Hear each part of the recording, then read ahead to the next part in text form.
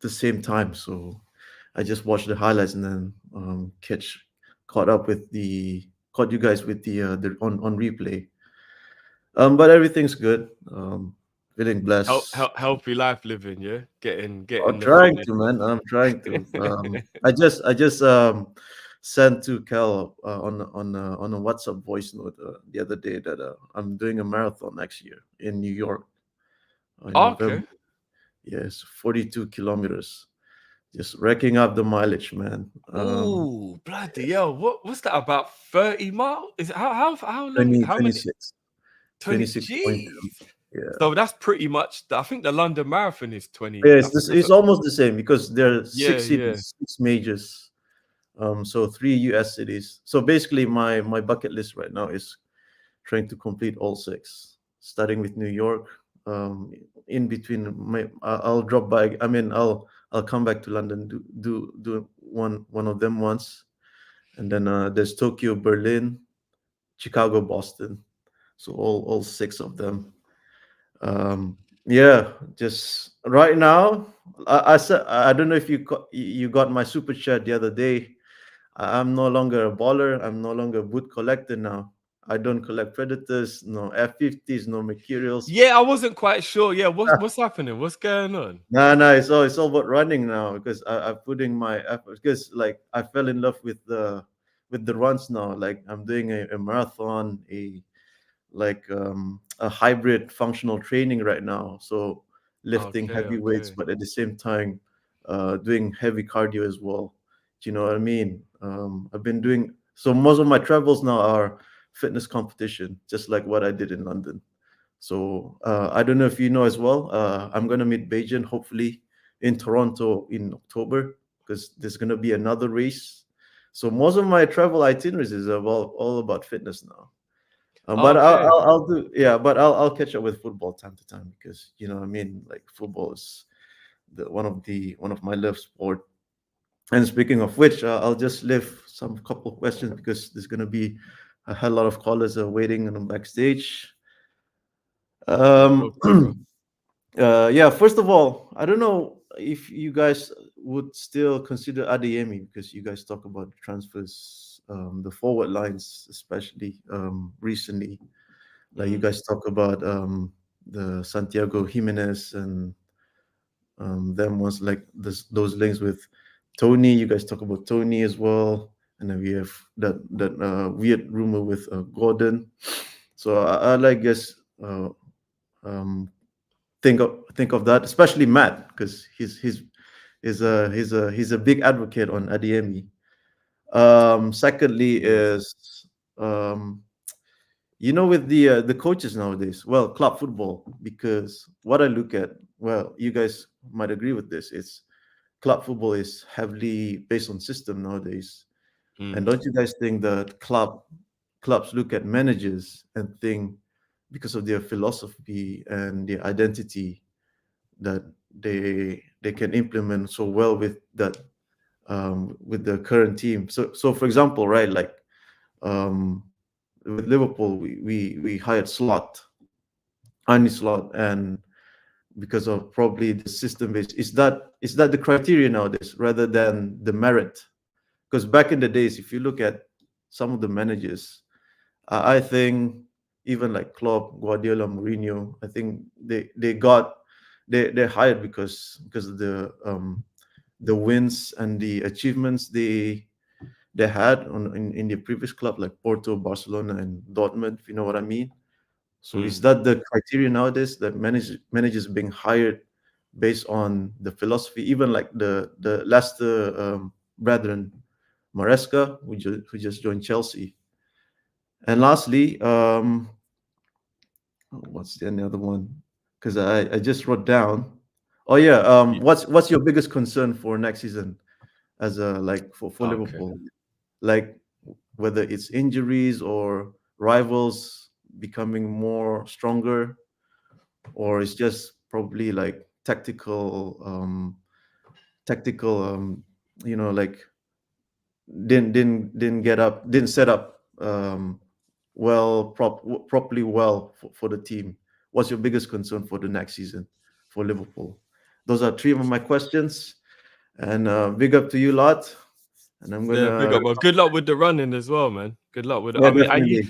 funny thing is, I was a sprinter when I was younger, but like how they would get your conditioning up as a sprinter, because I Right. mean, I was really young. I did it from around 9 until I was about 13. So I was really young. But how they got your conditioning up was they made you run long distance to get your Yeah. stamina up. Yeah. And then, do you get what I mean? It was an easier Intervals. way for you to be able to deal with the shorter sprint because you had all the stamina from doing the long distance. Because they'd make you do 1,500 meters, which I'm not going to lie, when you're a sprinter, is a long race. Do you know what I mean? Like, Indeed. it's Indeed. three and three quarters round the track. Yeah. And I didn't even really have the stamina when I first started to do 400 meters. Like, even just once around the track sprinting was like really difficult. It is. So they did, and then they condition you that way, and then that was why I ran the mini marathon when I was 13, in Okay. London, which is 3.5 miles, and I came third. I've actually got the bronze medal somewhere, so like I Uh, was really proud of myself because I got to a point where I did condition my stamina. I was able to do, you know what I mean? Because I was more of that muscular build. It's very difficult to be a long distance runner when you're built muscular. You're normally more slender in that to do like the long distance. So I know how difficult long distance running is. So the longest marathon I ever did is 3.5 miles, and that was a lot. I can't even imagine trying to do 27 miles, bro. Like that is a long ass race. So good luck with that, man, and big just up. before I leave, I actually wanted to go back to London next year because the marathon is in April next year. But it's just that it's a ballot system. You just can't Mm. get, it's a mad chance just to get in, participate. If you know what I mean. Yeah, And I once mean, once because I was part of an English athletics club, like yeah, they did all of that stuff. I didn't have to do anything. Do you know what I mean? I was entered, and they sorted out all that out. Like my parents didn't even have to do anything. That was all sorted out. So yeah, I'm not sure how you actually enter and stuff like that, but so um, for me as an international runners, we have a tour operator around the world that you could just pay, but it's just a bit higher, like a more premium price, just because the fact that you're guaranteed of a spot. But mm. as long as you have like some funds of it, then you're good to go. Just enter and then sign up and then participate. That's it. If you know what I Okay, mean. okay. Yeah, Yeah. yeah, yeah. I'm But not yeah, I'm not sure how you do it. Yeah, I was young. You know what you would probably, I mean, maybe you even do it. What you really might enjoy as a runner is cross country. Have you ever done any cross country running, or do you you know, know what cross? yeah, I did. Yeah. Fun fact: when Yeah, I was a teenager, I couldn't finish that. But now I feel like it's the opposite, completely opposite, because I've been into fitness day in day out. Do you know what I mean? yeah, So yeah. I'll Yeah, be I, doing I, I used to find cross country running better than marathon running because marathon running is predominantly on concrete. I yeah, used to prefer running in the woods and on the grass and the different terrains and all trail, that kind true. of stuff. Yeah, like that, running up the hills. For some reason, I found more fun in it. So I had Yeah, more like, you know what I mean? because But yeah, with the cross views and country stuff, like running. yeah, Yeah, I but hear no, good luck with it all though, man. you. Good All luck the with that best, all, man. brother. Big up to the Matt and Cal later. When Yeah, he's man, comes definitely, in. bro. Yeah, blessed up. Take Big care, up, guys. man. Yeah, See man. ya. Bless, bro. Bless. All right. I'm not sure if Matt is going to be back to answer the questions, but let me run through some of Mizzy's questions. Just quickly as well, guys. While Mizzy was talking, I wanted to obviously respect Mizzy to pay attention, but I've seen a few people in Emily in the chat. I couldn't actually find it, so I'm not quite sure what's going on. But what is the I'm totally in the dark. So if someone could just fill me in and let me know what has happened and who Emily is on that one. Because I'm seeing a lot of people. Oh wow, stage 4 leukemia. Oh man, sorry to hear that, man. Sorry to hear that. I don't even know what to say. Bloody hell. Stay strong, man. That's all I can say. I had a friend who had leukemia when I was young, and that was horrible, man. Um, yeah, that just gives you a reality check on stuff, innit? Um, right, back to hopefully Matt might be back before I talk about Adeyemi. System over the manager. one of the questions that Mizzy was asking. It's a strange one with the system over the manager, because a team like Barcelona, for an example, they kind of always do that. And I think that's why they don't really always go for like the big names at Barcelona. They go for a manager who plays the way they want to play, who knows how they want to play, etc., etc. Whereas a team like Real Madrid, for example, I think they more pick a manager that's just the best manager out at the time, and they'll let him do what he wants, because I don't think the club necessarily have a philosophy like that. They're always just whatever it takes to win, we don't care. Like, be that. Chelsea went down the road like that under Abramovich for like 20 years or so, where they had loads of different managers who had totally different philosophies, and it was just about the manager being allowed to implement the philosophy that he wanted at the team. Then you've got an example of Man United who tried to go down that road, and then it didn't work. And then that's why they're kind of a bit of a mess at the moment, because they're about 4 managers down the line, and they've still got players from the first manager who played a totally different way, and it hasn't really worked for them. So to Mizzy's question, which Matt is, are we getting to a point now where it's system over manager now, rather than the manager over, like the manager gets to do what he wants? I think Liverpool are trying to go down that road based on the fact that we have a manager who just set the tone for us in a good way. So we've got a manager whose philosophy was very good. It was very individual, different from others. The youth team have been doing it for the whole time that Klopp's been there. And now they think it's a very good idea to be able to continue in that road. So the progression for the youth team works. So I guess that comes into it as well. It's a lot to do with, do you care about your youth players being implemented into the first team as well? Do you get what I mean? Or is it one of those ones where you're like a Chelsea, where the youth team pretty much has produced ballers? There's loads of brilliant players that have come out of Cobham, but they've always seen it as kind of like a money factory. Get the player, he does well, and then you go and you make money off that player, so you can go and buy whoever you want, superstars around the world. So yeah, I don't know. I think it's probably a 50-50 right now on whether it's system over manager. But I think that's probably why we didn't go for Amorim as well. I think Amorim was going to change so many things about the way we played. I don't think the club liked the idea of it. I don't know if you agree with that, Matt, but I think that's probably one of the reasons why maybe they stay clear of Amorim and prefer Slot. I think what it is, the culture of Liverpool kind of is going back to what it was before Klopp. So until that new manager does, to a degree, what Klopp does, it will be the old regime where basically the infrastructure is set. So all the coach has to do is coach. That's all he's got to do is coach the team. Yeah, excuse me. Everything else we'll look after. Yeah. If Slot does really, really well at Liverpool, I think he gets an extension, and that might change to manager. He maybe earns more trust, can do a bit more. Because that kind of was, if I'm not mistaken, how it was with Klopp. Klopp kind of had to, work with Michael Edwards and Julian Ward and what was it? Will Spearman, head of data research, I believe is his field. And until Klopp was able to convince them that I can take on more control, them man were like, no, it's calm. So I think it was when Klopp maybe won the Champions League, if I'm not mistaken. I'm trying to think when he got that extension. I'm trying to remember, but that's when I feel like when it might have changed. And I think when we won the league, I think he got his extension. Was it the league? Yeah, maybe. That's put that maybe the year we won the league. Yeah. Yeah, because no. Mike Gordon's the president, bro. Will Spearman's head of data research. In that context that I meant, sorry. But yeah, basically, unless Slot does a madness or whatever, this is the format. So put that this trip. Say Slot doesn't do well, we will hire another head coach. In my opinion, we won't get a manager, be another head coach, and they have to earn the trust of the board and whatnot and the backroom staff, and then that's when they can potentially become a manager. That's what I think Liverpool's model is at the moment. To a degree, I understand it though, because I'll say this, yeah.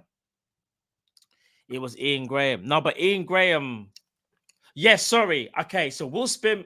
All right, so okay, Ali, I get what you're saying. Yes, Ian Graham is the OG. He was there. Yes, agreed. But Will Spearman's here now. That's what I meant. Sorry, but back to the point. In case if Slot fails, they'll just go and get a new head coach.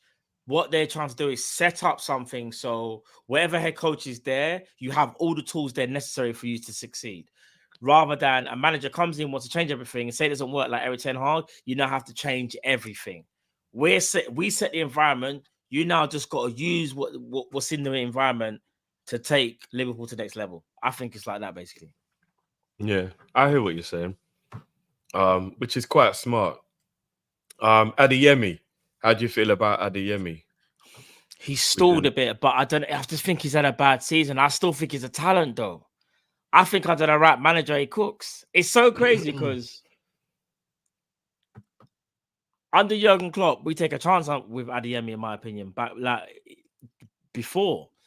And I really do think he cooks, bro. I just hasn't worked out for whatever reason. Doesn't always work, innit? I don't know. I don't know what it is, but for me, I've never been fully sold on him, even though I know that he is a good player. I've never been fully sold on him. There's a player there. It's like all right, Jadon Sancho.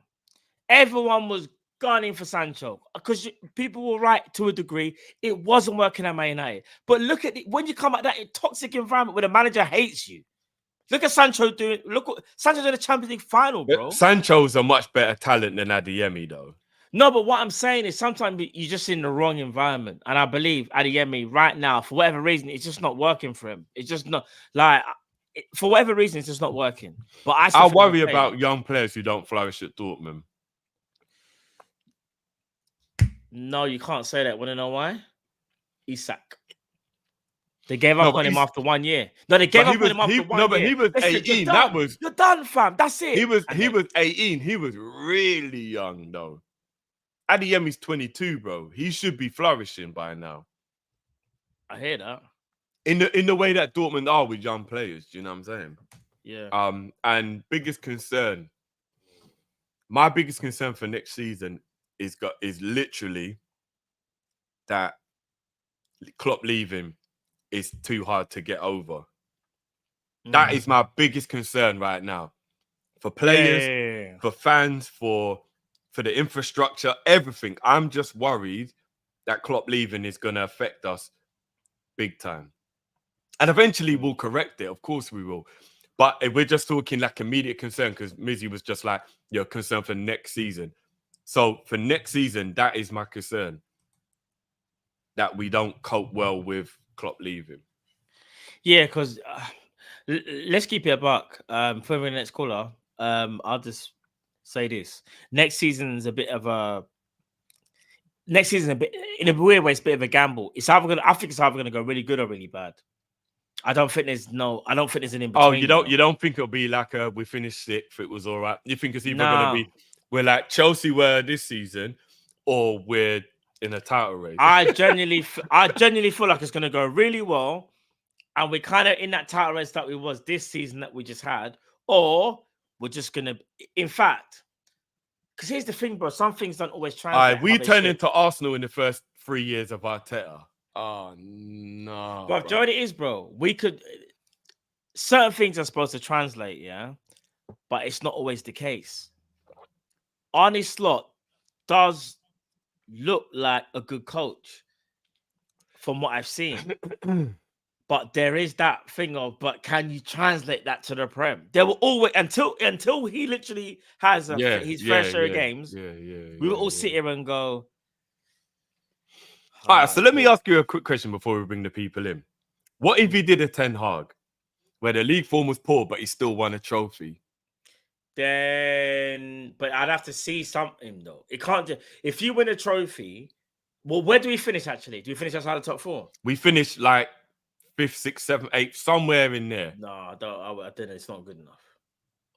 But we win a trophy. It's first season. I'll tell you why. You can win a trophy by getting an easier, like, kind of run in like who you play, and it's and not only that, it's a knockout thing. So anything can happen. All right, let's say we beat Arsenal. Hear me out. League is consistency. What I'm saying to you is this. If you finish top 4, say you finish this 4th, win a trophy, then yes, because then it would mean there's something there, but you need to improve and you've won something.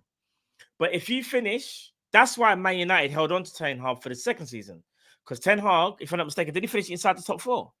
Yeah, In his first season and won a trophy. Even though you didn't like what you saw, from management, I understand it. You're thinking if he improves now, maybe he can do something. But they didn't. They didn't improve. They just done the same thing, but they just managed to win a trophy. That's why I understand Man United.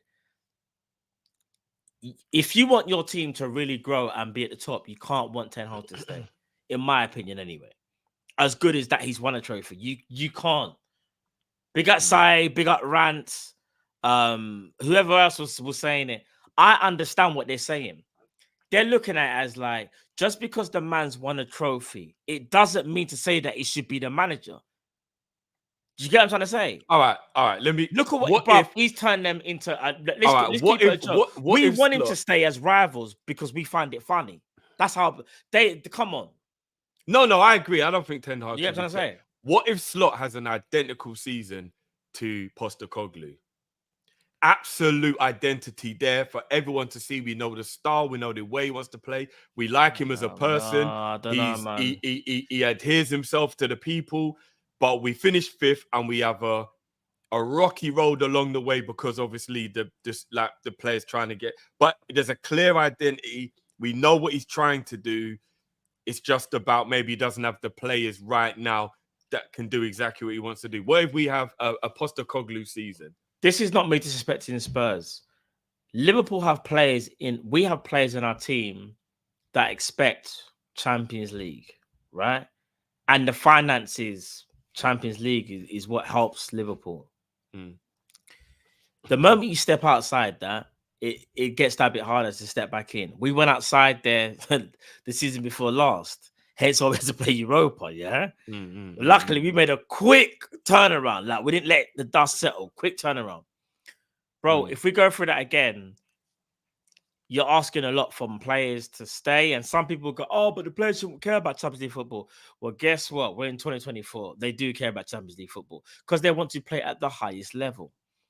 And we also have to understand players want to get paid. If we are supposed to be the big institution that we are, we need to at least be in the Champions League, at least. That's why Slot, in my opinion, has to at least, I understand if he doesn't win anything, at least be in the top 4. Because in top 4, okay, then you can build on something. If you win a trophy, to be fair, I want a trophy. I want an FA Cup or a Carabao Cup, minimum, in my opinion. Get me 4th and an FA Cup, and I think, you know what, Klopp? Sorry, Slot, you've done all right, you know. We can build on something here because there must have been something that is, that you can build on here. You finish outside the top 4. You're asking for a lot, bro, and no trophy. All right, nah, man. Because we will bring the next caller in. All right, big up African Wish Child. Ten Hag has done well, he thinks, because in 2 seasons he's won 2 trophies, and he's saying that is the reason why you actually bring in a manager to bring you silverware.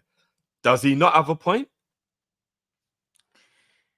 If I'm Man United, which I'm not, and Ten Hag has brought me silverware in 2 years, but your league position has been that bad, I'm sorry. But are we not going to turn into an Arsenal fan base for the last 2 years if we're really happy that we're competing in the league, but we just keep going trophyless?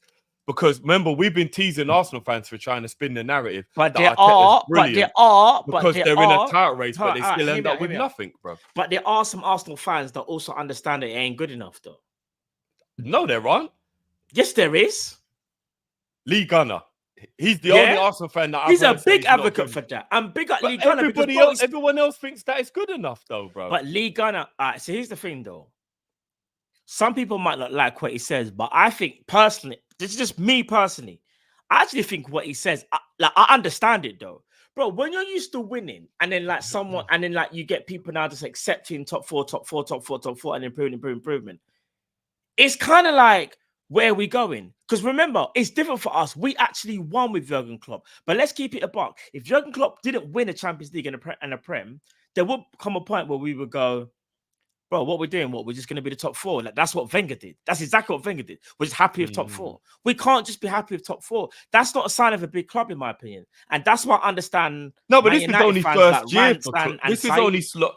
This is only Slot's first year, though. Remember, bro. Like, we have to be realistic. We're not talking about 3 or 4 years down the line. We're just talking about his first season. No, but bro, if Slot finishes 6th and wins FA Cup, you want Slot to stay at Liverpool? You think that's good enough?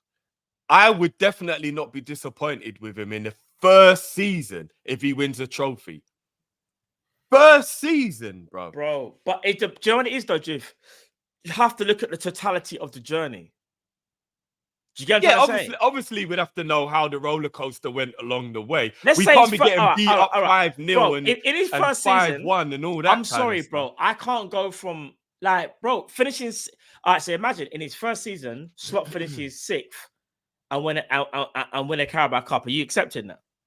He finishes 6th and a Carabao Cup. I'm not right now. That doesn't sound right.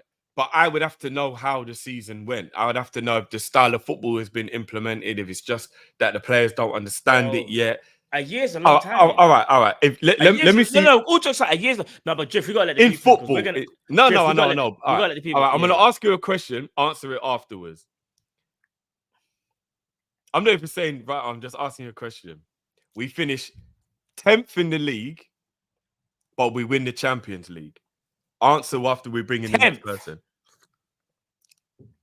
Sit on that, bro, and we'll talk about it afterwards. No, we finished 10th in the league, but we win the Champions League. Bro, if you're not even doing 2005 when we finished like 5th or 6th, that, bro, you're moving.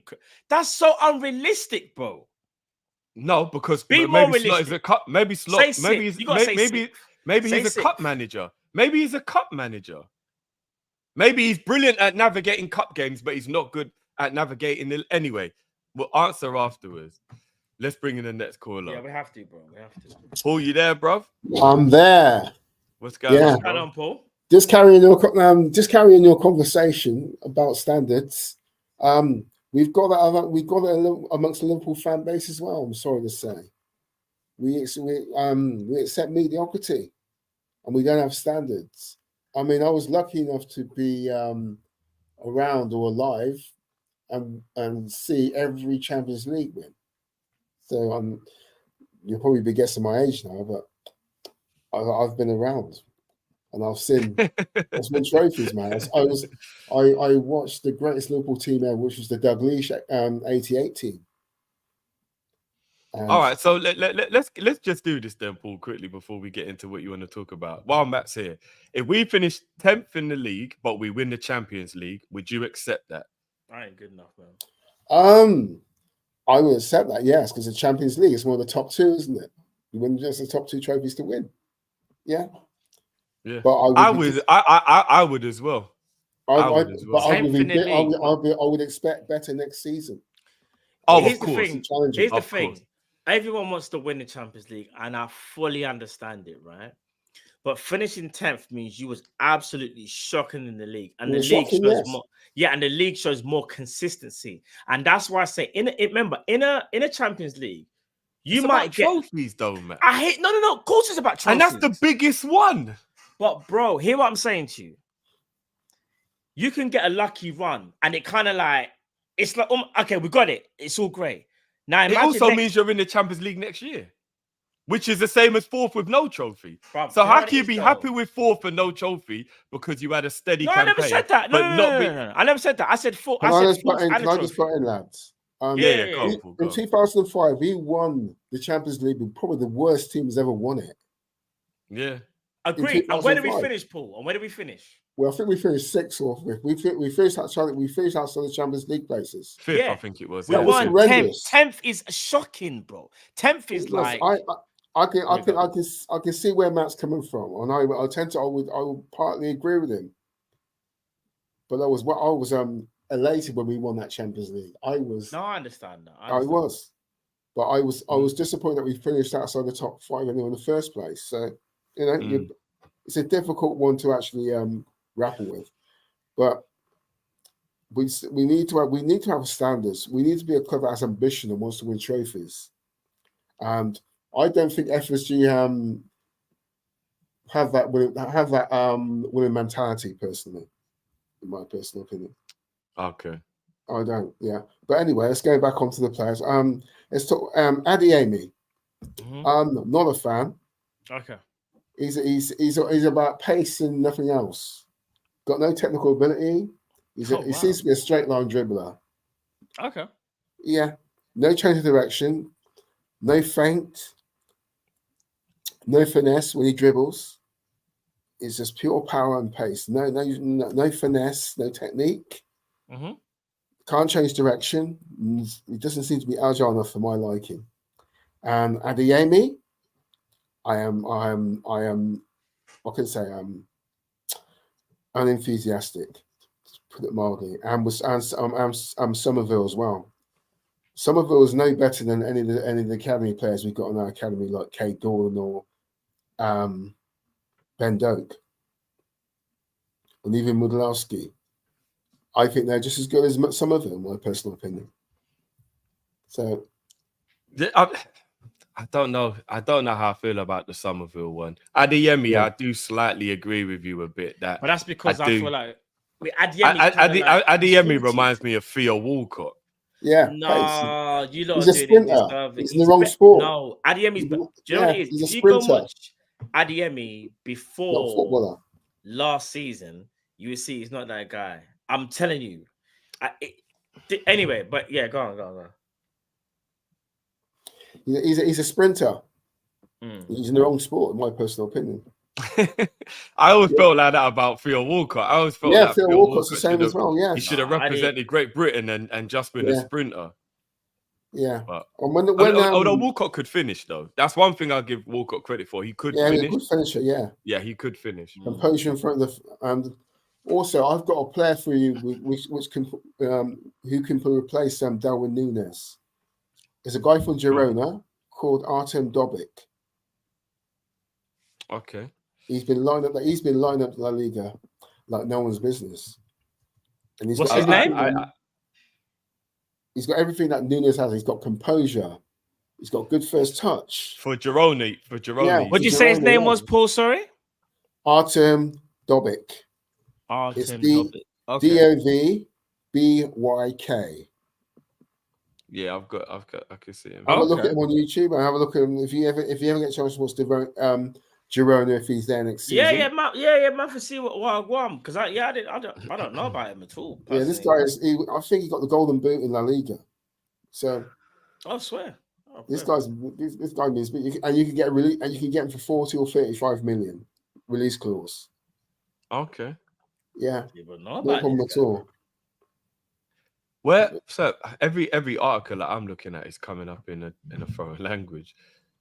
What club does he represent? You know, Girona in La Liga. They were given Real Madrid. No, I mean internationally. Yeah. He's Ukrainian. He's Ukrainian. Okay, yes. Okay. He might be in the Euros this week. Actually, I think he might be in the Euro team for. Do you know what? He's been linked with Barcelona. Actually, funny you said that. I'm seeing some articles linking him to Barcelona. Oh, they could probably afford him because he's only got a £35 million or I don't know if it's pounds or euros, but he's got a £35 million release clause. Yes. Yeah, no, he did bloody hell. He had a brilliant season. 24 goals and 8 assists. Flipping. Yeah. Do you know what I don't want to do? Do you know what I don't want to do though? Yeah. Here's the thing. Is it just this season though? Because we do get caught up in someone has a great season and we think like Núñez, yes. Is that what I'm trying to say? Núñez, we signed him after one season. We've done it with a few players. But there's a golfing quality between La Liga and the Portuguese league. That's very true. That is true. All right, let me what did he do the season before? That is true. The season before that, you know what? The season before that, he got 24 goals and 6 assists. What, in the league? Yeah. Oh, wow. And then the season before that, he got 14 goals and 5 assists. He's pretty consistent to be fair. He's been doing his wow. Yeah, he's pretty consistent to be fair. Yeah, is he better than Isak, Paul, in your opinion? Is he better than Isak? Would you say? I'll get him or Santiago Jimenez. Everyone's on the Jimenez hype, Yeah. bro. He's better. He's better. I think Jimenez is better than Gyökeres, in my personal opinion. Gyökeres is good though. All right, so here's the thing. Yeah, Gyökeres is good. I think Gyökeres is better than Jimenez. Big up Cal in the chat. Girona's He's part of the spot City on. group. That ain't happening. However, Paul did say he's got a release clause, so I don't think there's anything they could stop. I don't think. Oh, If the release clause is there, I don't think they can. Yeah. They can. But Stop. So he did it at Shakhtar, and then he went to La Liga and he banged there as well. Yeah, no, his stats for the last 3 seasons are very good. They're very good.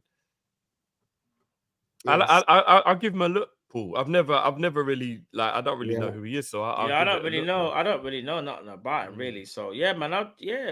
Artem. Okay. And if we get to see him at the Euros, then obviously we'll get to see how he copes with international football as well. So yeah.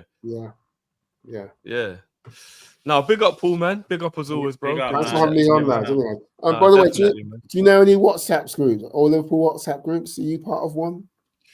No. I'm not part other than the one that we have between us three. Oh, right. Okay, well, I can't join that. Yeah. No, we don't even. I'm not even in one still. Yeah, I'm not even in one. I'm not in one. But if I find one, I'll let you know in the chat, though, bro. Okay, thanks, mate. Take care, lads. Thank you. Take care, bro. Actually, do you know what? On that, Paul, we will be over the summer. Hopefully, Paul can still hear me. Yeah, so, we will be opening a Discord for all of our members during the summer, people.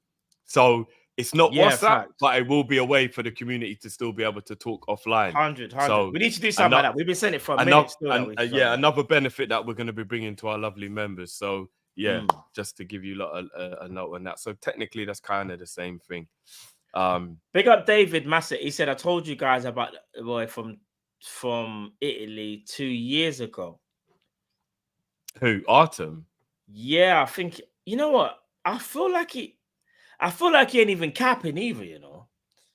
Do you know the crazy thing is? Yeah, is when Paul said Girona, for some reason I thought that was Italian. No. What Italian club sounds similar to Girona? You're thinking of Genoa. Oh, yeah, maybe. For some reason, I just thought. Yeah, you're thinking of Genoa. You're thinking of because Genoa, Girona. Because my first thought was Genoa, Girona. Yeah. And when I thought of Girona, my first thought was it annoyed me. City getting that winger, that bad boy winger that's been playing well for Girona this season. Mine's gone blank now, but because of like Cal said, the City group thing. Remember, that's one of their feeder clubs, bro. So they would never sell to us unless. Genoa. Yeah, it's Genoa that made me think it. Yeah, Genoa. Yeah, in Italy. Yeah, I thinking Girona. Oh, okay, Savio, big at the chat. All right, chatter elites. Yeah, Savio is. But I'm not gonna lie. This is what I'm saying, man. Anyway, this is gonna get me vexed talking about. But big up. Let's bring big up Paul, man. Yeah. Big up Paul each and every time. Yo, what's happening, bro? What's going on, bro? What's going on? How are you guys? Good, man. Bro. How you doing, bro? I'm doing all right. I can't say I'm focused so much on players like you guys are, but everyone's got their own cup of tea, I guess. Yeah. So what you been focusing on, bro, for the upcoming season? I think the most important thing is where the club is at in terms of FSG, Michael Edwards, because I think that everyone can say the club has two main problems, right? It was finishing chances because we didn't. It wasn't our it's not like we weren't creating chances, right? We kind of beat ourselves towards the end of the season because we had more chances against these teams. We didn't finish them, and then it ended up costing us, right? And then the other main problem was defensive transition, right? So we have a problem up front with finishing chances, and we have a problem at the back with conceding silly goals. And you could also say that maybe the reason why we were conceding silly goals was because we had a lot of needless possession, right? So then that would be a system problem. So you got one that's a personnel problem in the sense that you can't finish the chances that you're creating. And then you got one that's more of a system problem in the idea that the way that you're playing football is creating the same sort of chance against the same type of team against you over and over and over. And then if you look at it objectively speaking, I think that we're the 7th richest club in terms of revenue. right? So the idea that the idea that we need to budget ourselves is a little bit ridiculous to me. I mean, I know that people say that we're a sell to buy model, but I don't know how that could be anymore with the amount of money this club is bringing in. Agreed. It doesn't make any sense to me. And I think that you can buy a plethora of players for under 200 million. I mean, I would like the dream scenario to me is we buy 3 or 4 players who I've never heard of before and they just bang. And then I'm like, I didn't have to worry this whole summer. I hear that. None of my opinions matter. It's like Mo, you know what I mean? Like I really wasn't paying attention to AS Roma, so I didn't really know about Mo. I knew about Allison because we faced him in the semifinal the year that we lost to Real Madrid. So like I knew the goalie that I was buying. I didn't really know about Bobby. I didn't really know about Sadio Mane because I wasn't paying attention to Southampton. I knew who Virgil van Dijk was because I liked Celtic. I didn't really know anything about Wijnaldum other than he played at Newcastle. So, you know, I mean, I could sit here and I could say names like, you know, Bakayoko, who I think is an excellent winger in the Eredivisie. I think he had like 21 GA in 33 games, which is not bad considering that he plays for PSV. But ultimately, to me, it's about the club recognizing the issues that the squad has and rectifying those issues with proper investment. Now, who the investment is, you know, this summer, like last summer, I was obsessed with players. This summer, I'm very much in the sense of I don't care. I'm not going to waste the mental energy. I don't want to sit here and debate Adeyemi Bakayoko or Brian Mbeumo. It's like I don't really want someone from Brentford who wasn't necessarily a star, and I'm not going to spend an hour debating it. But ultimately, the thing I care about the most is, does this club care? Does this club want to win? Because I don't think that we're that far off. And I think that we're the reason why we fell out of the title race. Not Manchester United, not Crystal Palace, not Fulham, right? It's us. We're the reason why we drew those games. We lost those games. We're the reason why we didn't finish those chances. We're the reason. I mean, then also you can say that we're the reason why we were even still in it with our youth squad, right? So like the coin flips both ways. But ultimately, this club has a plethora of money, and there's only like 13 clubs in the world of football that operate in a profit. And I'm going to tell you right now, none of those clubs win trophies. So if that's the model you want, that means that you don't want to win trophies, which means that that's not the model I want. So it really just kind of comes down to the state of mind that the club is in. And I think that their actions this summer will tell us a lot about what the future will be. Right? Like the amount of money that they spend will tell us what next season will be like. Who they buy will tell us what next season will be like. Not necessarily Arne Slot, because I don't think that this is rocket science that he has to do. This team was very close. This team has little issues. This team has little system problems, and a competent coach can come in and rectify those issues. Maybe we don't have as many scoring chances, but we're conceding way less. Right, which means that all I really need now is 1-0. I don't need to win 3-2, you know, away to Luton Town because it doesn't matter. I've sealed up a 1-0. Luton Town have no opportunities. Can you call it ugly? Sure, but ugly wins championships. Manchester City being the perfect example. Everyone yells at them saying that they play boring football. I'm like, what are you watching? This is beautiful. This team dominates every game. They ping pong it around and slot it into the back of the net, and they win the league year over year over year. So, but that's still good to watch for them, though, Mike. That's the difference. Like we only find it boring because we don't like the team. Man City fans enjoy it. Would you enjoy watching Liverpool if it's not even enjoyable to us, but we're winning games? Well, I mean, the difference. But that's how I felt last season. That's how I felt last season. That's how I felt towards the end of the season because of the way that we were playing and because of the fact that we kept banging our head against the wall over and over and doing this mindless possession football. Midway through the season, we were winning, but it was still shitty football. I hated it. I hated watching every second. I hated watching Virgil van Dijk yell at everyone else because he's tired of touching the ball. I hated seeing Konate and Virgil van Dijk having the most touches on our team. Like I hated seeing the fact really that think we played that bad? You actually didn't enjoy during spells of the final third of the season. I think that we had a lot of needless possession, even in games that we won. Now, towards the end of the season, like yes, results matter the most. I don't care about performances. Yeah. I will be a stickler. I will criticize, but get it over the line. But it doesn't change the fact that most of the goals that we conceded came from needless possession, in which we made a mistake. Like, we didn't get run down by teams. You know what I mean? It's not like they were passing the ball everywhere. It was generally a counterattack from sloppy possession and players being out of position because too many are far upfield. And then, you know, that also leads to a lack of creativity on our end because now our players are getting frustrated. And even though we created chances, the confidence is down because the whole game you've been frustrated. So now I'm not even at my peak mental state because I've been so angry all game about the fact that we haven't been able to break into the final third. And then we finally do, and I'm not focused because I'm thinking about the fact that we haven't broken into the final third. And maybe I'm not as clinical as I would be. I agree with that. I see what you mean. Yeah, I see what you mean. On another day. So I think that, you know, were we winning games? Sure. I mean, I think the Manchester United FA Cup game is really when everything unraveled. But in the game in the league, we had so many opportunities. I mean, in the game away, we had the opportunity to go up 4-1.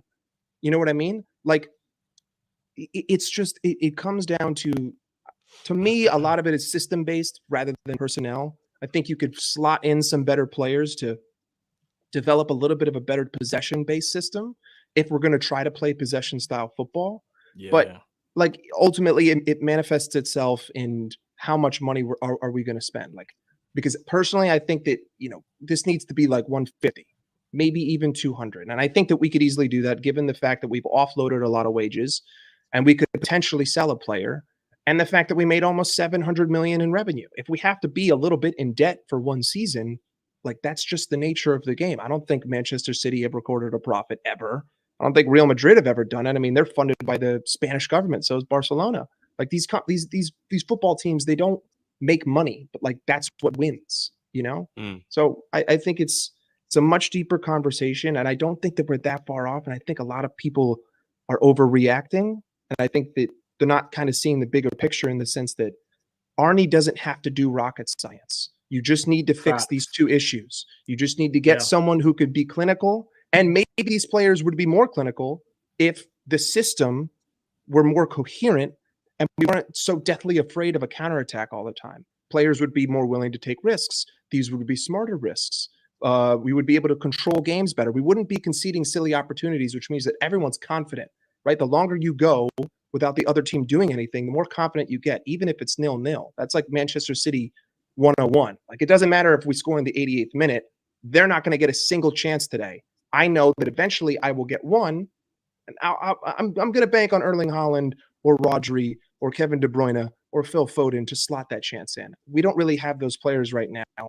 I don't think that Mo's that guy, but you could build towards that with the better possession-based system, with a better style of play. And I don't think you need to break the bank on different footballers to do that, because we're not that far off, if that all kind of makes sense. No, it makes perfect sense. It's funny, bro, because I've said something a little bit similar to what you're saying, as in, I think because the way Klopp like to play with the very high intense, constantly being about, not necessarily aggression in the aggressive way, but you lot know what I mean, like the press, like being on it. I think what let us down is that the players that we have now aren't as good as it that Klopp was used to. And therefore, that's why the transition used to happen so often. I think people underestimate just how much Bobby and Mane especially, but then Gini and Hendo in the midfield used to stop so many counterattacks happening by how well and intelligently they closed down press, won the ball back high up the pitch, that didn't allow teams to hit us so often on the counterattack and to be able to do the transition so quickly. The only reason the defender can make a 50-yard pass is because the striker hasn't closed him down. Do you get what I mean? Like, that's one of the reasons why. So, and then, you know, like you said, like, we spend so much time being frustrated, you can't concentrate when you get the chance. I agree, bro. The way I looked at it was slightly different, though. If you're constantly being overly aggressive and that kind of thing, like in that kind of chaotic way, your finishing can almost become chaotic. Because if you're playing the chaotic way, how are you supposed to all of a sudden just slow it all down because you've got an opportunity? So I agree with you in similar ways, maybe just in a different way, that there probably are some ways that Klopp played where he had the perfect set of players the first time and it was just beautiful and it just worked. And then the players he brought in the next time couldn't quite replicate what those guys could do. And then that's where the problem started to happen. And that's why, Mike, you even said it's not rocket science, because what you said, Drift, this is why I agree with both of you. what Klopp done before with the Mane, the Wijnaldum, Firmino, whatever, like pressing from the front, it worked, right? The problem is, like I've been saying for a long time, we don't have the same players with the same skill set. They're just not as good. The problem is we never adapted our system for these players, which is what Pep does. Yes, which is the main difference, and that's why they have 4 in a row. Exactly. What we done was, the system that we had before, we're still going to keep it and we're going to use the same players. They're just going to have to get better. The problem is they're just not Mane or Firmino or Wijnaldum or old school Fabinho. And that's why we kept on saying for time, Klopp has to alter something, because if he doesn't, there's going to be a problem, because these players can't do what the others need to do. So we need to change. We need to change the setup. We need to change the system. I think we changed the system. We didn't change the tactics. If that makes sense. Yes and no. Because in my opinion, we did go to inverted. We did change the system. But that was but just the tactics within the system is what we needed to change. The invert, in my opinion, was to hide our deficiencies, because we found it even harder to break a team down. Hence why you had to move Trent into midfield. It was to hide deficiencies, if we're being honest, bro. I think it was to try and use and outmaneuver teams in midfield. It was to use the weapon better, which is Trent. For me, but anyway, go on. Well, I just need to correct something. Real Madrid actually have been in a profit every year since COVID. So forgive me. Not every single one of the major teams operates like that. But then again, you could also bring in the questions of where's the money come from, the government. I know that there's a bajillion different conspiracies, but for the most part, most of the big teams in the world, their revenue might be 800 million, but that doesn't mean that they're operating in a net profit, if that makes sense, for all the financial experts out there. I believe I think in 2021 there was like 13 teams. Liverpool was one of them, and I think the other teams in the Premier League then were Norwich operated in a profit. I think maybe Burnley. It was some other bottom league table, which means that's like financially that's who we're on par with, which would make sense considering the lack of our investment. But all of it, I think, stems from the system. And I think that's why we collapsed at the end of the season, because Klopp went out there and said, let's just do it again. Let's just do it again. Let's just do it again. And he was looking for, which is also why you saw frustration from people like Mo, frustration from people like Darwin, frustration from people like Virgil, who's been like an emotionless statue for the last, 6 years. The guy, he shows passion, but he's usually very consistent. And all of a sudden, you're seeing like cracks coming from everywhere. If you bring in a new manager and you're able to address these 2 main issues, which you don't need to spend 100 million on for a single player to address, like there's no reason why we can't go out and compete for the league next season, because no one thought that we could do it this year. And yet, on another day, we could have won this league. I know that we finished 9 points off, but if you look at the games in which we dropped those 9 points, we had how many chances did we miss? I think Darwin Núñez should have been on 4 goals this season if he had a 15% conversion rate, which is still like not even that, that's not even that good. I think Erling Haaland's conversion rate 33%. So that's still half of the best striker in the league. And you're talking about 35 goals. But and I heard that you are a Nunes Defense League member as well. So. I was. Listen, this is how Mike is my guy. I was at the very beginning. I love his passion. I think that when he was on the left wing, he was providing so much more to the team midway through the season when we started playing him on the wing, because he was able to kind of drive in and create. I just think that he just doesn't have composure. Right? Like every time he goes for a finish, he just hits the ball as hard as he can. And I think the game against Argentina, in which he scored 2 goals, is a perfect example. If you look at the second goal of that game, what does he do? He just hammers it, and it happens to go right underneath Emiliano Martinez, who's like doing the whole plop down save that he does. Right? That wasn't controlled. That wasn't composed. Yeah, sure, he chipped the goalkeeper one time, but I'm not going to look at the one time and ignore the 90 times that he didn't do that. I think that he can still provide a lot for the team. I think that he could be a great off the bench player. I think that there is room for development there. I just don't know if you can teach composure. Like that's a mental thing. And you have a split second to make these decisions. And I think that it gets away from him. And I also think that, like, you know, him deleting everything off of his Instagram, that's another thing that, like, that's not composure. That's a rash reaction, which means that that sort of mentality probably leaks into your football mentality, which means that you act rashly when you get the opportunity, which is why everyone yells at him when he misses the goal, because he goes for power when he should go for finesse. But it wouldn't be the end of the world to me if we sold him. But I think that whoever you bring in, like, it's got to be a guy who can finish. I know you guys were talking about this dude from Girona, whoever it is. I don't have any nines on my mind. I think in January I was looking at the guy from Hoffenheim who looked really good. I think his name is Maximilian Bayer, but I don't think the club is going to sell Darwin. And if anything, I don't think that the attack is going to be centered around him. But to me, he would look better on the left wing or coming off the bench. And the whole back line is tired. Now I've got just straight up speed in the middle.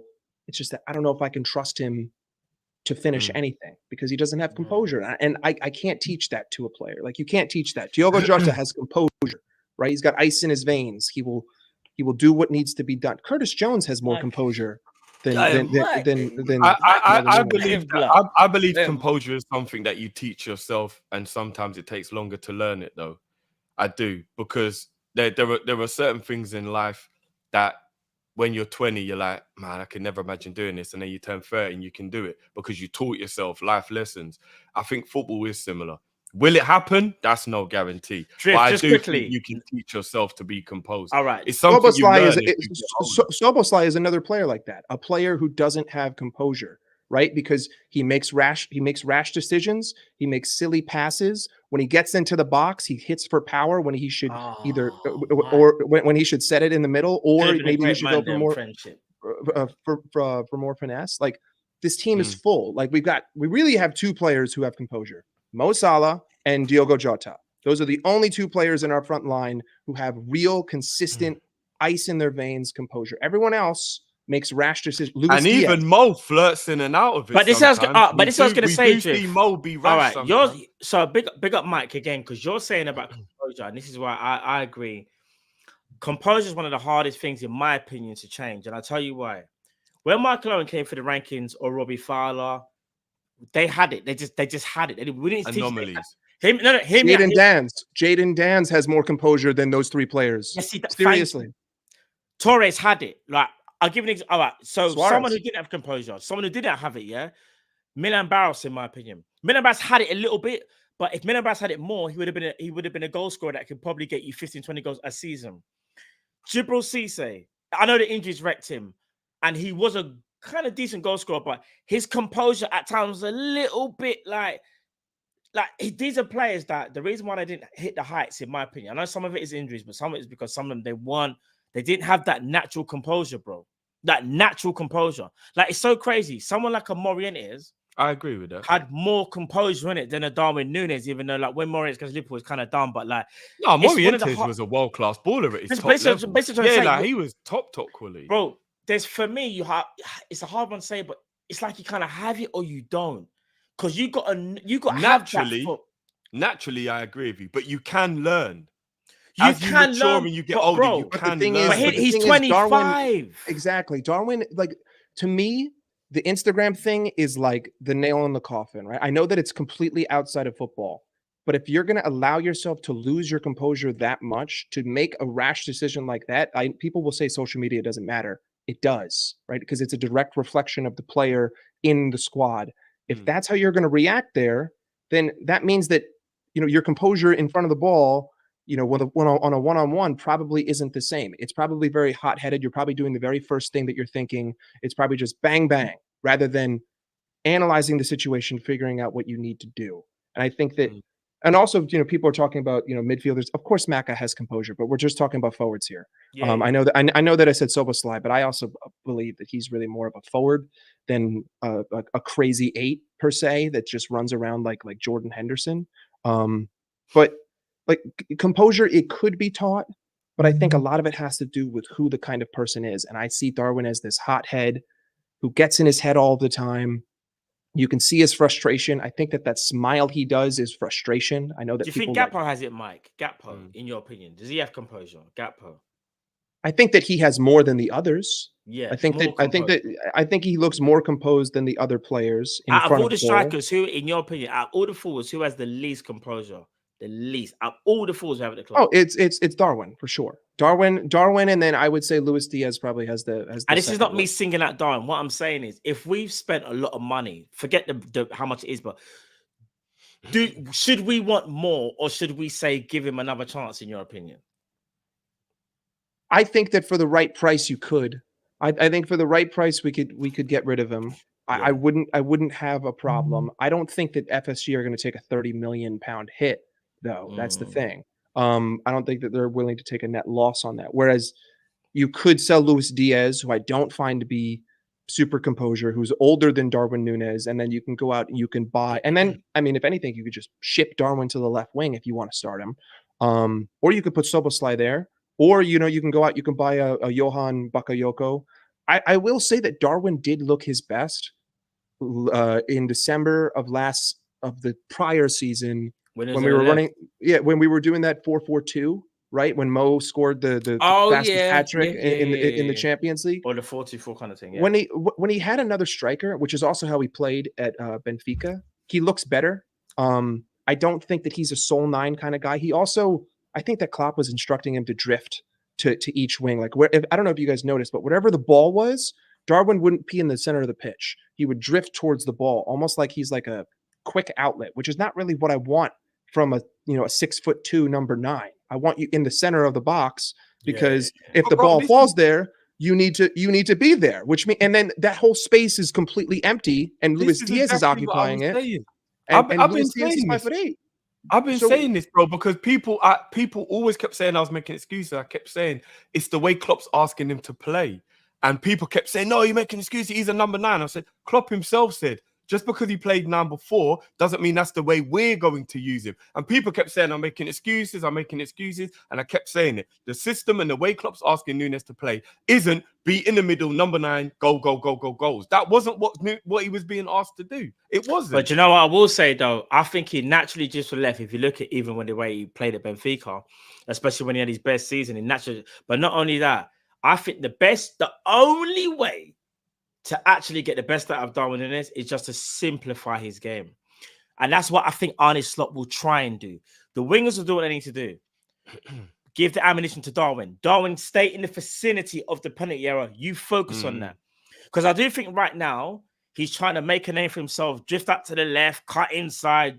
But he does it to the right as well. He also drifts to the right. He doesn't need to do that. Here's the thing. And I know we don't like it, and we have a go at, like, we make jokes about the way Haaland plays, but all jokes aside, the best way to get the best out of Haaland is to keep him in the penalty area.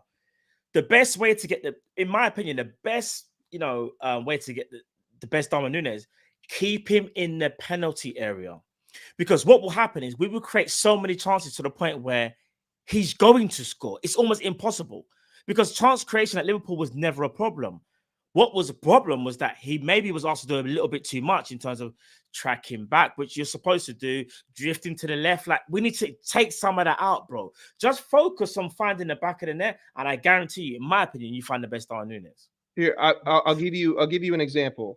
Erling Haaland this season, 27 goals, 31 games. With 27 goals, he only had 195 touches in the box. Right, which means that he's very much a player who's, I get the ball to you, you shoot, right? Like, you're not dribbling around, you're not dancing, you're not passing. This is your job. You are the focal point. Bam, stay in the middle. I think Darwin could maybe work that way. I'm still going to have the, issues with composure and finishing because, he doesn't just do it with his feet. He also does it with his head. And sometimes he shoots when he should pass, and he passes when he should when he should shoot. But I think that a lot of the players who have looked really poor have looked poor because they've been told to do things that they shouldn't be doing, like Soboslai playing as a marauding 8, like Alexis McAllister playing as a 6, even though he looked his best in the 8. Gakpo looked pretty decent in a false 9. I don't know if I love him on the wing. I don't know, again, if I love Darwin down the middle. But if you're going to play that way and simplify Darwin's game, then the next question you have to ask is Mo good enough to be that creative guy all game? I know that he can give me moments, right? Because he gave me moments in many games this season. But how many games did he give you 2 moments and then that was it? So for the whole 90 minutes, Mohamed Salah gave you 10 seconds of brilliant play. But outside of those 10 seconds, I got nothing. I got pretty much nothing that I could work off of. So I think the problem with that is that if I do that, then that changes Mo's game, and I don't know.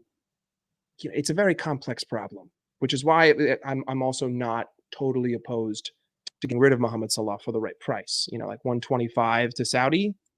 I think that's the best opportunity that we'll ever have, and it'll be like a little Felipe Coutinho moment.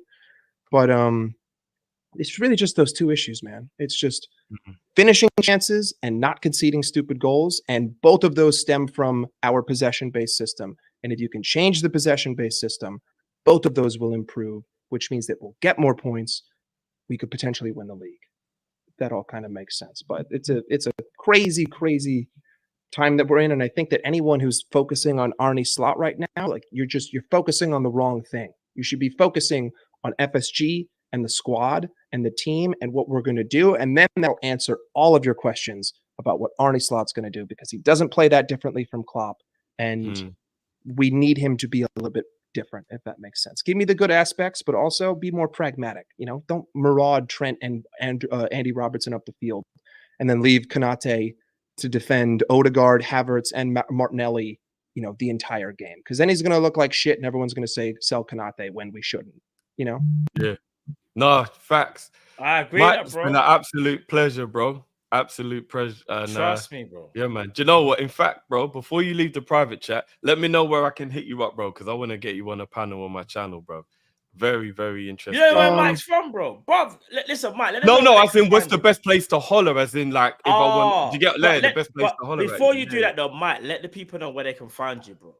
Oh yeah. The only thing I really do is on Staffy TV. It's called American Waffle. Do it like every Tuesday, every Monday. It's me, Vader, Staffy, TJ, United Spurs of America, Jacob, as you guys all probably know, and Marshall from Chelsea, and we just chop it up every week. But my bad. I'm sorry if I was yapping too much at any points. I enjoyed the conversation. I'll drop Everybody enjoyed it, man. Everybody. Do you know what I will say, Mark? I'll have a little go at you. This is the most I've seen you in your Liverpool element, because sometimes when you're an American Waffle, I see you siding with Man City sometimes, Mike. Listen.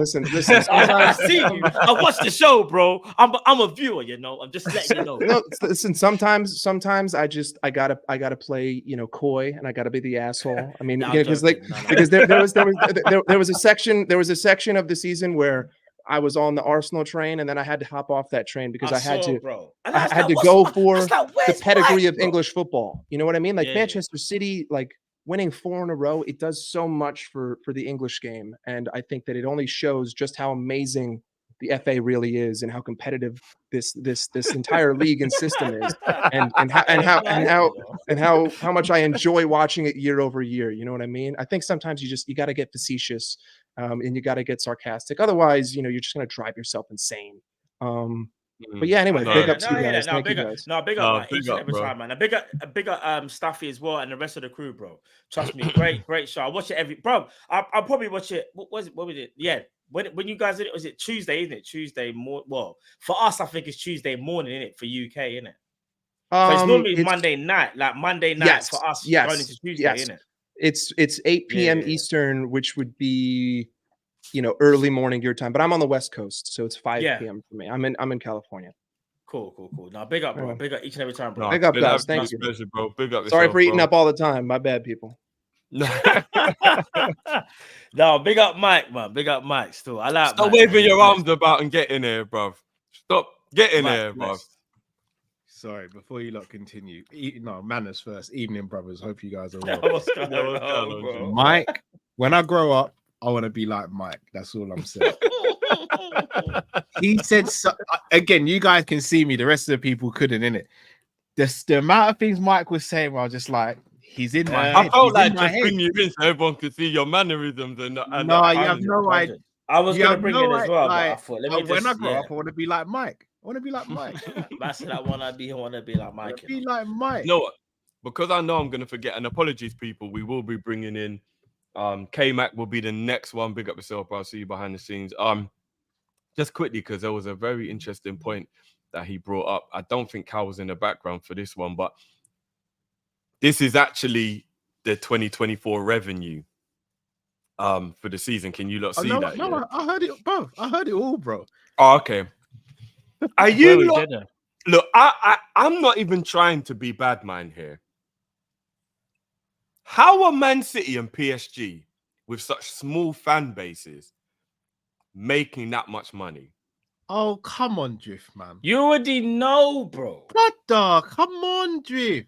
That's Do like we me have- saying I don't have a job, but I'm wearing Gucci and Prada. Oh, I wonder what Cal does. I wonder what he does for a day I smell a kush. I smell like kush. I wonder what he's doing. I smell like kush. Bro, you know, Always got a listen, Zuby between my fingers, like. innit? What do And do think you know what I'm else I doing? find? Do you know what else I find very, very interesting? We always think Bayern Munich don't make a lot of money. Shout out Bayern Munich. They're I've been actually saying pretty this. much making the They same sold amount of like money as third Man round shirts United. or something like that. Bro, that's what, You don't That's- listen to us, Drift. You don't believe bro, us. that's why. No, You think Drift we was- lied about the Bayern shirts. We lied about Man City. We lied about PSG. You think we lied? I'm just so shocked that That's PSG right. and Man City make that much money. Quick question, Cal. Just quick question, because Cal, you didn't see this at the beginning of the show, yeah? Are you okay with Liverpool potentially? Getting I'll Mbeumo. be real with you. I've listened to the show. Are you going to ask about Mbeumo? Yeah, bro. Are you on board or you're not on board? No, Thank you. no. Thank you. I don't He's know a what's going on with the world, He's bro. a good player, but again, For respect, Liverpool? like, what are we trying to achieve here? Just what I'm saying, bro. Drift is on the same wave as us as well. So I don't understand. But anyway, I had to ask you that question. I do. You know what this also shows as well, guys? A big thing when you look at Milan, Juve, and Inter. Yeah, the money in Italy just isn't really doing that well, is it? Like if you look Bruv, at the it hasn't three done well biggest for a clubs in minute. Italy. No, I know, but like watching it on paper makes it hit home a bit more. Like even Napoli, you're looking, you're like, wow. Like if you actually Hold on, think how about, are Spurs in 8th? now Yeah, you got to remember, bro. one of the most expensive games to go to is the Spurs game. It's the And not only stadium, that, innit? they It's the make stadium. enough No, their money stadium from is doing cold things though. with the stadium that Their aren't stadium's cold. football No. related. That Remember, wasn't they've even got all the disrespect, but I was quite. conscripts and- Yeah. I wasn't trying to disrespect, but I'm thinking about like revenue in terms of outside. They're not on TV as much as maybe the top 4 teams. They're obviously not in the Champions League, but I did forget their stadium is apparently like top, like top. Yeah, tier. Remember, they do one of the best NFL, stadiums in the world, isn't it? they do NFL, Yeah, they do yeah. concerts, they do. Yeah, they make I enough can't even revenue. say. Yeah, I I've can't been even to say their that. stadium to do some work. It's beautiful. I can't even sit here in front it? of it. It's gorgeous. Everybody says it's the best stadium in the world. I literally don't. No, think not in the world. anybody- Apparently, Rome I just won can't is say that. another I've not been planet. to I know. that Apparently, many. Rome just won is No, but crazy. that's not finished, is it? Real Madrid. No, Man. they No, one's it's done finished now. It's Oh, is finished it now. finished? Yeah, Oh, yeah. okay. But their one, I went to you Spurs go Stadium. underground, being bro. built. Their one's crazy, bro. Remember, Real Madrid's new, right? So up Yeah. until then, Tottenham people were saying Bro, Real Tottenham Madrid's Stadium one is the like best. flipping Avengers thing. Like the thing can transform and go underground. All this, bro, it's crazy, bro. I ain't joking, bro. Yeah, it's Yeah. mad. No, big up to. But I mean, it just goes to show Spurs need to actually kind of spend a bit of money, then, innit? Because they do make money. They make the same amount as we do, pretty much. Jamrock, I swear the thing complete. Is it not complete? I thought 'Cause it was. I thought it was complete. I thought it was, bro. Yeah. I know Barca, obviously, Barca playing at some next ground this season, innit? I think. Yeah, Barca. because the new camp apparently is quite old-fashioned. I know it's a big stadium, but people said Last like, time I it's went really New Camp was old-fashioned. back in 2016. I think it Never was. been New Camp. You never been New Camp? Oh, No, fair it's on play. my bucket list. Yeah, I've been. Fair enough, John. He hasn't. Yeah, I've Yeah, been big New up, Camp. mate. I've been New Camp. I've got the link, mate. I'm gonna hit you up, bro. Big up. Yeah, that was. I know, obviously, we did actually go on for a long time, so apologies everyone in the back, but that was very insightful conversation. So apologies everyone. Right, let's Big up, get man. the next caller on. As I said, what's Yes, going on, Kate. bro? You're on Oh, mute, bro, bro. you're on mute, bro. Yeah. Still on mute? Hear me Now okay? you're good. Now you're good. Yeah, I can hear you, bro. What's happening, bro? Yeah, man. That Mike talks facts, man, all the time. He's good. He's kind of talked everything that I can't talk about now. He was in my head. It was like some kind of Harry Potter shit where he's taking it out of my brain, like, and talking about it. I'm sat there going, "What am I going to talk about?" I've That's got to what be Carl honest. was like behind. Yeah, well, I've got to be honest though, Matt. I do disagree. Like, there's no way we're going to start giving that much power to managers, to coaches again. That's just a big no-no. Like we have to sit here now and really realise that looks like Jurgen Klopp might have been our director of football for the last 2 years, and Pepe Linders might have just been managing the team. Like, you know, like we didn't know what was going on behind the scenes. Like we didn't know who was doing what job. Like now we've got a structure, and that's what I'm more excited about than anything else. Like we've just hired another guy. We've now got some new coaching, goalkeeper, statistical coach that does contracting. Yeah. We've now just got someone else in. You know, you've got like a hierarchy that you can see on a list that the Athletic have posted, where it's got specific people doing specific roles, and it's a drop down who's in charge of who and who's in charge of who.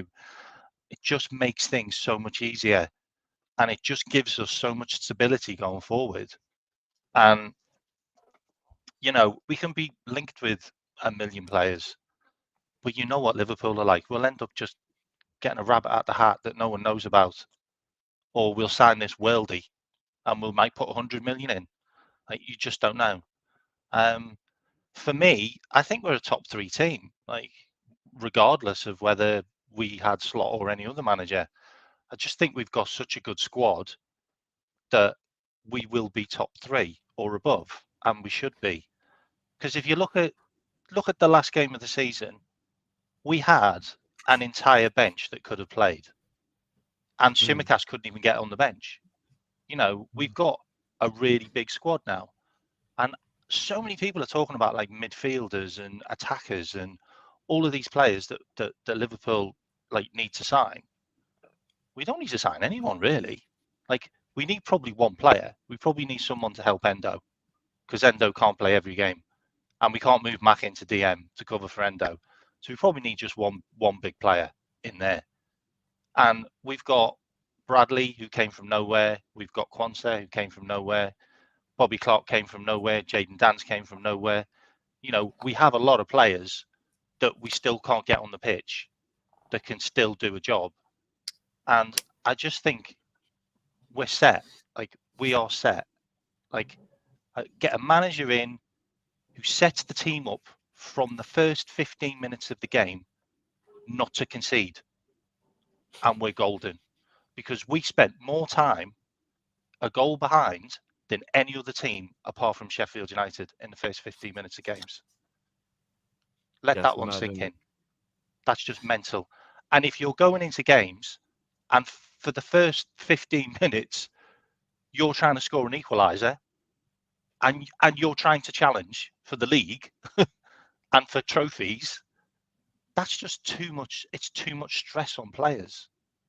And if you've got Virgil van Dijk, who's the best defender in the world, who doesn't ever seem to play with a settled partner at Liverpool now, he just doesn't. He's got a different right back, he's got a different left back, he's got different centre backs all over the park, different goalkeepers. You know, he just needs to have a settled central defender next to him, and a left back and a right back who we can keep fit. And that's the reason why we got Slot, and it's the reason why we're getting all of his coaching staff, because they don't suffer injuries and they know how to manage players better. And that's what we need to do. Like, I'm not worried at all. Like, Brian and Brahmy, probably not for me. Bakayoko, probably not for me.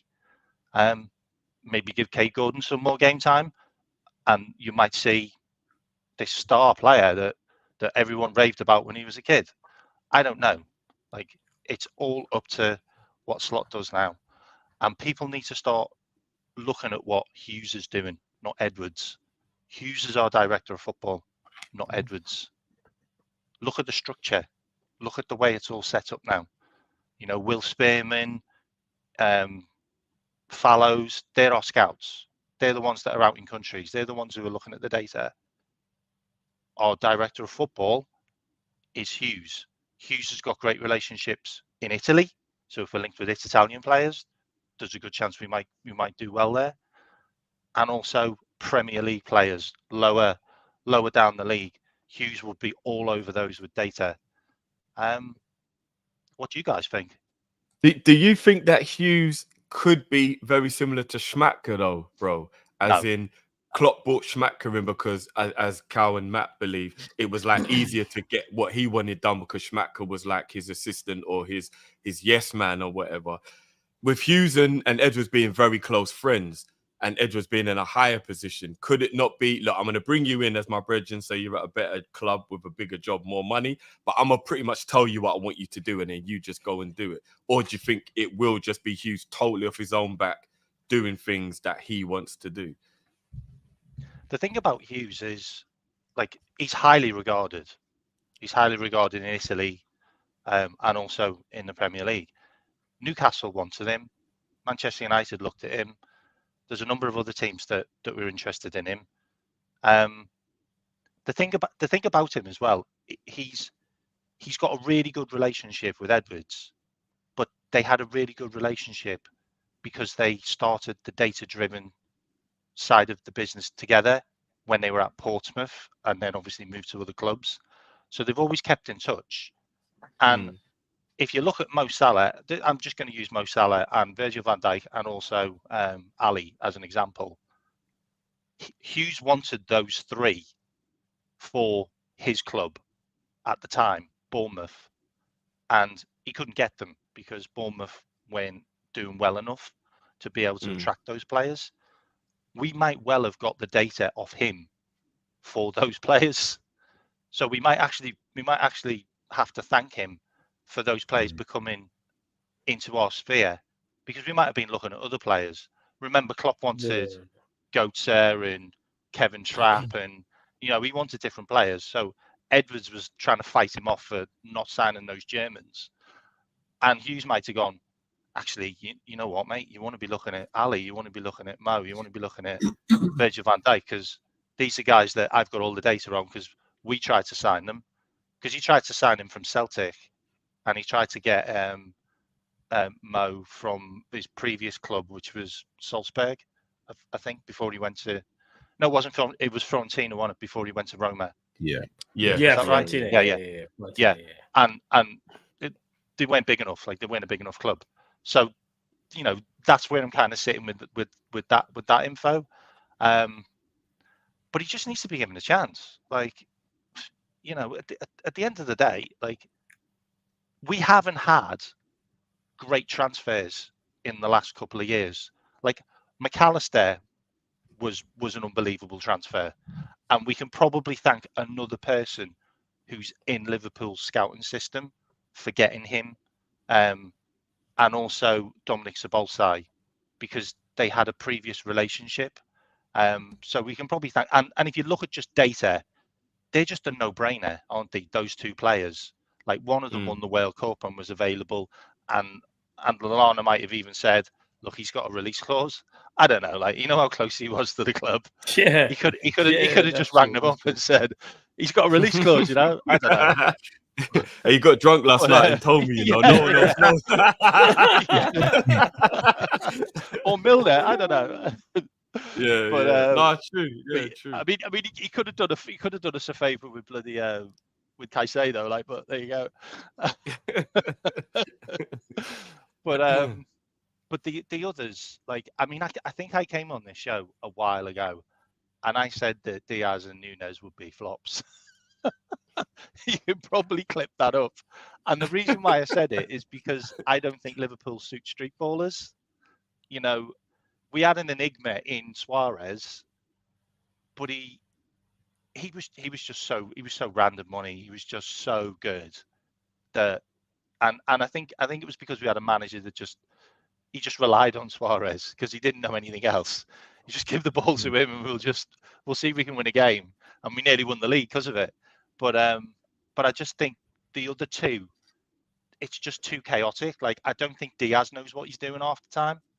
Like, I don't think when he gets the ball, he knows, I'm going to go in this direction, or I'm going to try this, or they've got so many different things that they try that the people around them don't actually know what they're doing. So do they make the correct run to get the correct pass, and then you're blaming him for the pass, and then you're blaming him for not being in the position? Like, I just feel that we need players that know what they're supposed to do in those positions at all times. And that's probably why Harvey Elliott's got 11 assists. That's probably why Gapco's look better on the left now that he gets played, because he knows to stay in those positions. He knows where to put the ball. Football isn't really a difficult game if you kind of break it down into systems and positions. And Klopp's always been about that, which always made me question, why are you signing two nutters? Like, they are bonkers, like the pair of them. They really are. like Diaz committed more fouls than the whole Liverpool team, in players wise. He just kept on did he? I fouling didn't even players. know that. Yeah, he committed 56 fouls last season, more than any other player at Liverpool, and he's our left sided attacker. That's just nuts.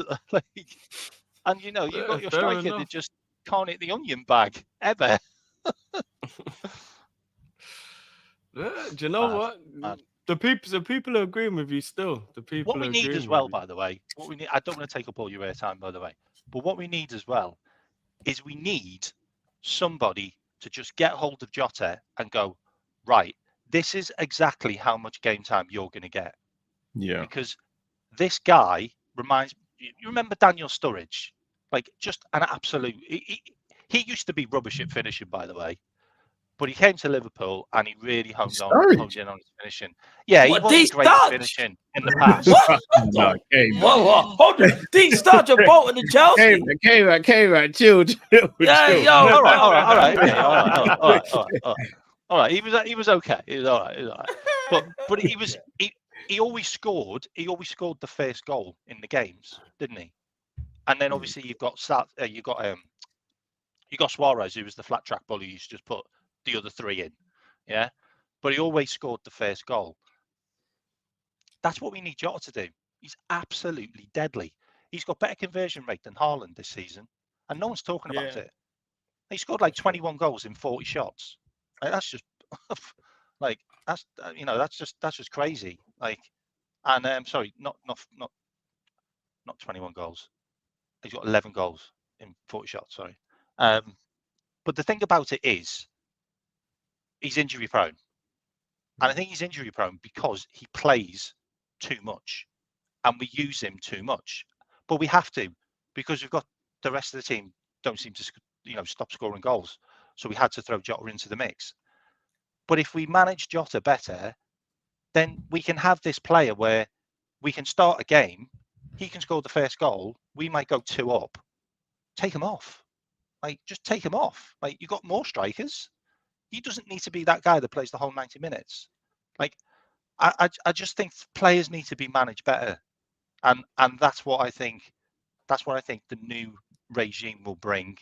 There'll be more people that'll be like, yeah, he needs to come off now. We need to start making subs. Not, oh, it's 60 minutes. We're going to bring those 2 players on because we always bring those 2 players on, regardless. We had substitutions that happened every single time, and you knew they were going to happen. Even as a Liverpool fan, you're like, okay, yeah, when's Curtis Jones going to go off, or when's Diaz going to go off? That these players were going to come on and go off, always at the same time. To be fair though, bro, it was working up until around better. February. It was working.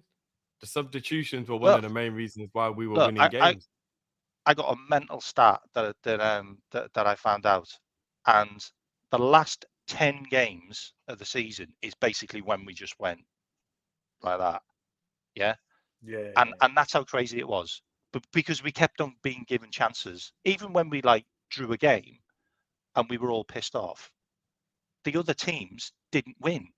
So they left us back in the chance to go top again. And we kept on doing it. But the last 10 games, we just nosedived. And the crazy stat is Diaz and Núñez had 16 big chances in those last 10 games between them. Guess how many times they hit the target in Hit 16 the big target? chances? I'm gonna Yeah. go 3 times. 2. You're close. Wow, that is That- a bit mad. That's insane. That's insane. That's And just that hitting, Palace is game, that scoring or is that just hitting the target? yeah, just hitting the target. They didn't even hit the target with the other 14. They went wide. That's dirty, snappy stuff, man. And you know that Palace game, and this is nuts, by the way. That Palace game, we got beat 1-0. Yeah, we had 2 chances where their goalkeeper wasn't in the goal to win. Their goalkeeper was taken out of the chance, so they didn't even have a goalkeeper. And I we think missed I it. remember one of them. Jota was one of them as well, by the way. Yeah, I was going to say because Jota actually came on and actually did. Jota did was well one that in the missed game. it. Yeah. And that is literally that's literally the fine margins we work with. Like, and as Mike said before, there's not a lot that needs changing. But the first 15 minutes of games, we need to be either drawing or winning, not a goal behind. Like, and we didn't concede that many goals, by the way. I think Man City and Arsenal were the only ones that conceded less. And we also scored more goals. I know everyone's talking about us not scoring enough goals. We scored more goals than we have in any other season than one season under Klopp. We still scored bags of goals. Like, we had 5 strikers that all scored more than 10 goals. That's more than any top 5 league in Europe. So I know we sit here and say we don't score enough goals, but it's the way we concede a goal, and then we have to work so much harder in games. Yeah. Like, we're behind. Like, other teams are ahead. Like, the last 15 minutes of most of the league games, Manchester City or Arsenal were 2 up. Like, they had 2 goal advantage. We were drawing or trying to win. And we ended up having to use like more subs than anyone else. And we scored more goals and got more assists from the bench than any other team in the Prem. But that's because we needed to win the game. Like, look how many games we won in like the 90th minute. Like, that's crazy. Like, and their games against like Nottingham Forest and an equaliser against Luton, and you know what I mean? These are easy games that we should be winning by 4 or 5. Like, and that's the difference. And that's the mentality. And that's having a set team and a set defense for next season. And that's why I like the fact that we are linked with loads of defenders.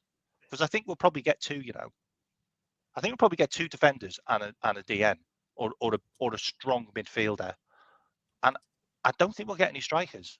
I just don't. Like, I don't see where we put one. Like, if Unless Diaz goes, I Diaz is agree. going. We've got 2 of the left wingers.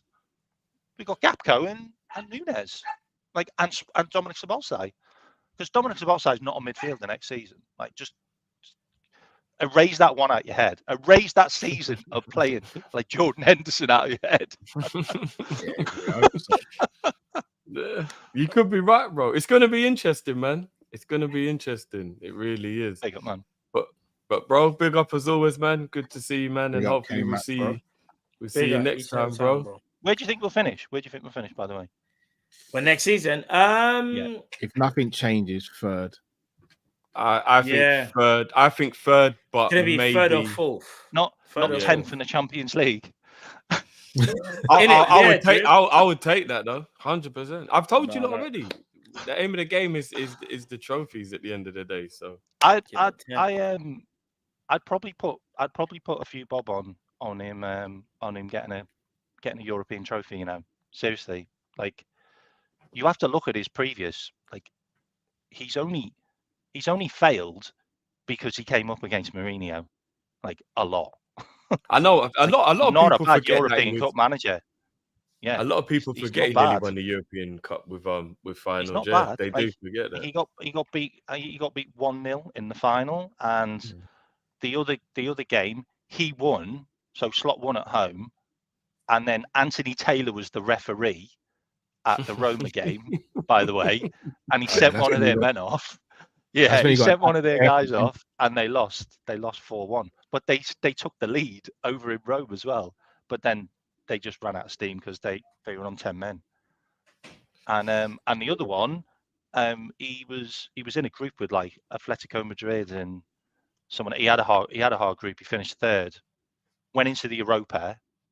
Is it Europa Conference or Europa League? No, Europa League. This is his second season, and got to the quarterfinals and got knocked out by Roma. So it's basically Roma twice. No, he They're look. not in the I'm Champions looking League. forward to Roma it. are the next season. Are they? I don't even know. I don't know. I hope not. They That's better a not be. jinx. But no, big up yourself, bro. As always, though, man. Good Big up, man. speaking to you. And man, by the way, look out for Jaden Dans. Look out for 100%. Jaden Dans. We will. Yeah, look trust out for me. him pre-season. Got potential. He'll shake some trees. Like, I think so yeah. as well. Yeah, he's clinical. big up, he's bro. clinical. Have a look at that back heel he did against Manchester United under 21s. What? Yeah, I think I saw a clip of that Oh, on Twitter. crazy Actually, man, crazy man. I'll see you later, guys. All right. Big yeah, up, big Ken. up, bro. Right, Big up, man. Take Great care, show. man. Big up, man. Big up. Big up, Big bro. up, man. Big up. I'll leave my name in the chat as well. All right. Yes. Yeah. Definitely, See you later, definitely, bro. See you later. Guys, I'm literally just gonna go to the toilet. Do you want me to bring in the next caller while I'm? Yeah. Well, Yeah, I'm let's gonna- bring the next caller. Let's bring the next Cool, caller. cool. Yeah, yeah. Alright, cool. I'll see you later in a sec. Let's bring on. Yeah. Oh, let me give you 1 second. Yeah, I got you. Yeah, cool. Right, you change your search. Right, change your last name, Dean. Yeah. Innit? Slot in and that, yeah. Yeah, man. Dedication, Dean. That's dedication. Slot in. Representing, eh? I'm not messing around this time, man. We're winning everything, eh? A real quad this season. I'm telling you. I'm telling you, man. But yeah, man, I'm really excited. Like, so, you know me, I mean, sometimes I say stuff, but I normally try to back myself with stats and everything. But I have a feeling that we've got a good candidate for the job, given we have a structure now. Like, it's a proper, visible structure. I like it. I really like it, man. And it's all like we can see. It's all for everybody to see. Oh, here is the director. These are the owners. This is the who. Because before we didn't know. And I've always, like, you know me, I've always been critical of Klopp, his tactics, his talent ID, even some of his decision making. And people would like, bro, you make your mind. So I'm not happy that he left, but I'm kind of relieved that I'm looking forward to what's to come. You know what I mean? Like that thing of, okay, we've had a good run. I think change is good. I think at the moment, like people still have of course, we can say this is bias or like shock. People are still in shock, hence they're not really sure on how to react and what to say. But I'm like, okay, so what do you think was going to happen? You think Klopp was going to retire or die at Liverpool? Even Dalglish left. You know, all the greats, they left. So eventually he was going to leave, you know?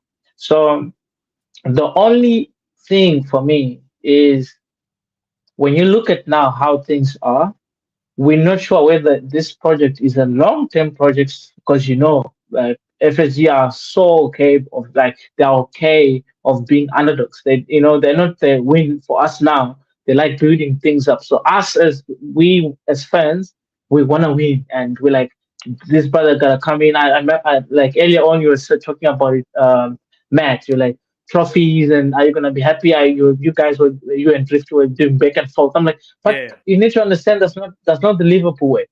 I feel like the aim is not to win. The aim is to stay in the game and make profit. And it just happens to be Klopp was also collecting trophies in the process. Hence, they were okay if we don't win anything. And so it's probably that's the FSG way.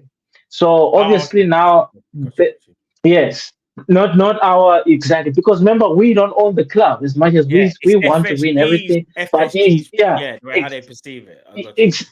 Exactly. That's how, because they want to make profit. It's business for them. They paid a lot of money, you know. So And I think now, of course, they're looking at the like how the fan base is given the whole Super League thing, and they had to come when Henry apologized. I think he's now okay, fine. Now I think the fans are so important because we are the ones who are making the club money. We go to the games, we buy the tickets, we buy the mesh and all that stuff. So they are now sort of being considerate of us, like as the fans. Like, okay, I think we have to have the balance as much as we're aiming for profit, but also we need to consider that Liverpool is a community.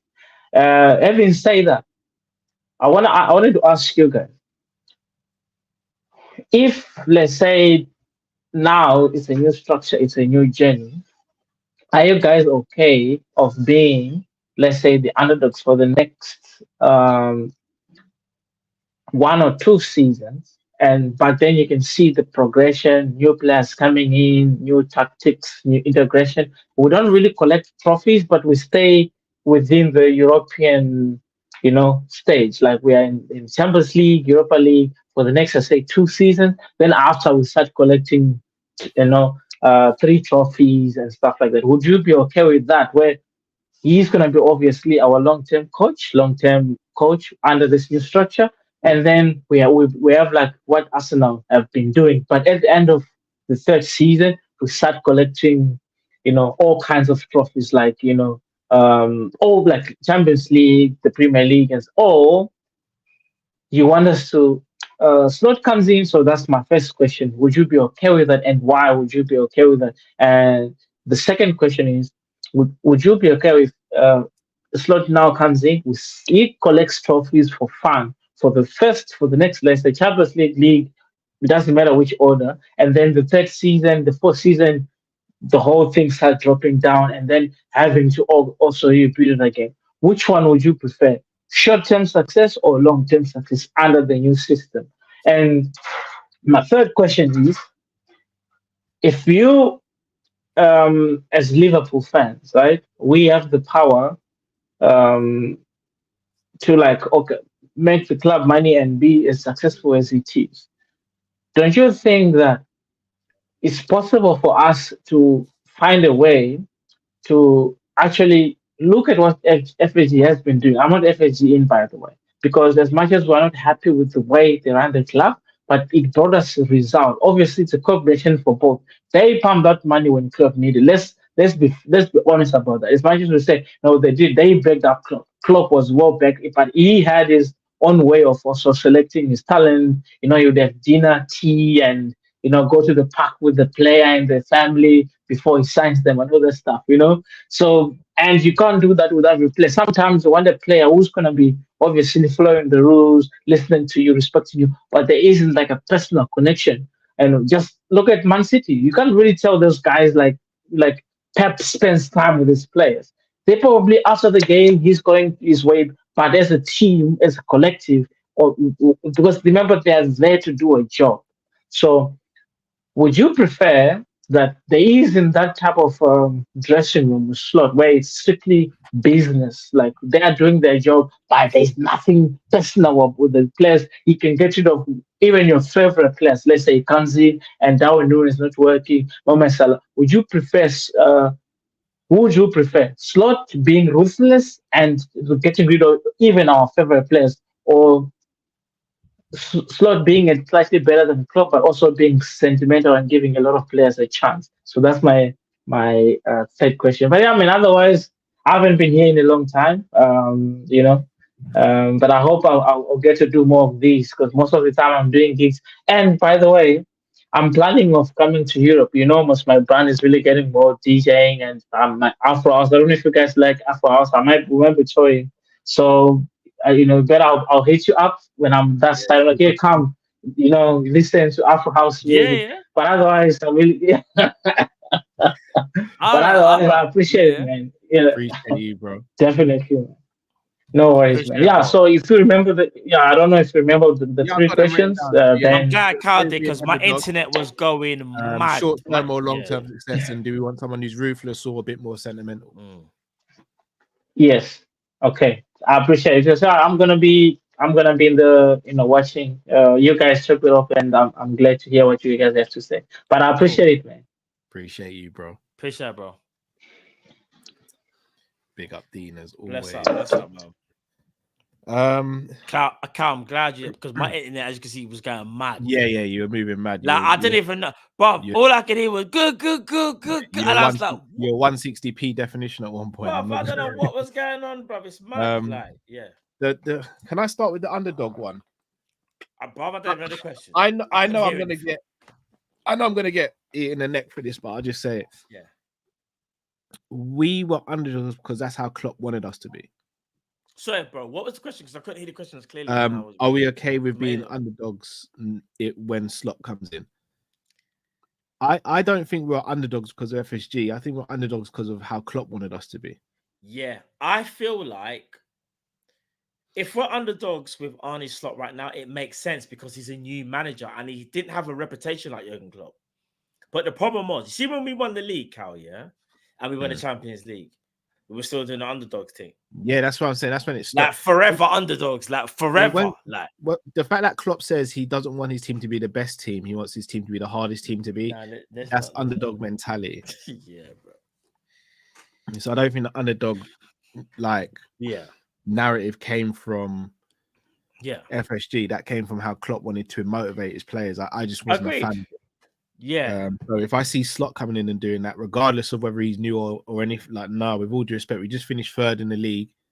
I'm assuming we're going to improve the squad to what it was last season. So we're not underdogs. If we're going to do this underdog thing, then I understand, John. I understand you're an underdog. You go into a new league though, and like you're trying to make a name for yourself in the first season, bro.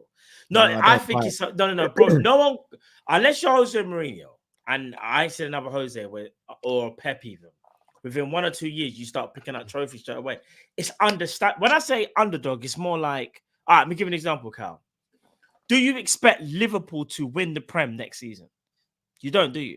As of right now, no. But if we go out and get the players that we need to get to show up the positions, you know I'm going to sit on it. Yeah, you might do, but I would still say we're still underdogs because you got to factor in. I wouldn't say we're underdogs. I'd say we're just not favourites. For me, Leicester was an underdog story of them. Yeah, okay, that's fair to say. But if Liverpool win the league next season, that's not an underdog story. That's I didn't expect Liverpool to do it, but no, that's true. That's true. But a new manager coming into a new league, I still feel like there's a little bit of a underdog thing to it, though. Because, bro, this isn't Jurgen Klopp going again another season. Liverpool can win it. This is a new manager, new league, new beginnings for a lot of players. There's a little bit of an underdog mentality to it, if I'm being honest. Like, I don't think anyone can really sit here and say Liverpool are in the running to win the league. They're thinking if they have it, that's amazing for them. But no one's expecting Liverpool to win the league next season, no matter how good we can be, in my opinion. It depends to what level you're talking about underdog, guys. So the underdog mentality is where I think people are maybe annoyed, but we were always underdogs to Man City because they're a better team who spent more money with a better manager. Klopp didn't go into games against Bournemouth and Crystal Palace calling us underdogs and saying, oh, we don't know if we'll get the win today. He knew we were the better team in that game and he would want to stamp his authority on it. But in terms of winning the overall league, he would just say, Man City are a better team than us. So therefore, in the title race, we are the underdog. And we were never, ever the favourites because we were, apart from when we won the Champions League and when we won the league, those 2 seasons, we could arguably say we had a squad that was equivalent to those. For the majority of the time, we always were just behind them in terms of overall quality of squad. You're right, but that's not what this is. This is a definition of underdog. A competitor thought to have little chance of winning a fight or contest, or a person who has little status in society. We are not underdogs. All right. Maybe that would be the dictionary term of underdog. All right, who's the favourite for Makachev versus Poirier? Makachev. Does Poirier still have a very good chance of winning, though? Even though he's the underdog. Yeah, but that's slightly different in terms of context because you're using one or the no, but that's hear me out. Perfect. Hear me out. Perfect. Even though that's what I said, there's levels. That's 1v1, no, Matt. No. But what I was gonna say is he's still an underdog, but there's levels to underdog. Where say Makachev was fighting, I don't know, give an example, Conor McGregor. I think it's literally like he is the maddest underdog ever, like because he's been out the game and read it. What I'm saying is there's levels to it. There's levels to football, bro. All jokes aside, Liverpool, in my opinion, would be an underdog to beat Man City this season or next season. I'll tell you why. You know, In the last, after we won the league, we were favourites to win it the following season, right? And without that defensive Bro, craziness, we probably would. I understand that, but do you know? We were favourites to beat Real Madrid in the Champions League final. No, that was even. Let me finish what I was going to say that before. Let me finish what I was going to say that. Just quickly, yeah. In the last 5 years, who's won the title in the last 5 years? City 4 and us once. City have been the favourites nearly every single season, right? Arsenal and Liverpool were not perceived as the favourites to win the title. We were seen as the underdogs to pretend. We can still upset them, we can still beat them, but we're not seen as the favourites. In my opinion, it's like this is what I'm trying to explain here. There's favourites, there's challenges, and we're not underdogs. Underdogs, but the definition was just there. Little chance of winning.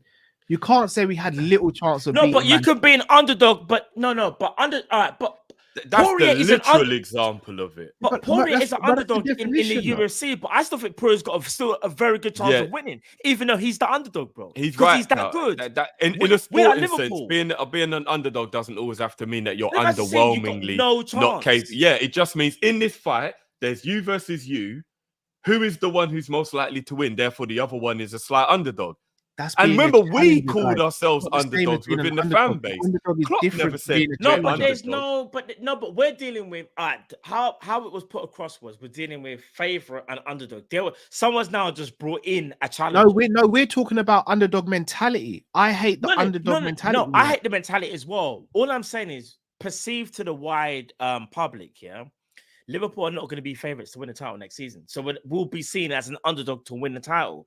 If people, yes, we can challenge. Of course we can challenge, bro. But we're still an underdog to win the title, bro. If you go bookies tomorrow and you put all your money to win on Liverpool, the bookies will happily take your money. If you go to the bookies tomorrow and you go City to win, they'll be like, yeah, we've seen it all before, man. Yeah, do your thing. They're not, bro. It's for everyone to see. Until Pep leaves, in my opinion, that narrative will not change. Of course, you can. It's not the literal definition, Cal. So I get that dictionary definition is right. No, it is, but that's the mentality. It is. No, but it isn't a mentality because, in my opinion, Klopp's never said, "Yo, guys, we're the underdogs." Klopp always is just realistic, and he goes, "Look, I don't think we're as good as them. Let's see what happens." He's not like he sits and goes, "Guys, it's little old us." Mentality is a different. All right, so I'm describing he said he doesn't want to be the best team. He wants to be the team that's hardest to beat. That's underdog mentality. All right, so hear this. No, he said he doesn't care about being the best team. He didn't say he doesn't want to be the best team. That's still underdog mentality. No, it isn't, bruv. How is that not underdog mentality? Because he's talking about on paper versus reality. He said on paper, I don't care about on paper. If one thing I will say though, I didn't like when he said, and I heard the quotes, and even Trent said it. He kind of said what Klopp said. He was like, he never wanted us to be the best team. He wanted us to be the hardest to beat or something. And I was like, want to be the best team. And in my brain, I was like, I kind of know what you mean, but at the same time, he means he's not obsessed with the we're the best, that we're there. No, but no. But you don't need to be obsessed. Because some people just aren't, bro. No, but try and be the best you can be. As you know, we've all been told that, right? Try and be the best you can be. And if you're not the best, you're gonna be somewhere around it. But if I'm hearing the players say, okay, well, the manager didn't want us to be the best, he wanted to be the hardest team to be. He's basically saying, I know you can't be the best team. I know you can't. No, that's not what he said. All right, let's go under the last thing that Klopp said before he left. Klopp said, people will tell me I wasn't as successful as I should have been at Liverpool. But the one thing that I will never agree with is that I tried everything I could to be the best. If I wasn't the best, so be it. But I did everything I could to be the best. So therefore, he's not saying it's like, who cares? And it's blah, blah, blah. He's saying he did everything he could or everything he thought was needed to be the best. And if he falls short, he's not going to die over it. But he didn't, though. So you don't think Klopp tried everything he could to be the best? No, not in the last couple of years. Do you agree with this? Big up Shannon. She says, by saying you want to be... No, let me quickly say this because this is going to co-align. Big up Shannon. By saying you want to be the hardest team to beat, it takes the heat off you if you don't win the league. Do you agree with that? Yes. I mean, agree to a with that. degree. To a Yes, degree. it I does. It's agree with underdog mentality. I agree with that. Look, You all so I know Drift, is you honestly think I agree with that. he Big up wanted Shannon, to I be agree the with that best still. when he in his mind thought I'm going to keep Henderson, Fabinho, and Milner at the club. no, but that's you said you don't think he tried his best, and If that's he's trying to wild. keep those why is that wild? If he's trying to keep those Because players, you at the club, don't think Klopp was trying to win. do you think we Like, would have won you don't anything think he tried his if we hardest? kept those three? Drift, if we kept those three midfielders, would we have won anything last season? I don't think we would have. No. So But how that is doesn't mean that he 100%? doesn't believe he would have. Like, it's all about his own belief. It's not for me as the outsider. I'm talking about his belief. He believes that he did everything he could to be But the his best. belief isn't translating to you, because if it was, you would have said what But I we think, all do that. Everybody in life can bro. turn What around it and is, tell yeah, when somebody a else. manager is projecting and saying things like, pause, yeah, he's saying we can't be the best team, but we're going to be the No, hardest team that- to beat. That Guys, says that you're projecting. If for me anyway, we can Drift, all sit here and tell somebody else Drift, how much we think they Drift, could have Drift, done Drift, Drift. something different. But to say Drift. that they themselves didn't feel they were doing the Drift. best is wild. No, but what you have to remember is the player, Trent Alexander-Arnold, the vice captain, has clearly came out and said How? the same thing that Klopp just said. So what you're saying, okay, when they're in the tactics room, he said, "I want you to be the best team in the red there." But the player, under no pressure, has openly just said he never wanted us to be the best team. He just wanted us to be the hardest team. No, he said he didn't care whether we were the best team. He cared that we were the hardest team to beat. the You same can't thing. remix what he's saying to Okay, make it. okay. Sorry, let me not That remix is a it. totally Okay, different thing. Okay, That but is a should totally the different thing. manager want you to be the best team in the league? Yes or no? He did want them to be the best, so- but he so never what? banged on about it. He never obsessed over But he it. didn't He care. just said, "Guy," and you know what? That Ultimately, means if you being didn't the care to hardest be the best to team, that beat- means you didn't care Okay. about winning But everything. let me ask you I lot think that's what you something. gotta If look you're at the it, bro. if you are the hardest Come team on, to man. beat, doesn't it effectively mean you almost become the best team? Because if you're the No. hardest team in the league No. to beat, that means No, you it lose doesn't. the least games. It just means you can. It just means you can lose in the worst way possible, where you're so great but you still lose. No, if I sat here and I said to Of you, course. What do you mean? hold on. So if we have a conversation, let's make it a lot more simple and make it a one-on-one thing. So let's use combat as an example. If I sat here and I said to you, Floyd Mayweather is the hardest boxer to beat, essentially he becomes the best, because if No, he loses the least, then you're using he's got a higher No, chance you're of being the outlier. best. You're using an outlier, bro. Because I can No, name I'm you. just giving you an Are example we to make Floyd easy for you to Mayweather? understand. You're getting it all You're confused. using Mayweather as an You can example. use Floyd Mayweather if Oh you're my Man God. City. If you're the hardest No. to beat, you essentially become the best because you Bruv, lose we're the not least. Man City. How No, can you because- compare alright, shall I tell Floyd you why? Mayweather to If you Liverpool, lose bro? the least, then That you've got a correlation closer don't chance of add being up. the best. The correlation Yeah. is not there to use Man City. Sorry, The cor- Liverpool to Sorry, the Floyd correlation is Mayweather. not there for combat sport, That's- especially come with on. Floyd. Do you know why? Because he's No, not I'm using an example, guys, so No, you but Drift, understand. this, It if you doesn't let have me to land, be you'll see why the literal. example makes no sense. Because Floyd weren't drawing, he was winning. We were drawing. So yeah, we might have been hard to beat, but we weren't winning certain games. In Floyd's case, it was either win or lose. He won everything. So you see You when can he draw in says, boxing, by the way. no, yes, you can draw, but Floyd didn't. So that's why I'm saying that the example of Floyd makes no correlation. No, I was to this. using would it be for, Man and I was City, using though. the analogy for people who might not No, understand. but I what I'm understand even the that, but that analogy- analogy It's harder refers to to beat, Man City. essentially though. Guys, means let me you land lose here. the Let me league. land. Guys, let me land. The analogy with Floyd doesn't work because Floyd didn't draw. We didn't lose leagues because we were losing too many games. We lost leagues because we were drawing. We might have been the hardest team to beat. Still doesn't make you the best. There's fighters. I can name you fighters who are the hardest fighters to beat, but probably will never lift the world championship. Do you know why? Because they ain't got that cutthroat in them to actually go and win. So you might be hard to beat, but when you go and win, that's what takes you over the level. Man City might not have been as hard to beat, but they would win more games than us over the course of a season, which means they would win the league. It's simple. All right, Klopp was a loser then.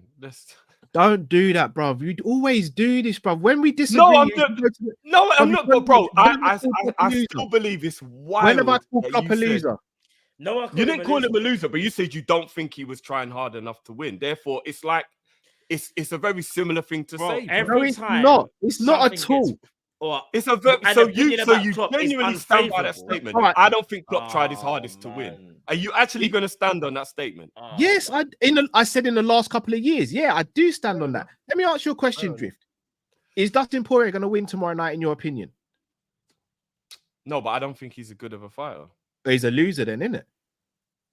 No, but Dustin Poirier is going to try That's as what you hard as just he said to can. me. He's a loser. No, But you don't but think he's I gonna know win? that Poirier would try as hard as he can. But you said Klopp didn't try as hard as he could. In his last couple of years, he didn't, Drift, because he signed players Alright, like that's Endo, fine. and he was Fine. wanting to keep players like Milner, Henderson. No, but you know and what? You're kind of Cunha. remixing it, saying last couple of years, because we've been saying Klopp said he's got underdog mentality the whole time he's been here. So essentially, we're talking about his entire reign. So in his entire reign, you don't think he tried his hardest. What? I got the you're gist changing of my it was words from now. when we won the No, Champions League because and you the Prem. changed it to last 2 seasons after. But before, we're just talking about in That's general. two We're different talking about. questions. I said, has he got Oh. underdog mentality? I said he's had it for the whole time. You asked me, do I think he's been trying his best to win and I said in the last couple of years, no, I don't. It's two No, you different said that things. now, but at the time you didn't. Bro, So fair enough if that's what rewind you it. meant, but you didn't Rewind say it. that I at know the what I time. said. Rewind I it, just bro. said, so you don't think Klopp's has tried Rewind his it. hardest to win at Liverpool? I will. And I said in the last couple of years, rewind it, bro. I'm here for Alright. it. Rewind it. I said in the last couple of Alright, years, that's no, I fair don't enough. think he did. Alright. He's not I God, think bro. that He I made think mistakes. I think it's wild to say Klopp didn't try his hardest to win. That's I fine. think that's wild. I think that's wild. That's fine. I'll But- stand on it. No, that's fine. And you're entitled to your opinion. But even the But- chat saying it, bruv. I said what I said. I said in the last couple of years, he hasn't. Well, the main conversation was about Klopp having underdog mentality the whole time he's been at Liverpool. So But you asked me if a different he's question. always had an underdog mentality at Liverpool, do people believe that the whole time he's been at Liverpool, he didn't try his best? Because if he's always had an underdog mentality, then has he never tried his best? I said from when we won the Champions League different. and Prem, I felt like the mentality should have changed. That's what I said earlier on when that question was asked. I can't speak for myself. I can't speak. What I said is, when we won the Premier Champions League, I felt like the mentality should have changed because obviously up until you win it, you can have that kind of mindset in it. But when you won it, I felt like the mentality should have changed, and I don't think it really changed in my opinion. That's what I said. From when we won the Prem and the Champions League, it should have changed in my opinion. I think Klopp, in my opinion, maybe could have got more out of the players by having a slightly different approach, in my opinion. No one's sitting here saying he was a loser or a defeatist. No one said that. But sometimes you got to stand on business. And I tell you why I say this for starters as well, yeah? He is a legend. But do you want to know what really irks me that I've never really brought up before, yeah? Every year they would have like an interview, whatever, at the beginning of the season. They asked the managers about their squads or whatever. And every year he used to say, Man City are the favourites, right? It's like, bro, we understand that, but hearing that from your own manager, like sometimes you can be like, they are an amazing team, but we are just as good as them. And I'm not trying to say you go all in straight away because like you can get egg on your face, but it's that whole thing of being protective. I don't know if you look at him because my internet's going crazy, but I do think that statement that he says, like, does kind of say, like, because he always says, like, Man City are the best. They are amazing. But it's okay for you to say, I'm just as good as them. Because in those 2 years that we won the Champions League and the league and we won the Super Cup and all that, we were actually better than them. But do you want to know what's so crazy? I reckon if you ask Jurgen Klopp if you bet than Man City, he'll probably say they're still the best team. Because he used to say that a lot. That's the one thing that I would say that irks me a bit. And that's when I thought to myself, do you know what? It is a bit of a defense mechanism because when things go wrong, you can just easily sit down and just say, well, they are the best team in it. What this is what you expect for a team that spends that amount of money.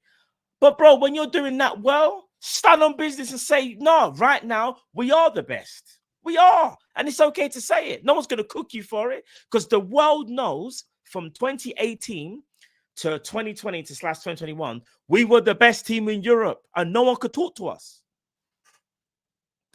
Trust me. That's how I feel about it. So everyone's allowed to have their difference of opinion.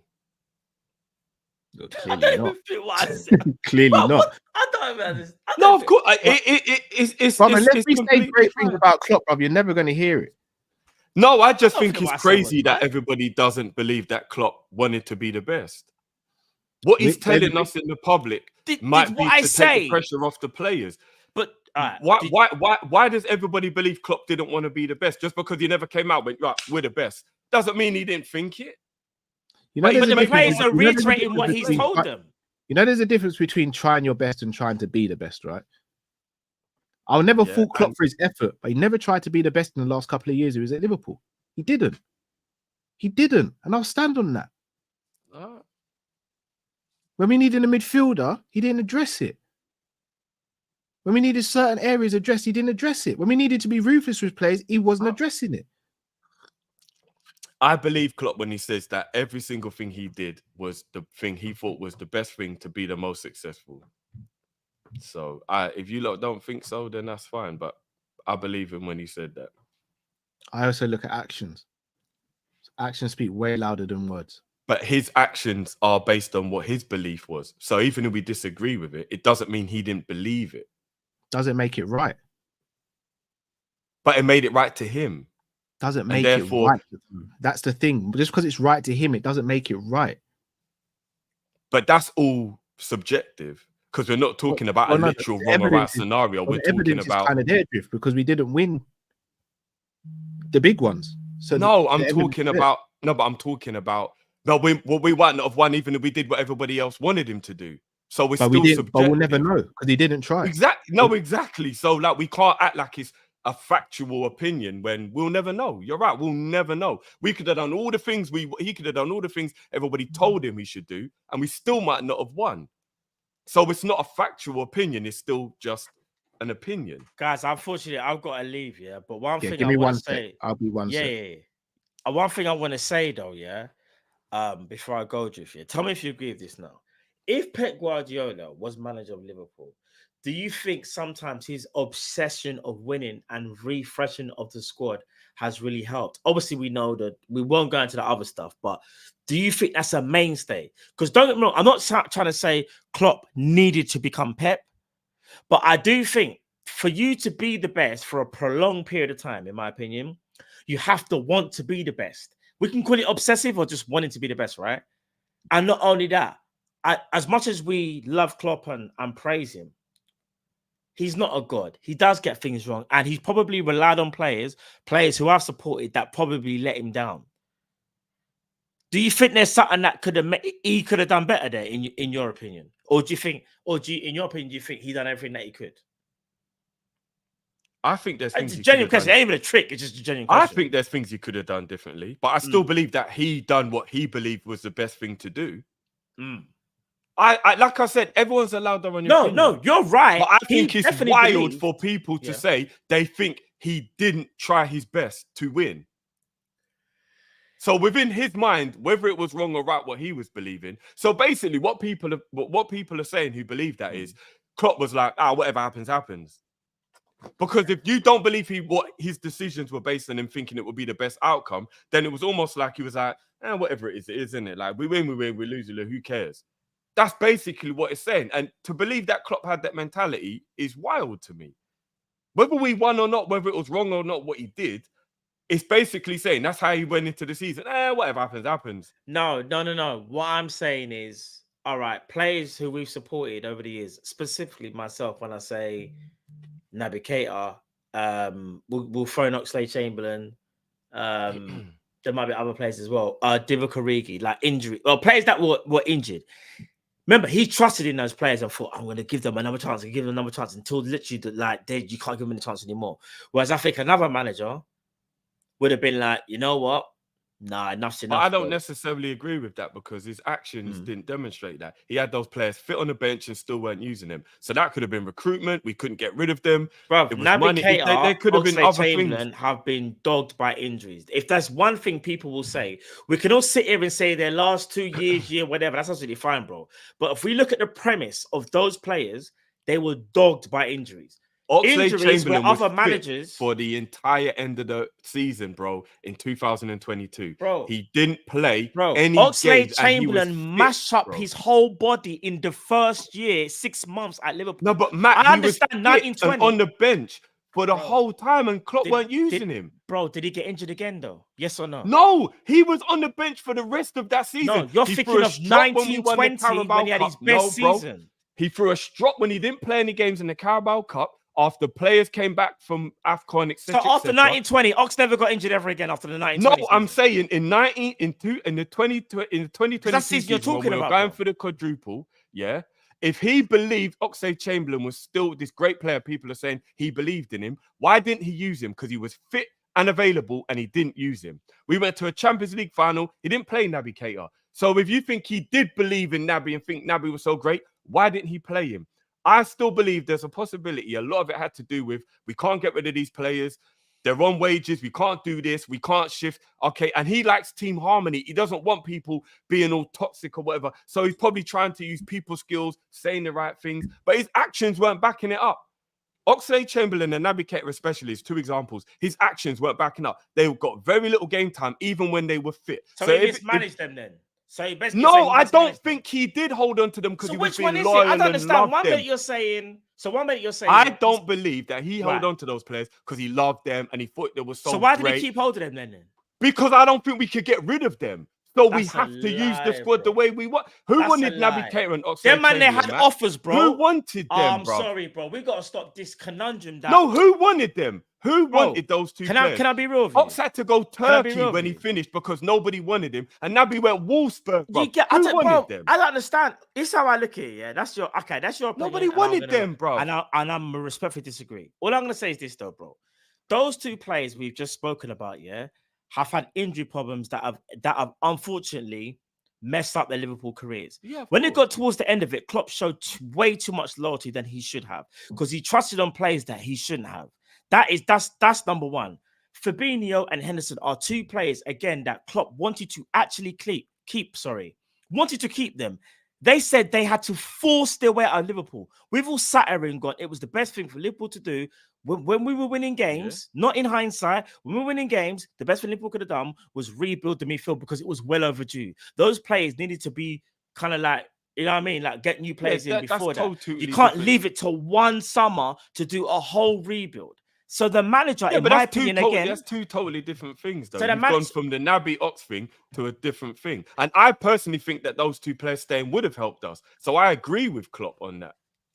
I think our captain leaving at the time did feel like, Rana, this is a bit mad. And I think Flacco did have another season in him. But that's neither here nor there.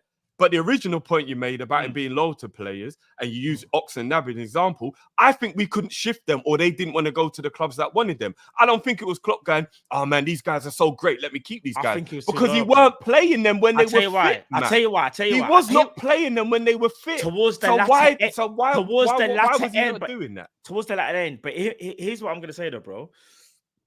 In my opinion, the manager has the right to tell players you need to look for a new club in the offseason, you know? But he can't force them to leave. Bro, hear me out. But I don't think personally, remember, I'm not an insider. I'm just saying, I don't think Klopp ever done that. I can almost, I won't say go fast to say bet everything, but I'm very confident that I reckon Klopp never said to one of them you need to find a new club. You need to leave. No, because we need to make space for players that are available and players that I can trust. Maybe not in the way that not in the way you're saying, in like a pet way where they've been raggo about it, but he would have done it in a very similar way to what he did with Henderson, because what was the reason Henderson said he wanted to leave? Henderson said he wanted to leave because Klopp told him you're going to be getting limited minutes. So he might not sit them down and be like, yo, you got to get out. But he would have done what he did with, and then maybe Ox and Naby were like, I'm all right with that then, you know. I'm on this big boy contract. I'll sit here. Do you remember Klopp's famous quote? I don't think he said he's going to get limited minutes. I think he just I think he said he's not going to be a guaranteed starter. Bro, am I not mistaken? I mean, that's the same Klopp's thing, quote. though. Didn't he say, I won't sell a player unless they ask to leave? Saying you're not guaranteed starter and saying you're going to get limited minutes are 2 different things. They're not the same. In principle, they are pretty much the same. They're not the same. Limited minutes to me goes, you might only get 15, 20 minutes at the end of the game if you're lucky. Guaranteed starter says you're not guaranteed starter now, but you can play your way back into the starting lineup potentially, depending on how things go.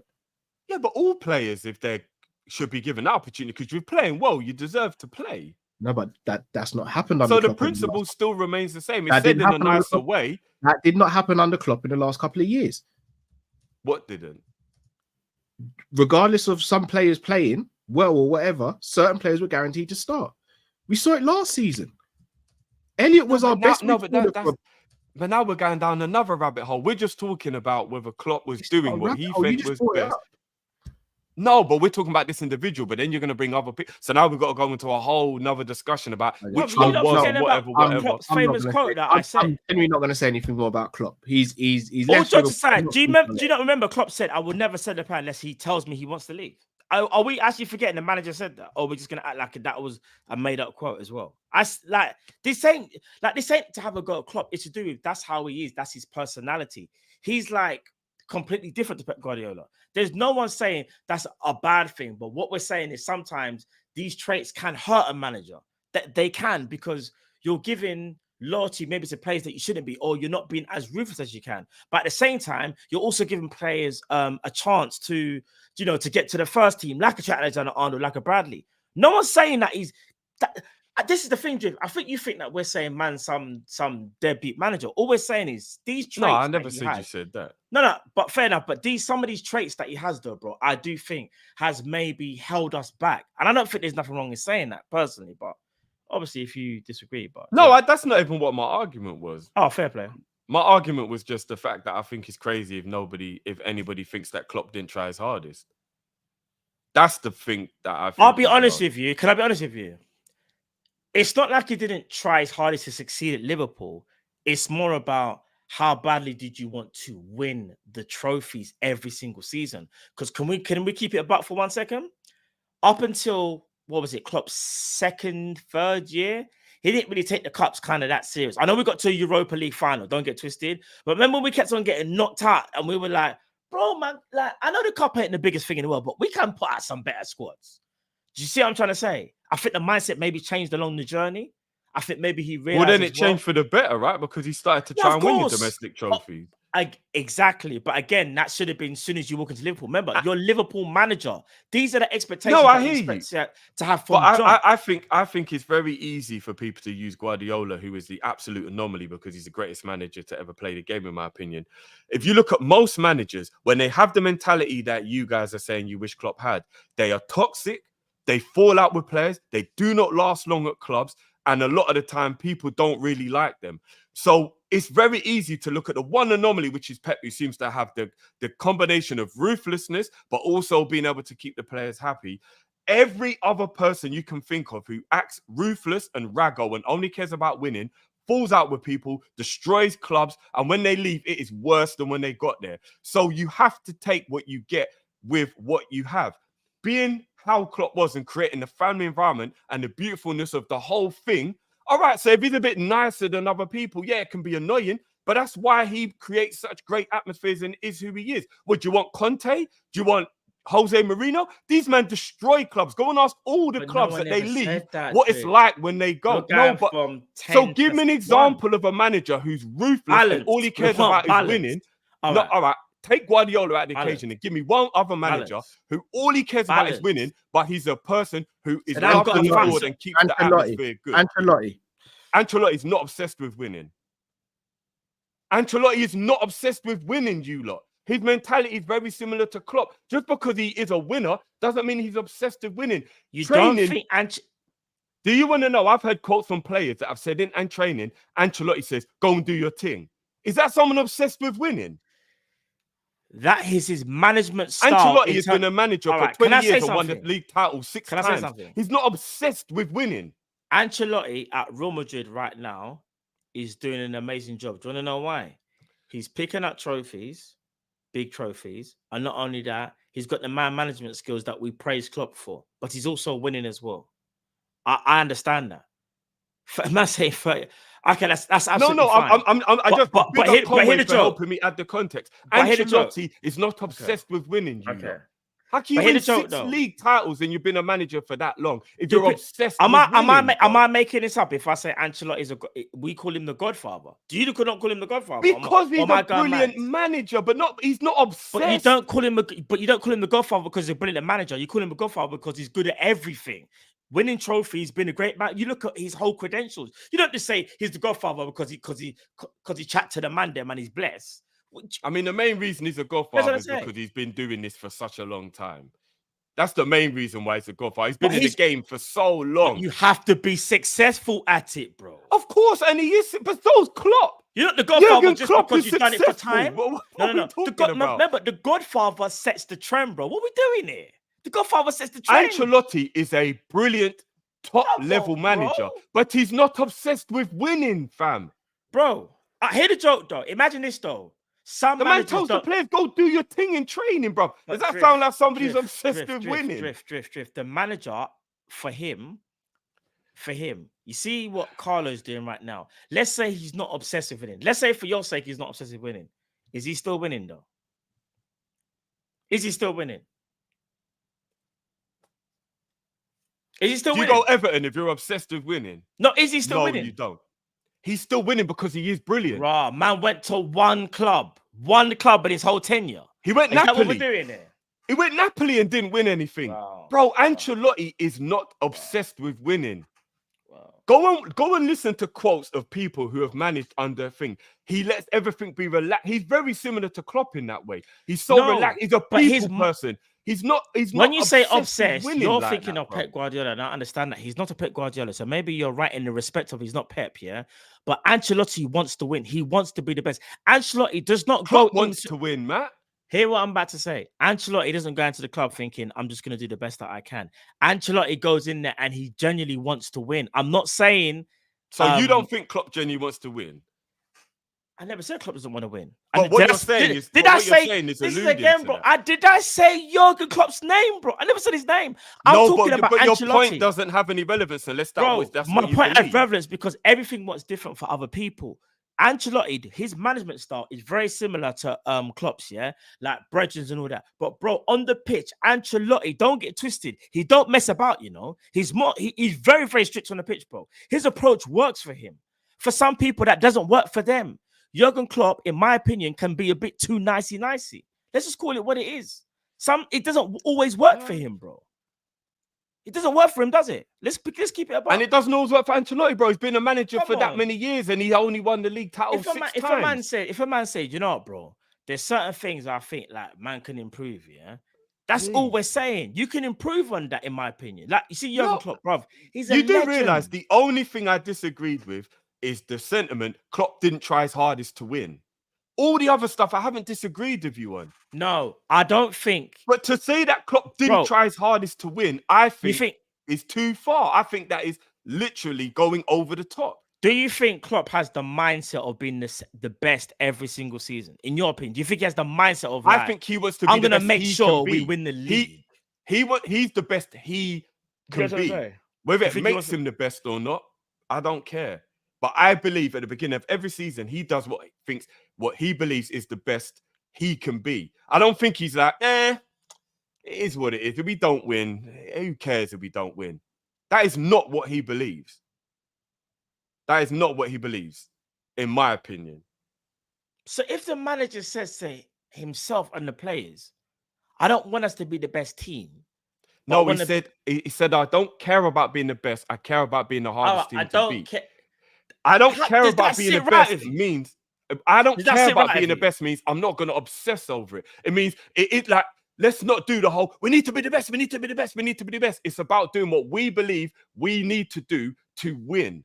And in your opinion, Pep Guardiola is obsessed with being genuine question. In your opinion, did it work? Why didn't you go to FSG then, if that's the case? Did it work? Why did what, sorry? Did it work in your opinion? Well, considering the only team who stopped us was the best team in the league, it almost No, I said worked. if we taking this approach with Klopp about what we've just said, why is it we don't give FSG that leeway then? If they believe they're doing the best. No, because it's a bit different when it comes to ownership. Because if what you're doing is, I mean, and again, this is only based on if we realize that they were being tight with the funds, there's an obvious outcome to being tight with the funds and not giving the manager everything he can to be successful. It's a different way of looking at things. I believe FSG only care about profit, and until they show me otherwise, so I believe they did everything they could to be the best team, profit-wise, income as a business, yeah. But is in getting results on the pitch, I don't believe they did what they think is the best. I think they just let it be a byproduct of whatever is the best business decisions to keep us a good business. So it's totally different. Listen, it's like I love Jurgen Klopp. Yeah, like this guy, like I said, is the best manager that I've ever witnessed. But I also can't sit here and say it was perfect because he was far from perfect. And in my opinion, yeah, whether it's through him not being, what's the word I'd say, not too nicey with certain players, him not demanding more from FSG, that potentially we could have got more there, in my opinion. No managers without faults, right? Because some people would say Pep Guardiola is too obsessive, and that's why in finals and stuff he can overthink things, and that's how he makes his mistakes. So every coach has their weakness, right? I just look back at Liverpool's tenure and think Klopp was amazing, but when you analyze it and think, are there things that he could improve? These are the things that I feel like me and Kyle are pointing out. We're not shitting on his parade or saying like, oh, this guy don't really like when he's going into the season, like he didn't care. It's not about that. It's more about you look back now and you think, if there were certain things your manager could have done differently, like I said, like every season, just saying Man City, they're the best. Like, bro, I don't want to hear that. I know how good they are. I don't need you to say that. You're the manager of my club. You're the manager of their club. Why are you watching them for? That's the killer. Imagine this, yeah. We always say on this channel, yeah, big man thing off the phone. Don't watch face. But the manager's watching other teams. Don't worry about them. Worry about us. And he'd only say it when he was asked. It wasn't like he would go out of his way. Bro, why not just say? But the joke thing is, he always mentions Man City. You know, don't get me wrong, they are a juggernaut. Hear that? They're cold. Regardless, yeah, what they've done, they are cold. They play great football and they win trophies. All I'm saying for my manager is, the first thing you say is when they say to you like, "Oh, who's winning Prem?" Yeah, you know what? That team over there, yeah, take a lot to stop. Bro, just be like, I'm gonna focus on us. We will do what we do and we'll see what happens. But you know, he's actually never said that. He always brings up Man City. No, yes, he has. I've heard it. I've heard him say something along those lines. Always says it, bro. We only take care of ourselves and we'll care about what we. I've heard him say stuff like that. Bro, he always has to bring City into the equation because basically what he's trying to say is they're the favourites. No, man, he only talks about them when he's asked about them. He doesn't just literally out of nowhere just start bigging up Man City. I'm not saying that. He talks about them when he's asked. I never said that. I said when he gets asked about in interviews. But you don't have to always bring up other teams. Speak about yourself. Say, do you know what? This season we are going. But that's the thing. You won't hear him say that though, bro. That's what me and Kyle are trying to say. He doesn't have that about him, unfortunately. Doesn't take away from he's an amazing manager. He's still a legend. Like I said, I agree with you on some of the things he could have done. Do you guys want to say? I only disagree with the sentiment. He didn't try his hardest to win. All the other stuff, I agree with you. That he could have done things differently or whatever. I literally just want to ask one question. In the last 2 years at Liverpool, do you think Klopp tried his hardest to win? Yes. Within himself, what he believed, yes. Whether it worked or not, obviously it didn't. But I still believe that he thought he was doing the best. I've noticed. I'm not asking about whether we thought he was doing the best. I'm asking from us because we've seen the evidence. We saw when that's easy though. Bro, let me land, bro. When we saw tactics weren't working, he didn't change until the inverted system until it was too late. We all said that. Yeah. We all said that, if I'm not mistaken. We all said going into the season, we can't win the league because we haven't got an established DM and we left ourselves short again. What, this year or last year? Both. No, last year we had no idea that it was going to end up how it was because we just come off the back of being almost the most best team the world's ever seen. And then when he was asked, we need a midfielder, he turned around and said, "What? We don't need a midfielder. We've got this person, we've got that person, we've got this person, right?" Yeah, but hindsight let that be seen as it wasn't a good idea. But at the time, it seemed like a good idea. A midfielder, he went and did what? Signed another attacker, which didn't help us. Yeah, only because Man United were going to get him and we wanted him, so we had to jump the queue. We didn't have to jump the queue. We chose to jump the queue. Yeah, because that's who they wanted. But the priority should have been a midfielder. Everyone knew the priority should have been a midfielder. The priority wasn't an attacker. So if another team's going to get something that's not a priority, then sometimes you just got to take it where it is.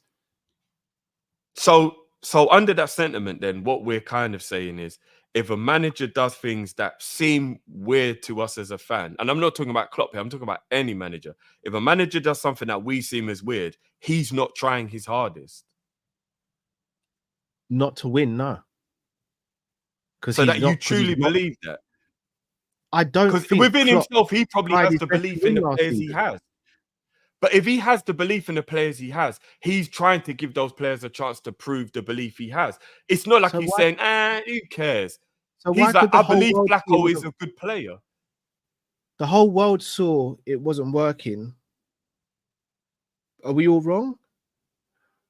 But again, like I said, there's a difference between what we think is right and wrong and what he believes. And if he thinks that's right, he is doing what he believes is the best. Whether it is the best or not, of course, that's up for discussion. But within himself, he believed it was the right thing to do. So I'm not saying everything he did was right. I'm saying it's wild to assume or make an assumption he didn't believe it himself. Because that's basically like saying he was like, I know this is wrong, but fuck it. And I don't believe Klopp would have ever believed that. Because that's basically what it's saying. I know he's not the best and it's going to cost us and it's going to make us rubbish, but who cares? I want to do it this way. That's what it's basically like saying. You know what I mean? That's basically what it is. And I think that that's too far. Fair enough. I'm not going to say anything else about Klopp again. I'm over it now. Honestly, I really am. I mean, he's gone now anyway, so it doesn't even matter anyway. I need to shoot, guys, on that note. But yeah, man. We listen, got a whole load of super chats that just I came just in don't. during that Yeah, last before I go, listen, I think people need to actually listen to this conversation. I know some people have joined and whatnot, but I think no one's disrespecting Klopp Klopp. can do no wrong, bro. I literally said, all I literally said, that. all I I never literally said said you was, said that. I'm just in saying in hindsight- general, Klopp can do no wrong. When it comes to our fan base as a whole, Klopp can do no wrong. It's actually really jarring. Nah, everyone says he can do wrong a lot. No. I just feel like all it is like I said before, for me, it's more of a hindsight. And I literally said, like, when you look at things, is there things that he could have maybe done better or improved on? That's how I was looking at it. That's how exactly I answered it. Hope everyone understood that. But big up the people in the chat. I know some of you are being, well, some people are being very cheeky. I'll leave it there. Sorry, before you Some of go, being very before you go, respectful. Matt, just quick answers to Dean's question. Would you Yeah, prefer yeah. short-term or long-term success? Long-term success. And then would you prefer a manager who's more on the ruthless side or more on the sentimental side?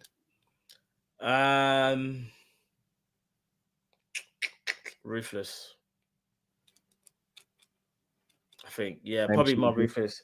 I think we've seen the sentimental side from Klopp. That's not a bad thing. I want to see a manager be a little bit more ruthless, and I want to see long-term success.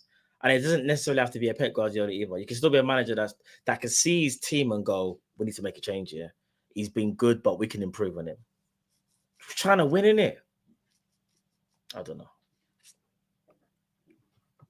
What about yourself, Jeff? I'll take long-term success over short-term success. A manager-wise, more ruthless or more sentimental?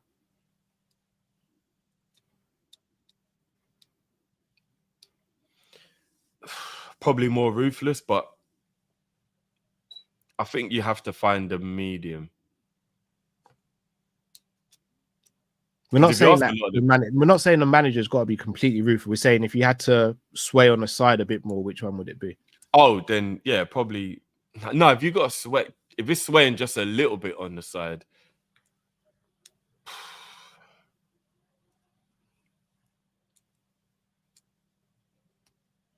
maybe a little bit more on the sentimental side, like 6-4. I don't want to go like 9-1 or 8-2, but maybe like 6-4.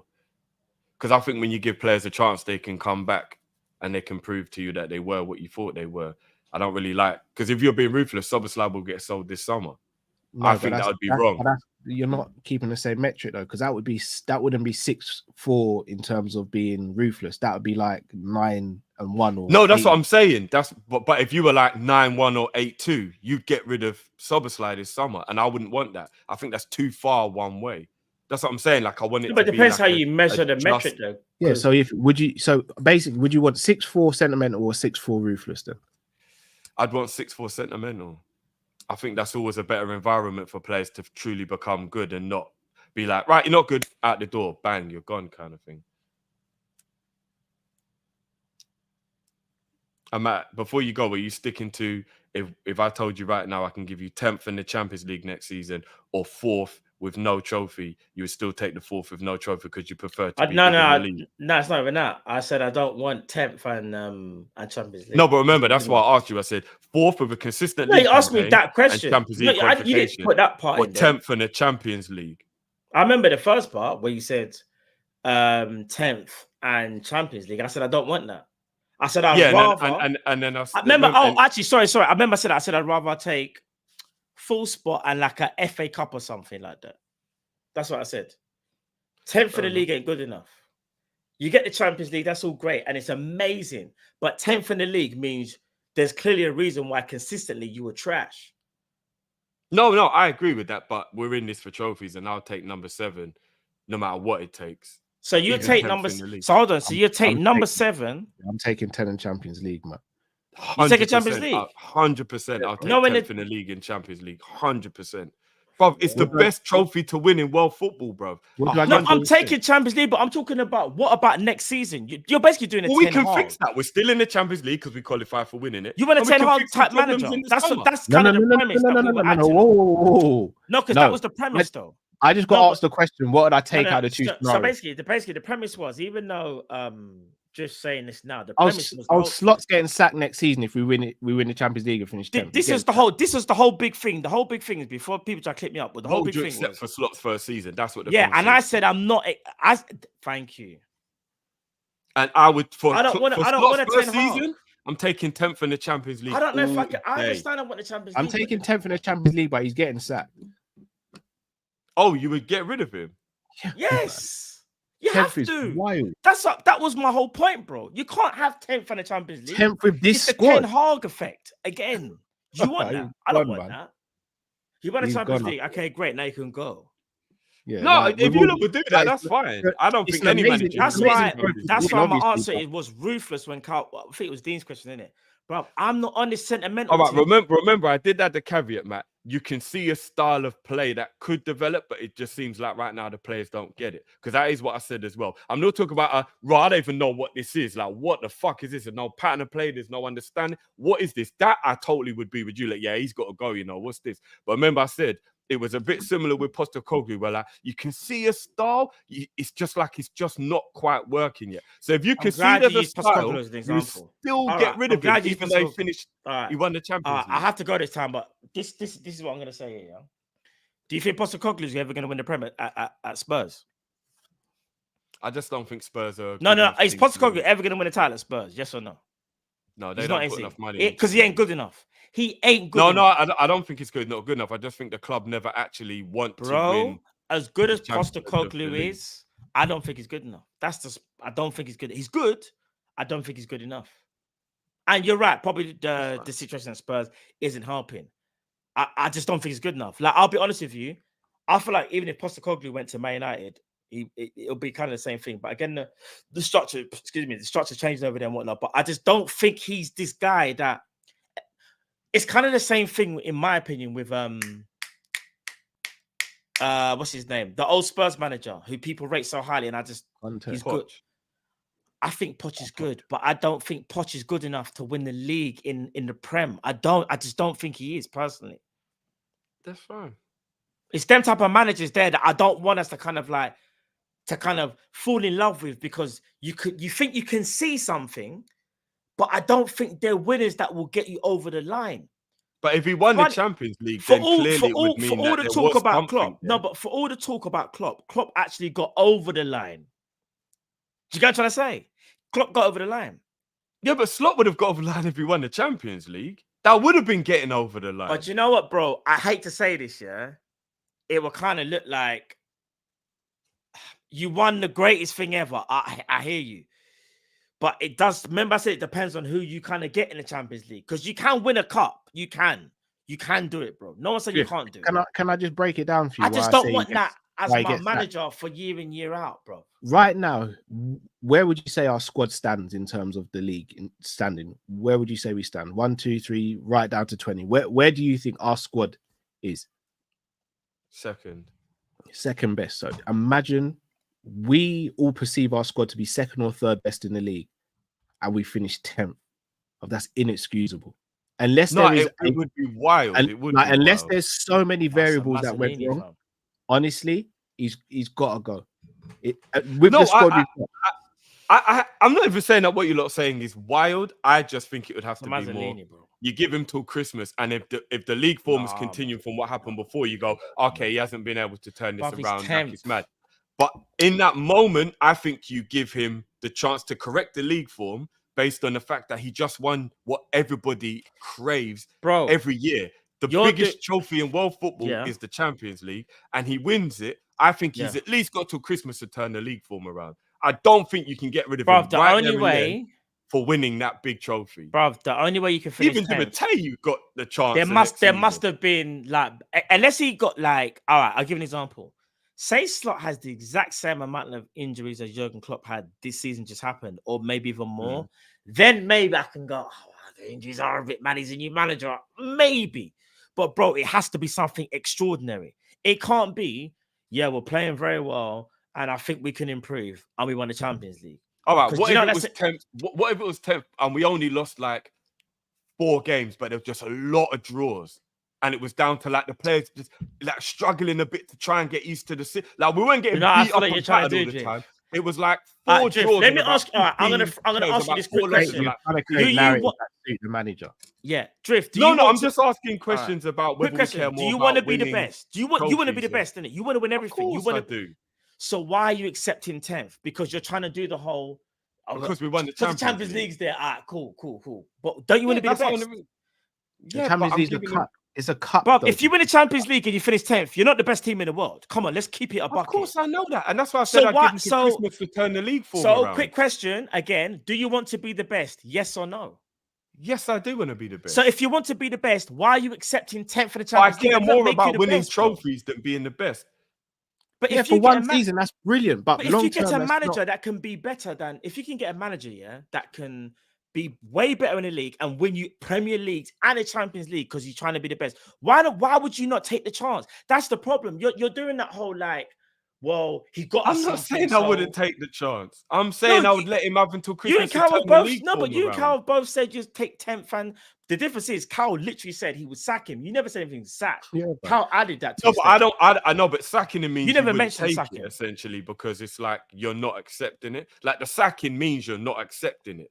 Do you get what I mean? So technically, you're not. What I'm accepting saying it. is, I'm saying I give him till Yeah. Christmas to turn his league form around I say we sack because the he manager. won bro. because he won the trophy we all want So to do you win. think Ten Hag should get more time at Man United then?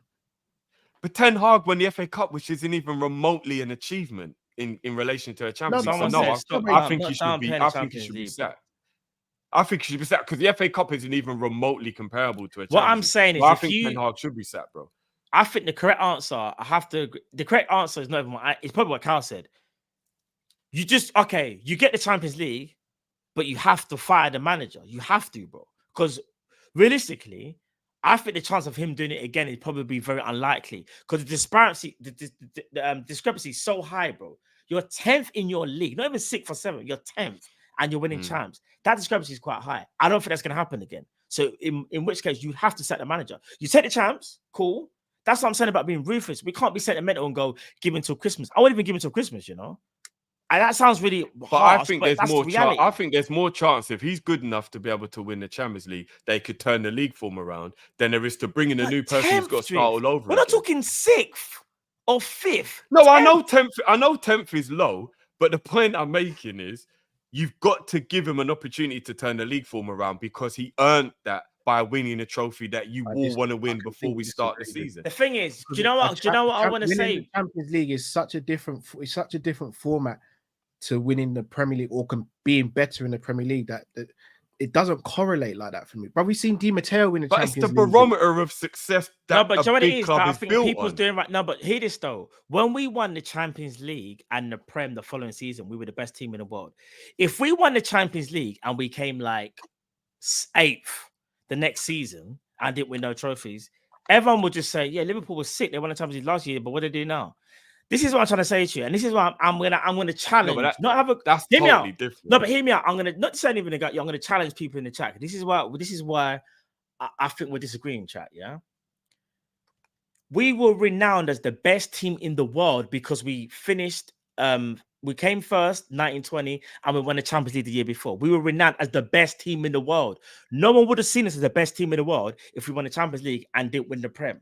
I think people need to remember that. It's because we won the champs and the Premier League to back it up. Because anyone can win a Champions League. When I say anyone, not anyone, but Chelsea won it, like you said, Drift, under Di Matteo. That's why I'm trying to make people understand. You are not renowned for being an amazing team if you win a Champions League and you finish 10th. Everyone would just go, that's sick, you won a Champions League, but hold on a second, bro. Your consistency was absolutely shocking. You're not the best team. You probably got lucky winning the champ. That's my argument, bro. So what? So if I said to you, you were universally seen as the best team in the world. Everybody on paper in conversations. Yeah, I'm not leaving tonight. You had bro. the best players. No, Matt. Just listen quickly before you go. If everybody universally on paper said they think Liverpool's got the best players, the best 11, like everything about Liverpool, but they you can't if you finish 10th. No. But you didn't win anything.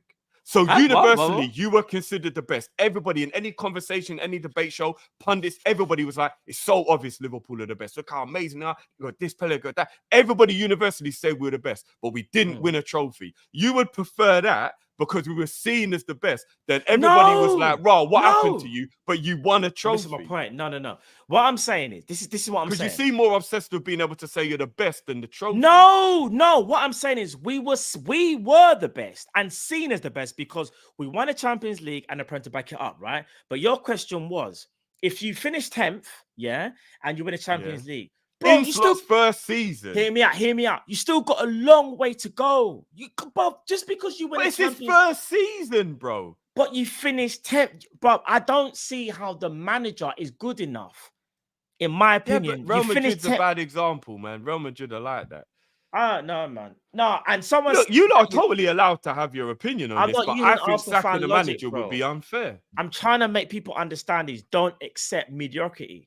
In a weird way, but winning the Champions League is mediocrity. No, it's amazing, but you also finished 10th, bro, which means it could be seen as it's more. It could be a fluke, to be fair, and that's why you get till Christmas to see whether it was a fluke.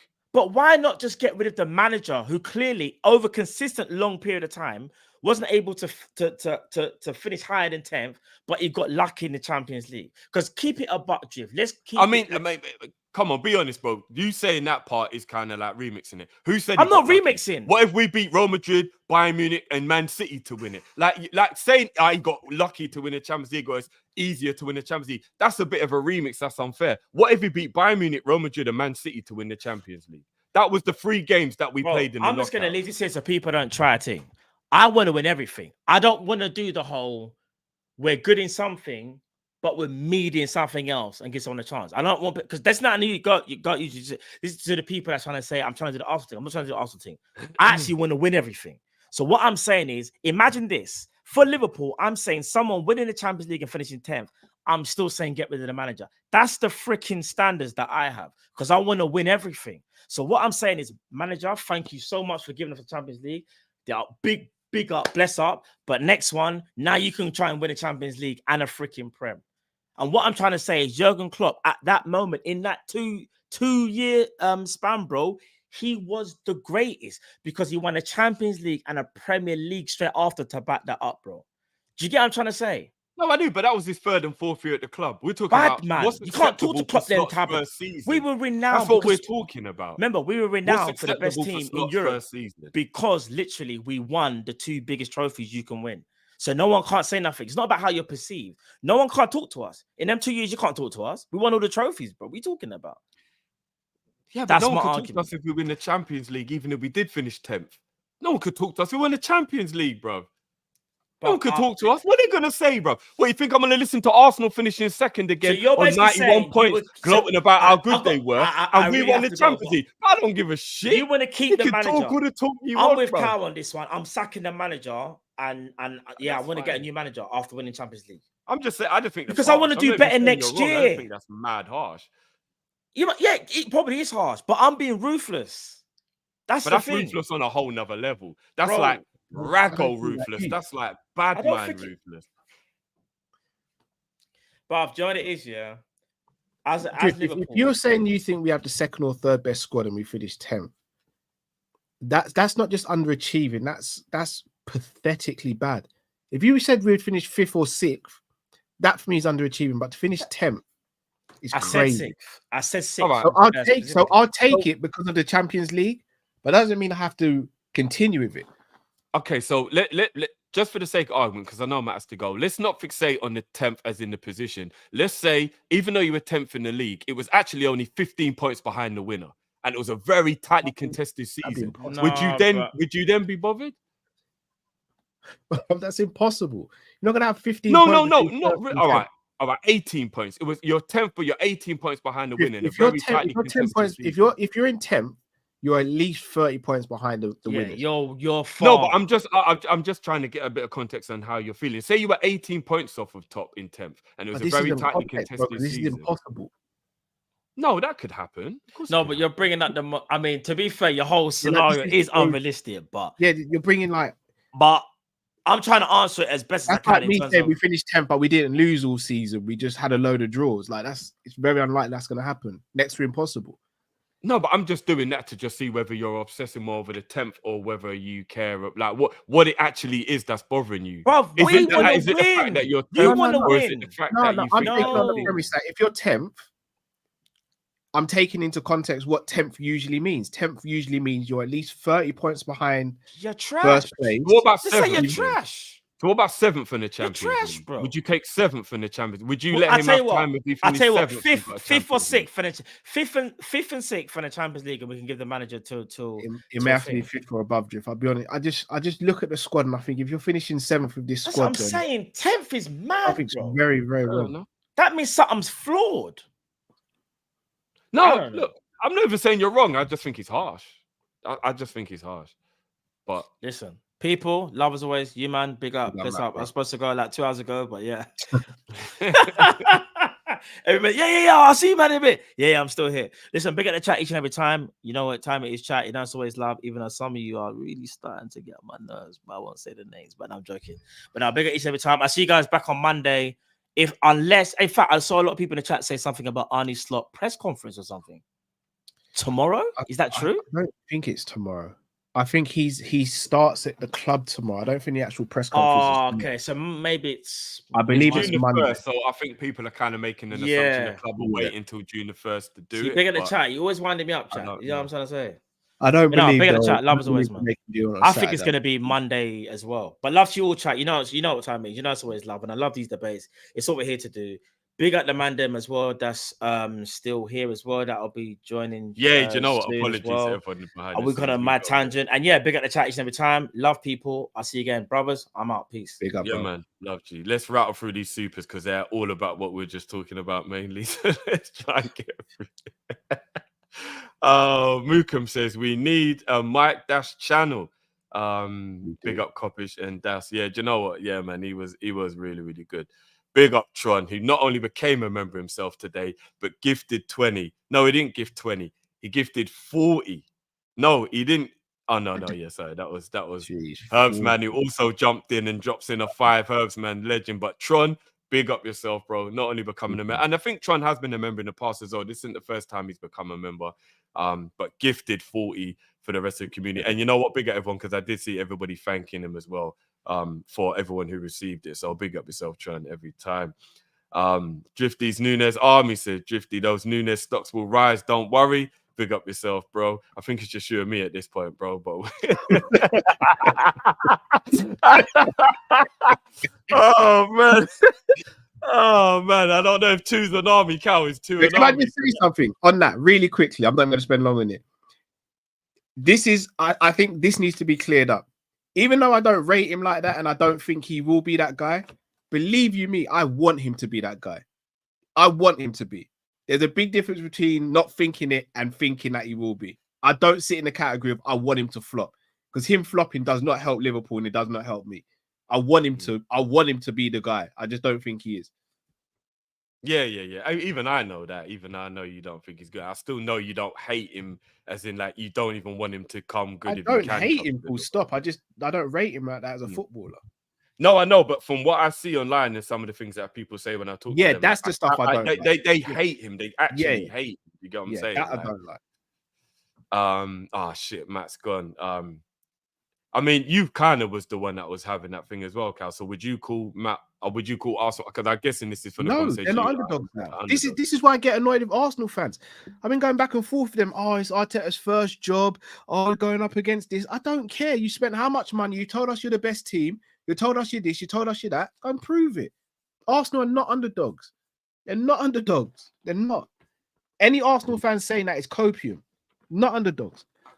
Musso says Cal is right. It's a loser mentality, Sir Drift. I'm guessing he's talking about wanting to be the underdog or thinking you're the underdog. It was more to do with the quote of not wanting to be the best, wanting to be the hardest to beat. Okay. I mean, like I said, it's first. MN is back. Drift Klopp admitted he was tired, which equally. No, see, I don't agree with that, bro. Being tired doesn't mean that you're not trying, bro. It doesn't mean you're not trying. You're still trying as hard as your body can physically go. Do you get what I'm saying? So I don't mean it means that you're not trying within yourself. You know, like it's like being tired in the 5th round of a fight. You're still trying. It's just you can't anymore. Do you know what I mean? But you're still. One thing I will say. Am I not right in saying Klopp said once in a press conference that we have the best goalkeeper, we have the best right back, and all these things? I don't know if that is a real thing or not. I've never actually checked if he has. Because if he did, then technically he's not somebody who is afraid of saying he thinks he's got something that's the best. I don't actually know if those are real things, you know. I've never actually seen it because I haven't heard him say it personally. But Silver Spring says Calvin Ramsey has a higher ceiling than Bradley in his opinion. What are you guys' thoughts? I don't know if I could go that far, but he did look really good from what I saw of him in Scotland and then the little 20 minutes or whatever he got at Liverpool. But I think Bradley's proved it now, which will make it very hard to say that he's got a higher ceiling. But I still have faith Ramsey should be given an opportunity. I wouldn't give up on him or anything. It's a tough one with Ramsey now, isn't it? Because we signed what was supposed to be like a very special talent, and now we're not quite sure what to do with him. And as I said, the summer transfer, that activity, that summer transfer just made no sense to me. What was the year we bought Ramsey? Who did we buy in the same window? We bought him, Carvalho, and Nunes, that transfer window. For me, it was the weirdest transfer window we've ever had. That was a very weird window. There was just no planning to it. No, it was a very weird window. We never played with it. No. Do you know what? There was planning, Cal, but it's wishful planning rather than practical play. So what we did is we took 3 talents that had the potential and hoped they fulfilled the potential. That's basically what we did. But the problem with 2 of them, the Nunes one, even though I disagreed with the signing, I could understand the logic behind the signing. I absolutely could understand the logic behind the signing. Firmino was coming to the end of his reign as a striker for Liverpool. We maybe wanted to go in a different direction. That's the one they wanted. It's not the one I would have chosen. It hasn't worked out. Carvalho made no sense. We never played with a 10 under Jurgen Klopp. Was never going to play with a 10 under Jurgen Klopp. But we went out and bought an attacking 10 or goal scoring 10, which made we no were sense. happy with the signing though at the time. Remember, as a fan base, genuinely, we were happy with it. Why? Because we thought, oh, Klopp's going to change formation to include Carvalho. He's the next Coutinho. That's what we were told. I got receipts. And because we thought he was good, we did think he was a good player. He looked a very talented player. Ultimately, we thought he was going to change formation because there's no point buying a 10 and not playing with a 10, right? That's what we said. Calvin Ramsey, for me, made no sense either because you've got Conor Bradley there, who was highly rated at the club, who's around the same age. But we also needed a right back who could come in and compete with Trent straight away. Put Trent on edge straight away. We all knew Calvin Ramsey wasn't that guy to do that. Could you not argue though, bro, that because Bradley hadn't gone and had that brilliant season at Bolton yet, we didn't know if he could become the player that we thought. And coming off the back of being voted young player of the season in Scotland, without the injuries, Bradley probably would have pushed Trent and come into the team. Because remember, take the injuries out, and Bradley said, take the injuries out, Ramsey would have been Bradley. Like, if you get rid of the injuries, he would have been Bradley. Bro. You do know before the injury, if I'm not mistaken, before the injuries, Ramsey didn't even play that much either. No, but he got young player of the season, though. No, so I'm talking about Liverpool. I'm pretty sure he came in and didn't play for a while and then he started making a couple of appearances, then got injured, if I'm not mistaken. Oh, yeah, but because Trent has to play, though. Trent is the right back, isn't it? What you just said there, that's the issue. Trent has to play. Trent's one of our best players, but Trent has to play. No, he's one of our best Drift. players. I'm sorry. Now, this is where we're always going to disagree. No one has to play. No one has a divine right to play for Liverpool. No, not a divine right. Not a Trent did earn his right to be playing every week, bro. But that's my point. Is last season, Trent was stinking up the place. But no, you've got to go back to the season before that for when we got Ramsey. So we just come off the back of the quadruple chase. Right, and not last season, the season before. Sorry. So at that point, Trent deserved to be playing, bro. We just come off the back of the quadruple chase. Trent deserved to be playing. Do you remember how Trent started that season? No, the Man United game. I think everybody was. I think everyone was crap that season. To be honest, bro, everyone was poor that year, bro. No, bro, Trent was standing around. Do you remember the Napoli game? Oh, it's coming back to you now. No, do you know what? I don't. Do you know? I raised that season from my memory. If I'm being totally honest with you, I don't remember anything, man. That was such a bad season. Oh my days. Big up Asian, who says, in his opinion, the last few years, I feel it was Pep's tactics. Oh, that overcame us. So it wasn't more we were doing wrong. It was more Pep was doing right. Oh, Pep Linders. It kind of was. In one of the interviews, Pep Linders kind of said in no fewer words, he appreciates Klopp giving him the opportunity to be the one to set out tactics. So to a degree, it slightly was. Samuel says Klopp was more obsessed with competing and not winning. Fair enough, bro. Big up Plano Boy, who says everything about Klopp screams underdog mentality. What you'll think about his comments. We did it the Liverpool way. For me, this is such a lame ass excuse. Prefer he didn't say anything. Now, Plano, I disagree because there is a way of being Liverpool, and that is why we are who we are. And I know we want to win, and I know we believe, or I think we're all in agreement that winning is the barometer of success. But we are a different club to everybody else, and I don't want it to become, as people call, plastic. There is something different about Liverpool. So you can look at it both ways. I don't think you can just go, nah, that's lame. You're contradicting. We're a family-based club that is all about trying to make sure that we keep the integrity and all that stuff. So you got to look at it both ways. But bro, you have to look at it both ways. You said you want us to, for lack of a better phrase, you want us to put our dick on the table and show everyone how big it is by spending bare money, bro. That's not the Liverpool way. But when he's saying doing it the Liverpool way, no, but that wouldn't be every season. Remember, that was a conversation about every now and again. We all said it. We're not saying we got to do this all the time, but every now and again you've got to do Liverpool way, bro. Yeah, but you've got to have little barometers for me. Everything can't just be rigid. There's got to be some movement. Do you know what I mean? That was just every now and again. Remember, what did we say? Once every 4 years, let's put our dick on the table and show everyone how big it is. We're not saying we just got to do it all the time. Once every 4 years, boom, Mbappe. In another 4 years' time, Bellingham. Mbappe's not a Liverpool way signing. He's not. No, that's what I'm saying. But once every 4 years, just do something outside the code. We can't be that rigid that we're just like always doing that every now and again. Because you've got to move with the times, right?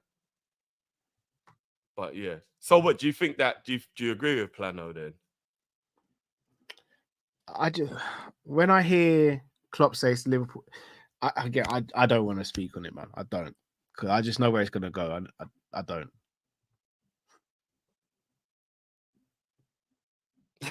I know people think this a lie. I love Klopp. Klopp's my favorite manager of all time. I'm just not gonna put him up on his pedestal that like he can't be criticized and all that. But I ain't gonna speak on him no more, man. I'm not. Oh man, fucking hell. The comments are wild. Big up Silver Spring. Says please find me Pep interview saying Man City are the best team in the world.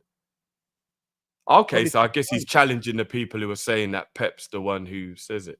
Okay, if that's the case, find me an interview where Pep said, I've got De Bruyne, he's the best in this position, he's the best in this position, he's the best in that position, the best in that position. Pep lets his actions do the talking. I've never heard Pep say, they're the favourites to win it. Never heard Pep say another team's the favourites to win the league. Never. No, you know what? He kind of does, but then people say that's because he's an evil genius and we all know what he's up to. No, man. he'll But play mind he games. kind of No, does. He there's a kind of difference. does. He'll play mind games and say, "Oh, why can't Chelsea win it if they've spent this amount?" That's mind games. No, but he's also said we're the best before. Remember, there's been times when he's Yeah, actually said no. when we were the best, he had to say we were the best. No, but everybody said he was being the evil villain and he doesn't believe it. He's just saying it to put pressure on us. People will spin it the way they want, bro. They will. But again, let's not go back down that rabbit hole because that was a mad thing. Silver also says, look at Klopp's leaving interview and the way he talks about Rodri handball or the company goal. That man wanted to win. It's nonsense to say otherwise. When was the Rodri handball? How many years ago was that? 2, innit? What that 2022? And what was my statement? I will have to fact check you on that, but I'm not going to call you a liar. I hope you do. Yeah, I will.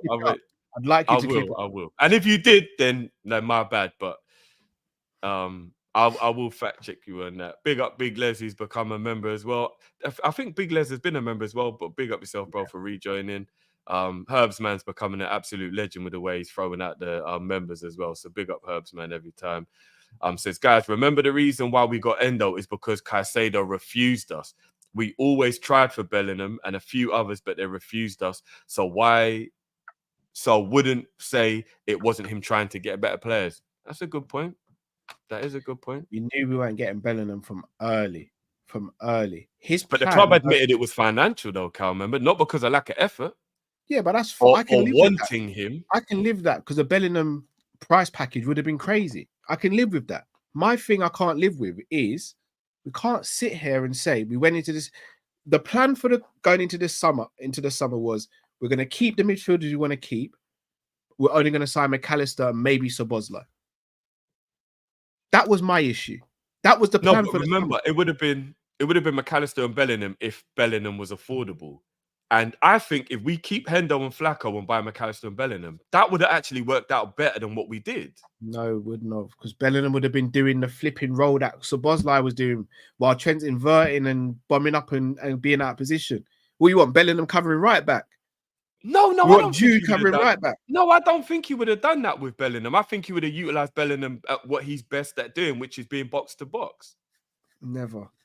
You don't think he would have had Bellingham doing box to box? No. I think he would have. And even if we'll never know. Box, like, is that the best use of Bellingham? Well, that's how Dortmund utilized him.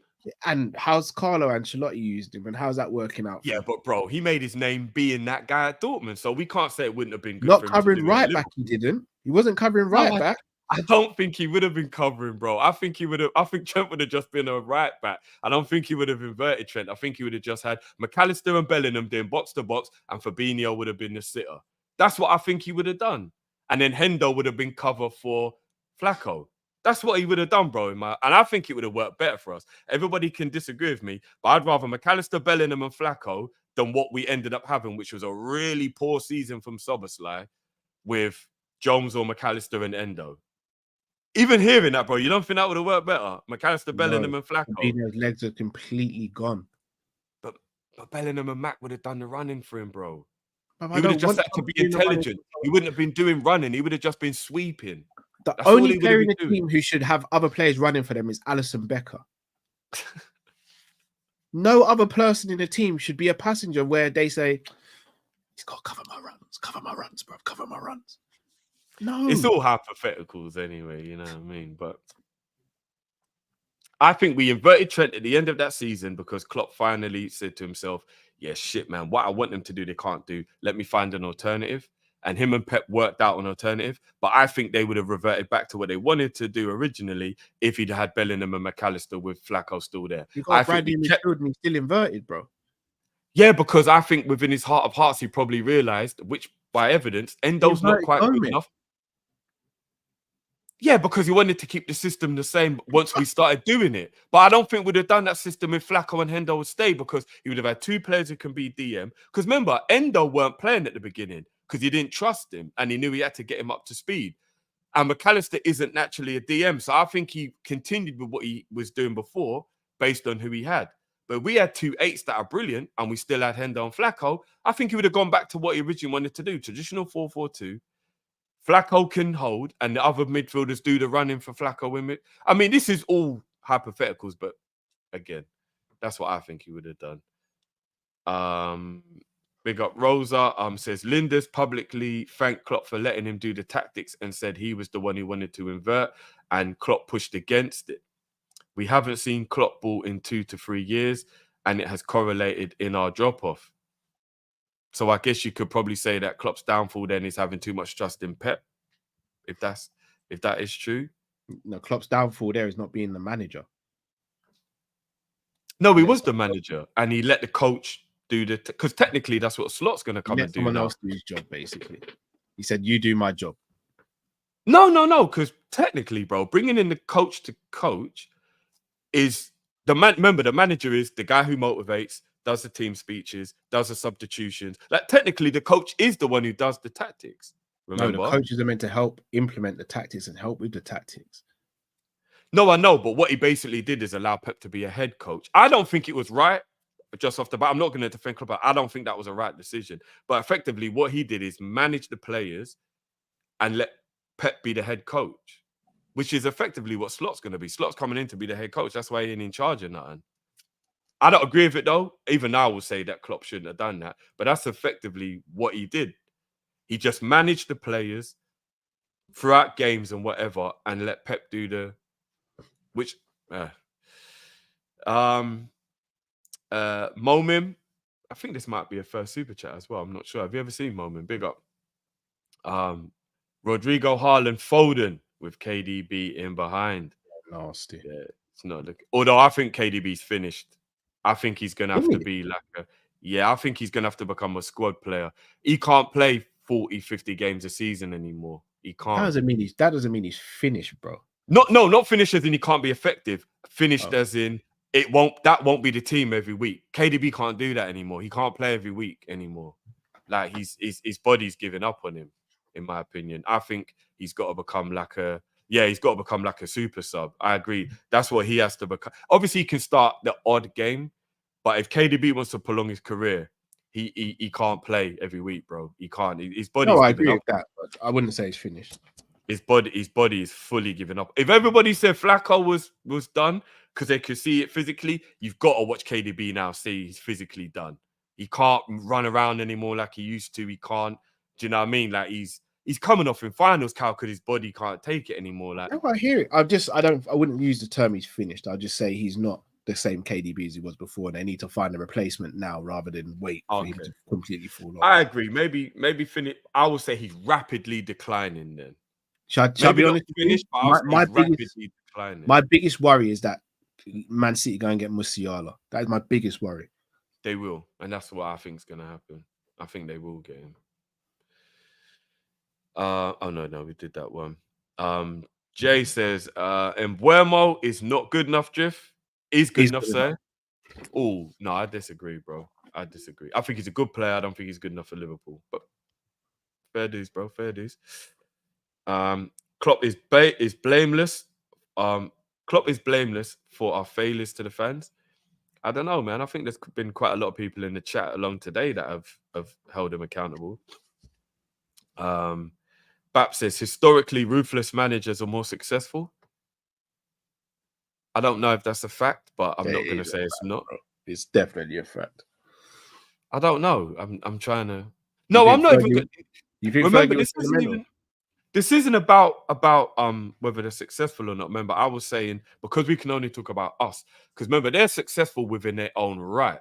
So Jose Mourinho, as a perfect example, is without doubt maybe top 3 most successful manager of all time, like top 5 at the furthest. Like if we're really looking at his trophy haul, but the destruction he leaves behind when he leaves a lot of clubs is what I'm talking about that Liverpool would be left with. So yes, I can understand that the guy might win some things within that small period of time, but he'll leave us in a mess. Conte, Mourinho, these guys come in, they win, but then when they leave, it's fucked. And I don't want that at Liverpool. You do know Klopp's the outlier, right? Klopp's actually the outlier. What? Klopp's one of the only sentimental managers that win stuff. Klopp's an outlier. Klopp's not. Again, Klopp's I don't know. I wouldn't. He's not the norm, bro. He's not the But yeah, norm. Klopp's the I outlier. don't know. I'm trying to think who is a sentimental Klopp's manager. the one. Klopp's the one. He's the outlier. He's the one you go, raw. He was like that and he won.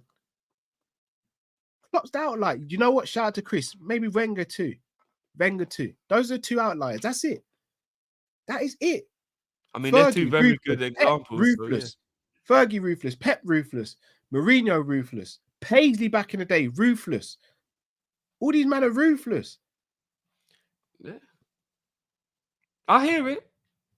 I don't think Ancelotti's ruthless. I think he goes in the Klopp category. I think he's a people person. I think Ancelotti's ruthless when he needs to be. No, but so's Klopp.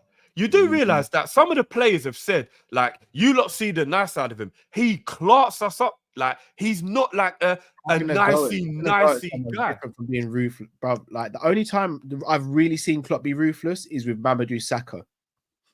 No, but Cal, you can't only say getting rid of somebody is being ruthless. If you clark someone up, you're still ruthless. No, you're not. You are, bro. Because, bro, it is being ruthless to clark. You think someone Klopp's up. the only manager that gets angry? No, I'm not just talking about being angry. I'm talking about making examples of people. Like, players have said, like, Klopp will make examples of you in training, in dressing rooms. Like, he'll badge you up in front of everyone else, and like that is being ruthless. We can't only say the barometer for ruthlessness is getting rid of you from the club. That can't be the only barometer for ruthlessness.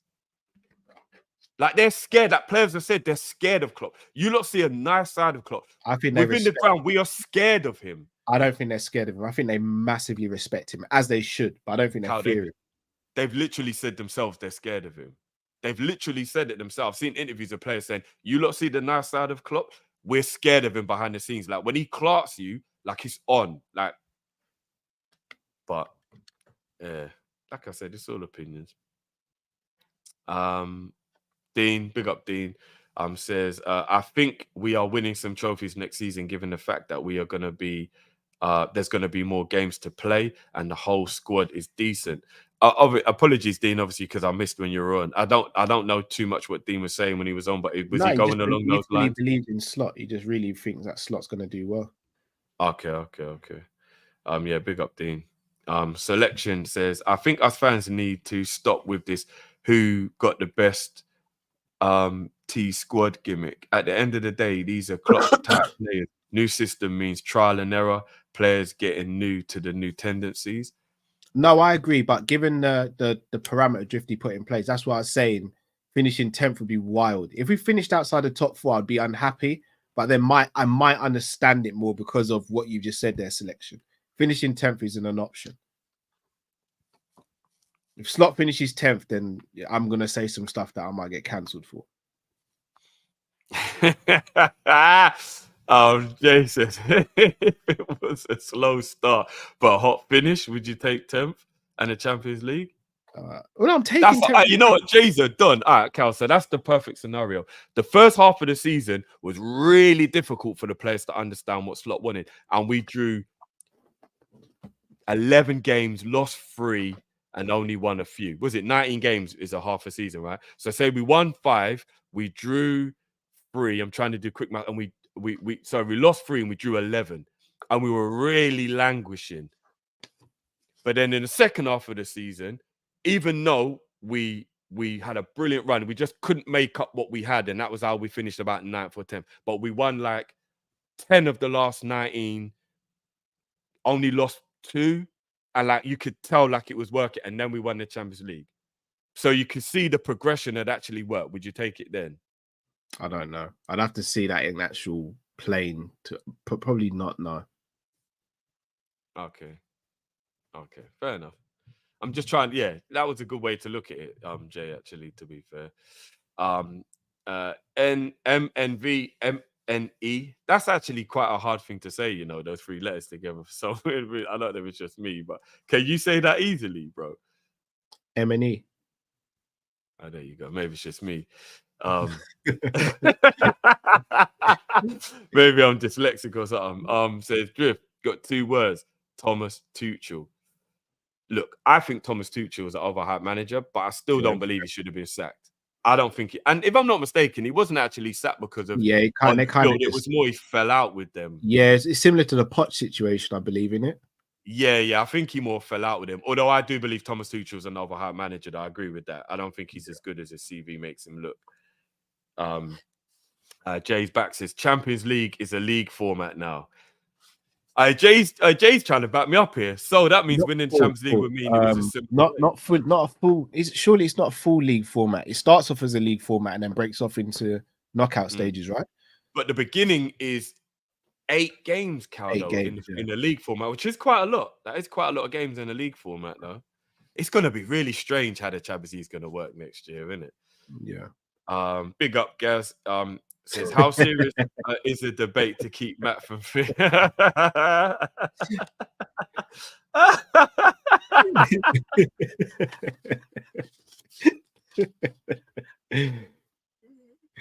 Gaz is such a legend. My days. Gaz is a wind-up as well. Big up, Gaz.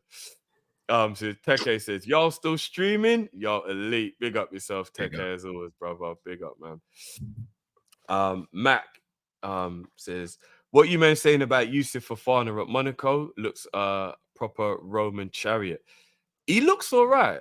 What do you think of him, bro? I think he's a very good footballer. I just don't know if he's a DM. I feel like he's a box-to-box midfielder. Quality player, though. If he could do the roles of a DM at 25 mil, which I think is the price that's being quoted, we're laughing. There's just so many. There's so many Fofanas in the world right now. You get a bit like, do you know what I mean? Like Chelsea's got 2 of them, and you know what I mean. I'm sure there's another one somewhere else, and it's like, there's just a lot of Fofanas. Yeah, it seems to be quality footballer. Quality footballer. Guys, do not give me joke.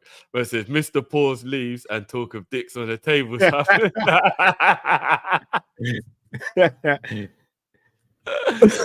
Oh man. Big Les says last night I don't think Cal did enough for Stevie. Ooh, don't do that. Oh, you're getting a heat there. You're getting a heat there, Cal. Don't do that, man. Don't do that. You're getting a heat there. You get a heat there. Jamok says Anthony, Mudryk, Fofana are 3 more failures in the top 25. I don't even know what that. I mean, I love the shade, Jamok. I'm not sure. Jamok, basic. Remember, we went through the top 25 most expensive signings, and we at the time worked out that 13 were failures, 3 were pending, and the rest were successes. These 3 possibly go. Okay. Oh, at the moment they all go in there. I know Fofana's is injury based, but they definitely all. You know what? Fofana's one of the saddest stories in football. That youth there looked like he was about to become the next coming of like whatever centre back situation, and then his career is just. Oh man, I actually feel really bad for him. Yeah, so do I.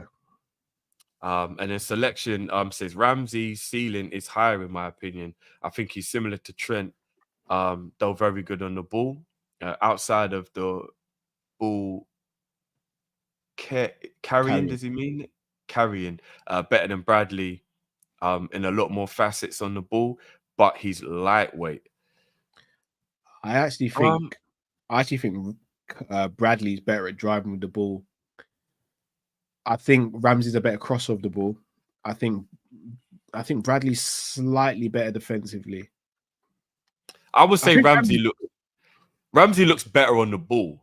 Like he's a silkier. Oh, aesthetically, yeah. He's got like more of a silkier look to him. He seems like he was a guy in the playground that could have like dubsed you up. You know that kind. Like he looked.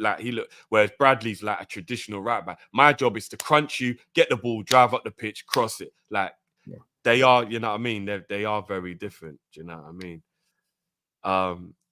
So rumor has it Stevie G was watching last night's stream after hearing the so-called fan Cal that lives with him, and he's now disappointed on his birthday. Cal, did you let the man down? I'm not even gonna lie. Did you let? All jokes aside, I'm just gonna be real with everyone here in the chat. If I ever found out I let Stevie down or I annoyed him on his birthday, I'd be devastated. Bruv, I know you. I'd be so devastated. I'd be devastated. I know you would, bruv. Oh my days. Do you know what, bruv? We're gonna bring in the next caller, and you know, big up to everyone who's had the patience actually and has been staying in the back. I'm gonna bring in the next caller. I'm just gonna go to the toilet though, bro. So give me 1 second. Yeah, go. Here we go. Big up Bruno, bro. What's going on? Hi. First of all, right? That thing that Drifty was saying, I'm calling you out, mate. Sorry, we don't celebrate finishing 10th. Okay? We don't do that here, okay? We are the bride. We are not Tottenham, okay? We don't celebrate finishing 10th place. That's not good enough. Yeah? I've told you this 165 million times on this show. Liverpool Football Club are the bride. Yeah? We are not the bridesmaid. We are not member of the audience at a wedding who watches the bride going down the aisle. We are the bride. The person that's doing a PDA. Yeah? Public display of affection. You understand what I'm trying to say when I put in that Jamaican? You understand? We are the bride. Yeah? None of this, oh, finish 10th place. And if you win it now, I expect finishing number 1. Yeah? Number 1, if you translate in every language in the world, you understand what I'm trying to say. Yeah? We don't celebrate finishing 4th. We don't celebrate finishing 5th. We don't celebrate finishing 6th, 7th, 8th, 9th, 10th. We don't do that here. Yeah? We don't sit here listening with putting Madonnas and celebration. We don't sit here listening to Rihanna. Here we go, here we go. There's a party here, and don't you know? We don't do that here. Only first place. Yeah? That's right. 10th place up to 2nd. That's what Tottenham do. Yeah? Tottenham, they accept being the bridesmaid. They love doing this. Yeah? They like to take Arsenal down the aisle. We don't do that. Yeah? They like to watch other people doing PDA. We don't do that here. Yeah? That's what I've got to say for that. Yeah, that's because I was watching it and I was like, bring me on this show right now. Bring me on this show right now because you're going to get done for this. And secondly, what was that other bit you were talking about?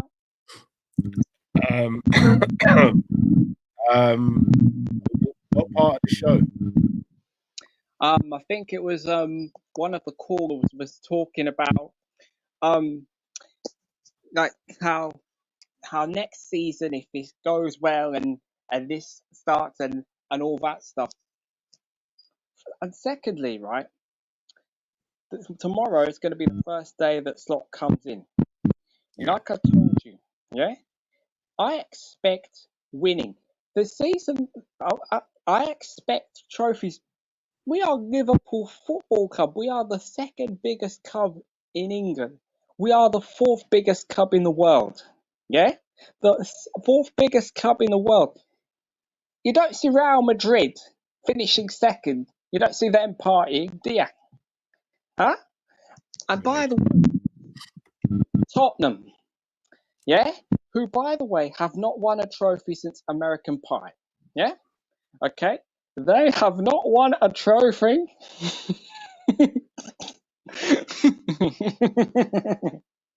Since Harry Potter. Yeah? Harry Potter. The first movie. Yeah? And as for Arsenal, they didn't win the Premier League last season, did they? It's been 2 weeks. We won a trophy. They didn't win a trophy, did they, Mr. Goonerly? I did warn you, didn't I? Back off, stay in your own lane, or suffer the consequences. But you didn't listen, did you? Now you suffered the ultimate consequence. What Manchester City achieved 2 weeks ago, that's what I expect Liverpool to do. Do you understand? Yeah? They've just done a 4P and I'm fuming. That's what I expect Liverpool to do. Yeah? Winning the title again and again and again and again. And I don't care if Man United fans get angry. I don't give a rat's ass. Yeah? I don't care if they're like, it's getting boring, it's getting repetitive. I don't give a rat's ass. That's what I expect Liverpool to do. Yeah? I hear it. And this is going to be the last bit because I've got to go because others have got to get on here. I'm going to do a bit of commentary, you know. And now it's Salah. Restart. back to Sarah. Risa, it's an absolute wallop. John Risa has absolutely walloped it in the top corner. Nothing the goalkeeper could do about it. And Roy Keane has come in. He has thrown his arm right into the face of John Risa. Something very racial here. The referee's calling him over. Oh, and he's off it. He could be off it. The red card's coming out of the back pocket here. Oh, he slapped the referee right in the face. It's all kicking off here. He's got a bad reputation, Robert Keane. He's done this back in 2004 when he kicked Aaron Haaland's dad, I think it was, back in 2007 or 2004. We don't know how that ended. It didn't end very well, did it? He absolutely walloped him when he hooked him right in the leg, right on the top of the patella area. And that didn't end very well, did it? So unfortunately for him, he's going to be suspended for 98 matches now. That's his ball, No, Bruno, your mic is going crazy, bro. Yo, I'm not gonna lie, the quality is terrible, bro. What's happening? I don't know. Maybe I don't know if is it echoing? Nah, it's like it's really bad, bro. I'm not even gonna lie, it is difficult to take. Yeah, No, I've muted it and it's gone. Yeah, Bruno, I'm not gonna lie, that for show quality, that's terrible, bro. Yeah. We can't have that. That's mad. Which is a shame because he was on a roll. But yeah, that was going nuts. 98 months valid, long. Yeah, no, Bruno. No, I gotta mute again. Bruno, apologies, bro, to cut you, but that's going crazy. Like, it's actually hurting my ears on my end. Apologies, Bruno, bro. Your mic's going mad. I've got to get on here. Yeah. We'll let you go, bro. Stay in the chat, though, Bruno. Stay in the chat. Okay, thank you very much. Yeah, no, big up, Bruno. Big up. Oh, right. Could you hear that? Or was it just? It wasn't like that. I only started going like that. I think, I think Ale just said, I think the mic was starting to die or something because it wasn't like that at the beginning. Yeah, that was nuts. That was a bit too much. But yeah, did I miss anything for Bruno? Or I mean, I'm sure I did. Yeah, you did this stuff. You did. I don't think I do it justice by recollection. I'm sorry. Bruno does need to go and do commentary, though. I promise you, Yeah, whatever Bruno's doing in his life, he needs to stop and he needs to go and be a commentator. His voice is perfect for commentating. It's not even funny. It's actually not even funny. Big up Ensman TV in the chat as well. Go and subscribe to Ensman's channel, please, people. Big up Ensman. Yeah, big up Ensman. I just want to address this one quickly before we bring in Jamal. Bigler says, "No, we know you love Stevie Cal. That's why we're disappointed." Les, allow me, man. You're gonna have me looking in the mirror and not being able to sleep tonight. Look at the other comments as well. Oh man, no, big up. But yeah, Jamal, big up yourself, bro. Yeah, are you guys good? Yeah, good, brother. How are you? What's going on, bro? Yeah, I'm good. Well, my questions was actually for Matt, so how he's not here, I have to freestyle, but it's okay. The first thing is, I'm so happy what's happening to Kylian, because you know what it is? He thought he was bigger than Real Madrid. He really thought that he could have said, you know what, I'm going to reject you guys and I'm going to stay at PSG and win the Champions League. And when he find out he didn't have the facilities for that, now he's running to Madrid. I want Madrid to win tomorrow, man. Just to show that they don't need him. And you know what's going to be? Like, they're still getting him, though, right? Yeah, he's going. Yeah. Real Madrid ain't So, telling I mean, technically, he still wins then, though, bro, right? Because he's still getting but Real Madrid move. Yeah, but they're showing that how they don't need him to win the Champions League. They're just doing it because, I'm Real Madrid and I'm buying the best players, but they don't need him to win the Champions League. And you know what's the sweetest thing, Drifty? He thought when he go in Madrid, he's going to be the star. You know what? I want Vini to win the Ballon d'Or this year as well. And keep that number 7 shit. Because, you know, all the numbers in Madrid are used up. I think he will get 11 because Rodrigo is 11. But Vini 7, Modric is 10, and Rodrigo is 11. So, yeah. Jamal, you sure they won't make sure they make some, like...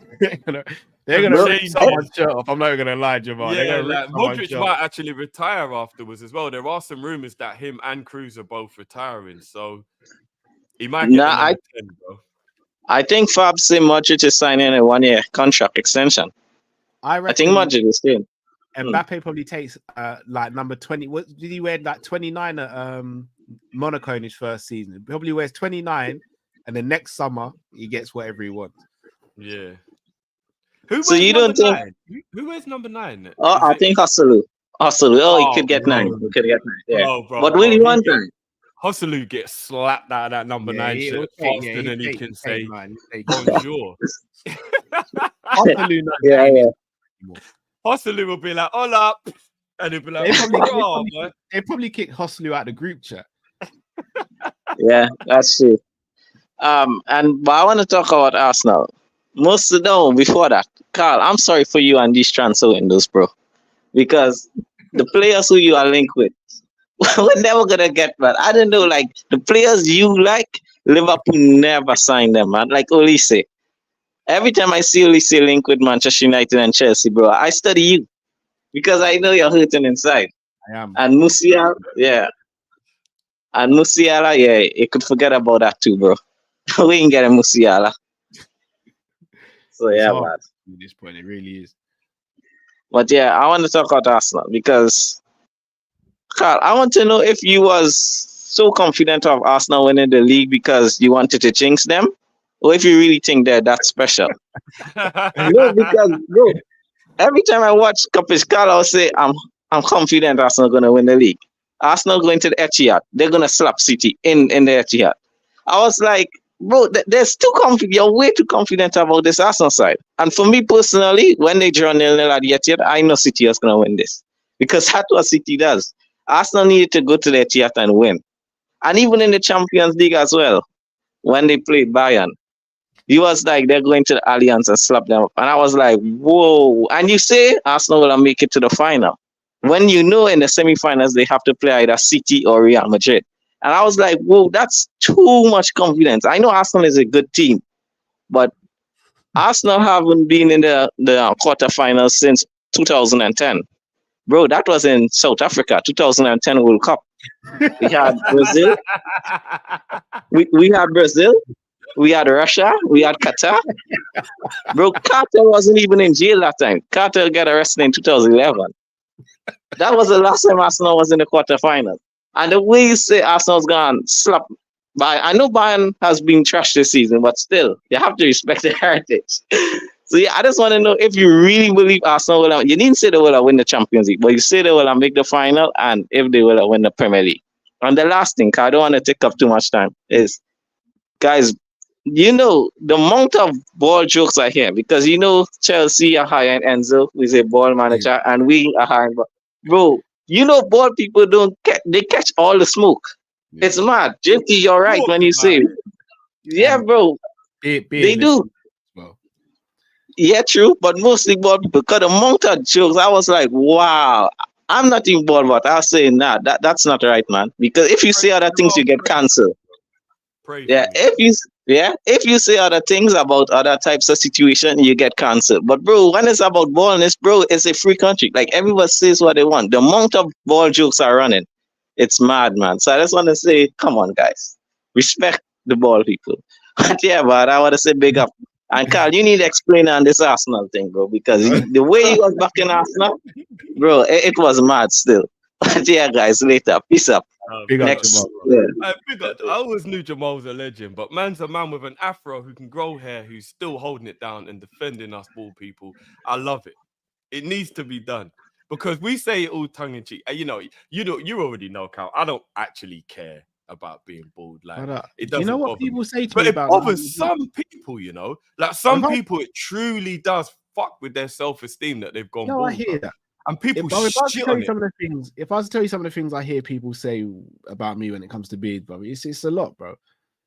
No, but I respect the fact. No, but you can grow a beard. You just can't grow a full connecting beard. But you've got a whole goatee, though. Bro, that didn't make you sound any better. This is a beard, bro. I've been trying to tell I you. know, this right? is I a know. beard. In your heart, you didn't want it to sound bad, but you just made it sound worse, bro. Like But that's my this is point. a beard, bro. That's This not is a beard, bro. beard, No one's gonna bruv. call That this is a beard. beard, bruv. That is a beard. See this bit here? I'm That telling is you, a no one beard. calls it a beard, bro. But I'm just saying, there are some people that like that they do truly have self-esteem issues about losing their hair. And like it is mad that you're just allowed to just shit on bald people and just nobody cares. Nobody cares. I'm very unfortunate that I come from the two brands of people that get shit on all the time. Light-skinned people and bald people. Oh, We no, just get stop that. shit on Stop that. No, all stop, the stop. time, No, bro. no. I'm all not the having that. time, bro. No, I'm not having that. Don't hit me with the light skin stuff, bro. I'm not buying But we that, get bro. shit on all the time, No, bro. no, you don't. No, you don't. Bro, being light-skinned is actually seen as being soft. It's seen as a derogatory term, bro. We are Oh, shit Darren, I'm on not hearing all this, the bro. time, No, I'm bro. not hearing this. I'm not hearing this, Bro, look, I don't care, but we get shit on, bro. I grew up in school with light skinned guys and they had life easy. No, But the that's people not what used to I'm turn off saying. the lights in room and be like, "Oh, close your eyes, Carl. We won't be able to see you." Ah, No, of like, course, bro. Light skin privilege is 100% a thing. That's not what I'm saying. I'm just saying it's easy. We get shit on and nobody cares. Oh, So I'm not hearing this, man. light skin is a privilege. I understand that, but we get shit on, bro. Nah, but I'm We not get buying shit it. on. 100% we get You shit ain't on. getting But like the us bald dark. thing, nobody cares if you say anything about being bald. Maybe in the nobody, bro. last 3 or 4 years is when dark skinned man has started to get some love out there in these streets, brother. Before that, it was Nah, the cold. ladies have always loved the dark skin. It's just the man what? who had. Are you sure about that? Yeah, bro, of course, bro. Oh, it's not, bro. But I my ain't gonna dark skin say too friends much, always but used to it's get more love than me, so maybe I'm just talking about my I'm gonna be environment. real with you, Drift. I became very comfortable with rejection growing up, bro. I wore it like a badge of honor, bro. Yeah, like, tell me about it. Oh, man. Oh, brother, my dark skin brothers in the chat will know. Like, it was rough. It was rough. I'm not gonna lie. All my dark skin brothers got more play than me, bro. You had Harvey from So Solid Crew, Romeo. Who did we have? You had Wesley Snipes, Tyrese. bro. We had You had Wesley. You had Tyrese. You had bro, no, we had Tyrese late. R. Bro. Kelly. What are we talking about? Yeah, maybe not now, but back in the day, bro. We're not talking about now. What? Wee man. No, but we're talking about before the madness. We're talking about before the madness, bro. Like, anyway, you know what I'm saying? But no, the bald thing, I'm not gonna lie, we get shit on. But anyway, that's my fake rant. Because I do feel sorry for the people who actually hate being bald. I do feel sorry for it because it does actually mess up some people's self-esteem, and it is crazy. You can just shit on bald people whenever you feel like it. But yeah, Arsenal, bro. You have to answer for your Arsenal crimes. So I'm gonna be completely honest with everyone. I didn't look at Arsenal and think they were that amazing. I just thought City were dropping off. That's what I thought it was. I thought that just City were just dropping off. And I thought Arsenal were in the right time at the right place to take advantage. But thank God they didn't. I never thought Arsenal was special, though. We should have won the league last season, realistically. We should have. And we weren't even in our final form. I just think City took advantage of the fact that Liverpool and Arsenal lost their bottle. I don't think City were great last season. I think some of their players were immense. Foden was immense. I think their defense really held up as well. But apart from that, I think City were they weren't the City of old. But we spoke. I was genuinely concerned. What did I say? If Arsenal win it, I'm done. I will be honest. I believed that they would win the league. But I could sit here now and say it was 50-50. I think their squad was good enough to win it. Also, including what you're saying about City definitely dropping their standards. And something you said, everything was falling into place for Arsenal. Anytime they played a team, players were missing. Arsenal were getting all their players fit.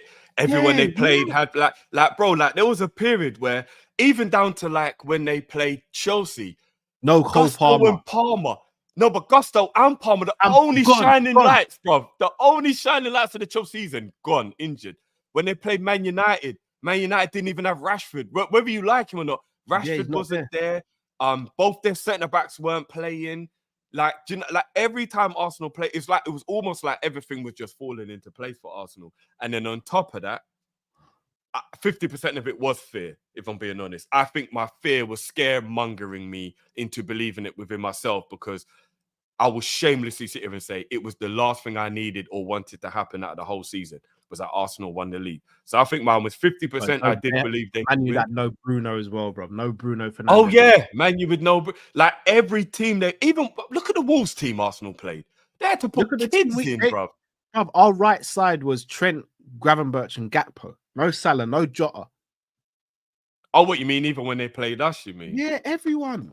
Yeah, it was actually crazy that every team Arsenal played in that run-in had players missing during the game that they played Arsenal for, and then randomly before or after, do you know what I mean? The players would be back. Like, I think Palmer only missed the Arsenal game. Yeah. Literally, I think that was the only game he missed, and then he was back the following game. No, like when Endo they played against Arsenal either. No even Endo. Tottenham. No Rodri for Man City. Am I not mistaken? Weren't Tottenham missing one or two players when they played Arsenal? Yeah, as well? Was it no Udogie and Udogie?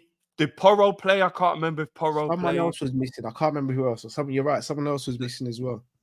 Like, it was crazy that every single team they played seemed to have one or two of their key players missing. So I thought everything was going to fall into place. I really did. But Man City, remember, Odegaard was playing spinning penalties in our penalty area of the ball as well. Like, yeah, it was. Yeah, man, it was mad. It was mad. Couple. Oh, did you star these, bro? Because they're not supers, but they're starred. Yeah.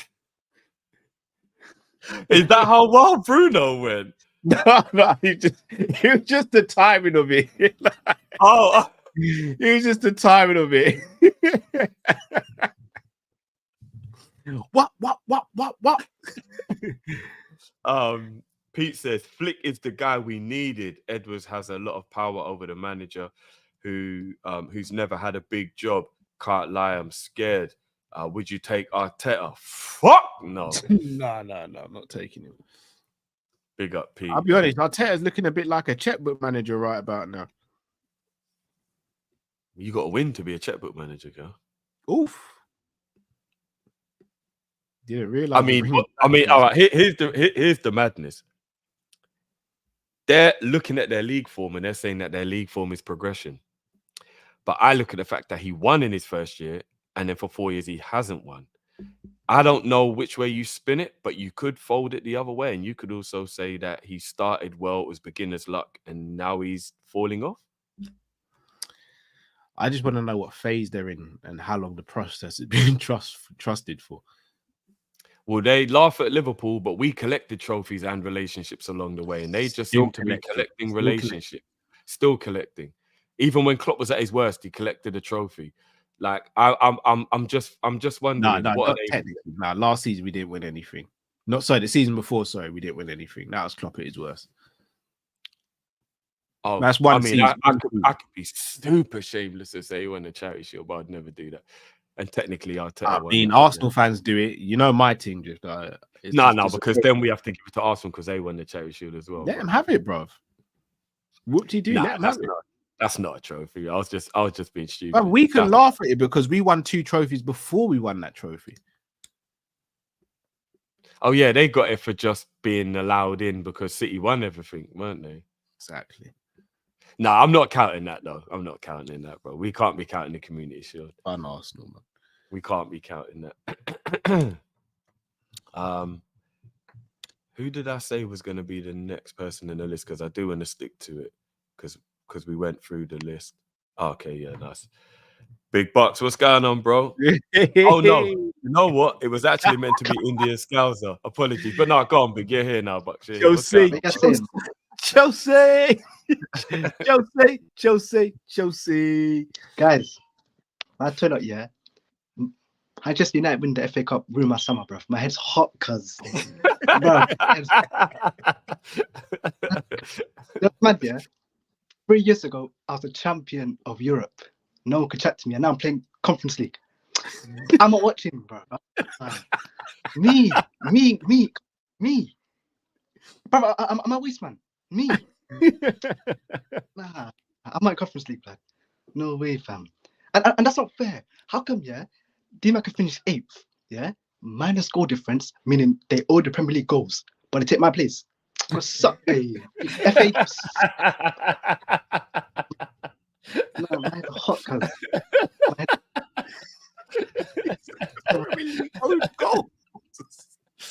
They owe the league goals, but they're in debt, cuz.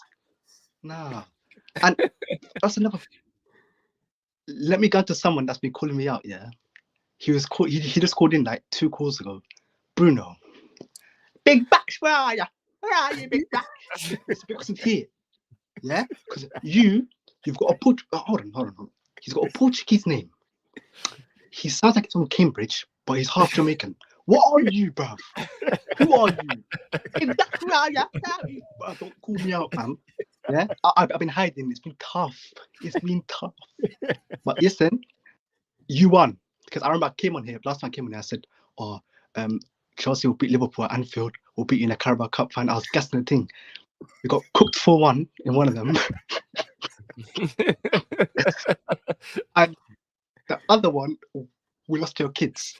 Let me tell you about that day.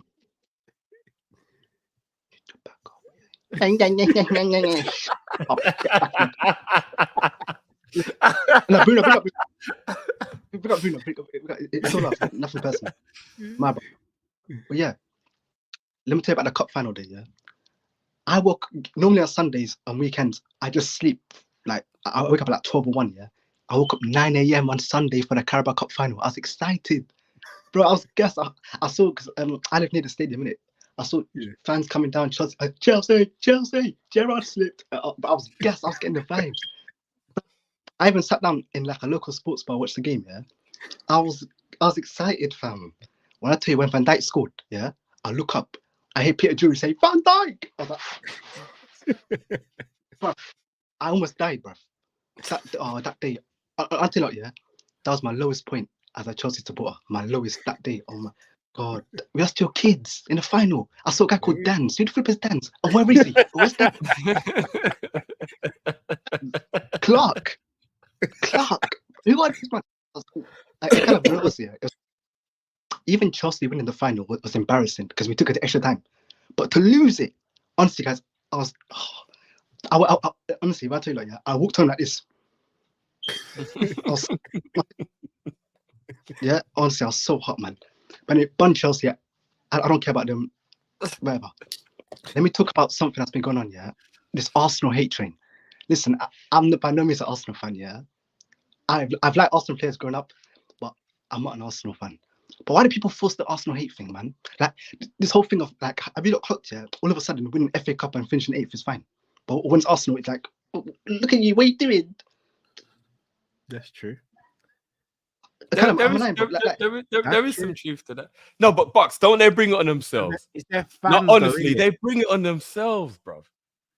Nah, I hear it, but like me, like I like football banter, yeah, but be fair, man. Treat everyone the same. Why is it with Arsenal? No matter what they do, it's different. Now they're back to challenging for Premier Leagues. Did Lee catch you or something on road? Did Guna Lee catch you on road? He's a unit still. Is Guna Lee behind the laptop? Turn it around for a second.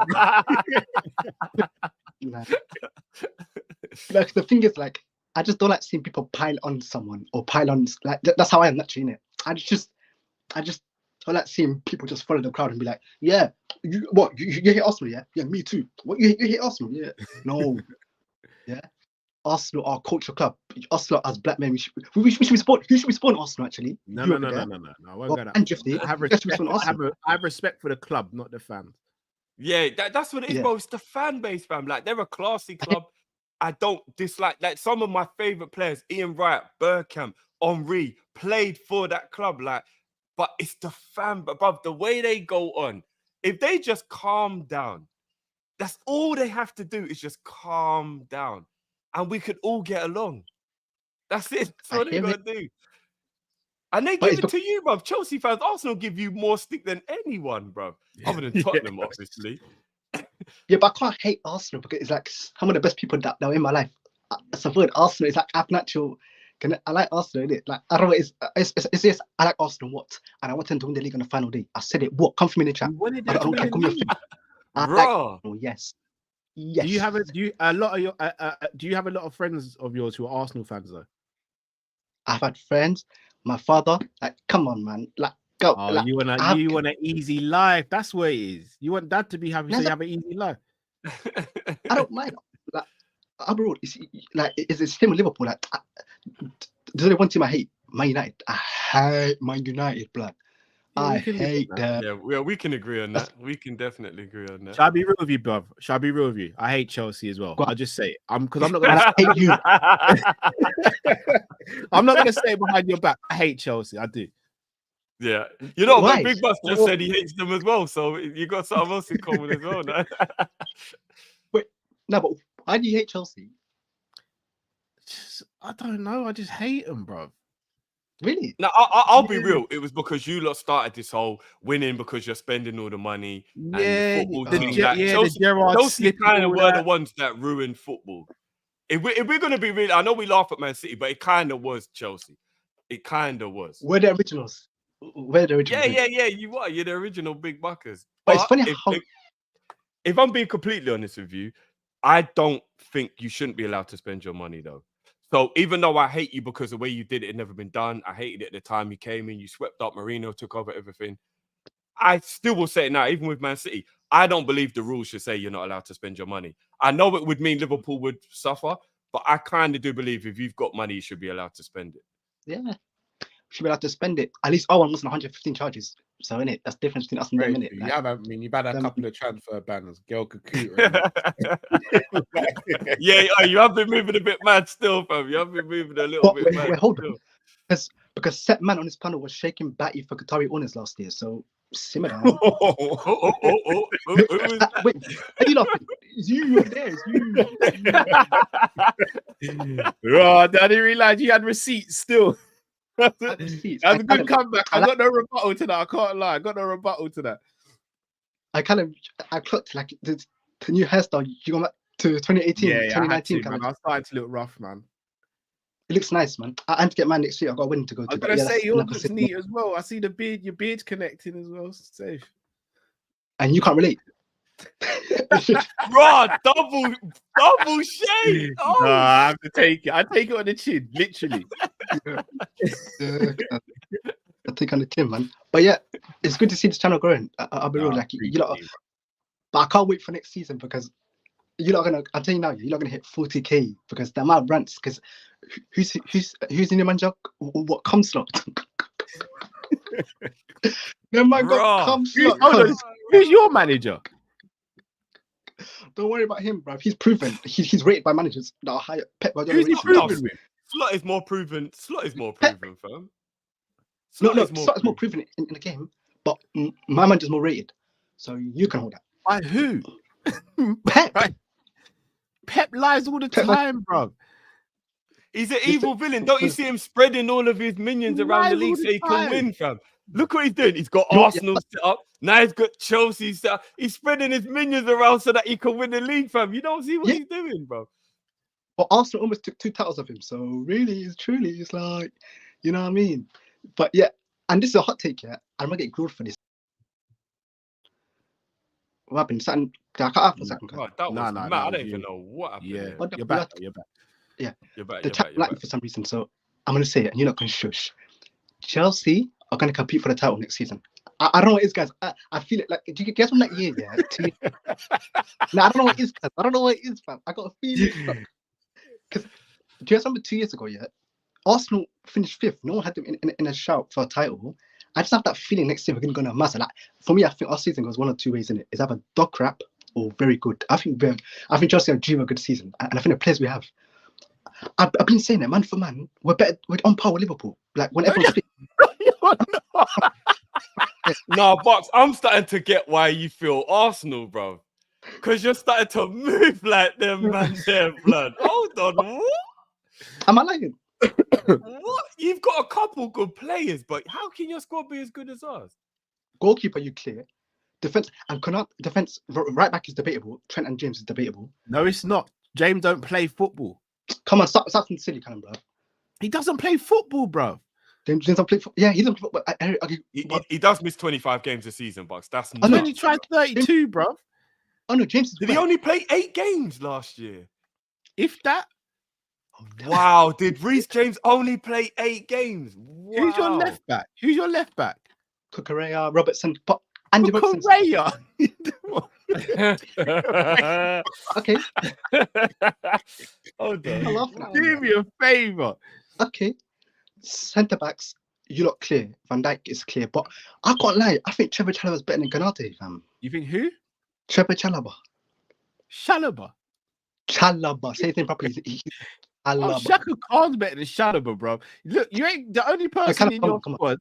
Only person in your starting 11 that might be able to get into ours is Cole Palmer. And Kunku, when he's fully, come on. And Kunku on the left. Over who? Oh, where? Left forward. No, you're all right, thanks, man. Is he Really? going to make it through 60 minutes? Okay, Caicedo starts in DM.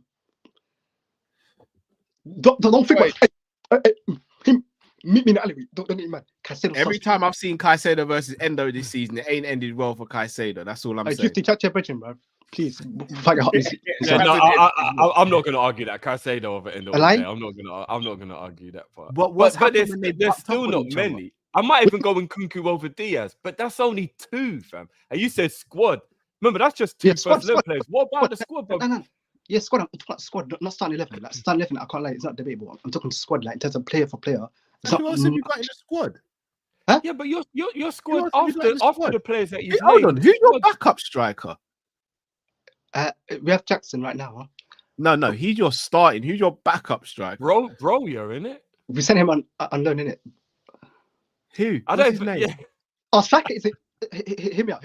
Our main striker is meant to be in Kunku. Is meant to be, yeah. But obviously he never played. Jackson's meant to be backup. Do you get it? But he started. So he starts. Reece James played 11 games in all competitions last year. Yeah. That's mad. 50. No, that's wild. 50. I gave up on him. I didn't finish most of it. But Bucks, this is the worst part. The appearances isn't the worst part. Minutes wise, he only played 421 minutes. Yeah. I can't drink 40 minutes a game. 40 minutes a game. That's mad. That's power league, bro. You play power league. I'll compare Reece to Trent. Do better, oh bro. My days. No, but oh my days. No, and he's been sent off 3 times. Yeah, no, twice. Yeah, twice. Guys, guess what? He's missing the first 3 games of next year. He's missing the first 3 games already. Yeah, for the red card. Yeah, he got a red card. Oh no. I can't like James. I can't defend him. He's moonlighting. He's got a job on the side. He's moonlighting. I'm convinced. It's weird, isn't it? I don't. Yeah, tax evasion. It's got to be tax evasion. He's moonlighting. But guys, because he's light skinned and hench and he's got a screw face, he's got to start rating. He's one of our own, making captain. I've never heard James speak. Everyone, guys. Yeah, everyone, even your captain situation, Chilwell James. Yeah, Chill. Oh man. Everyone, You're not competing for the title next season. You're not. If Poch was still there, I think you'd be shooing for top 4. Yeah, but that's even what I'm saying. now, I just think ability-wise, we are. I don't know. There's something that gives me confidence. Listen, we'll come back next year, innit? But we will, and I'll be laughing again next year. I promise you. I'll be laughing, yeah.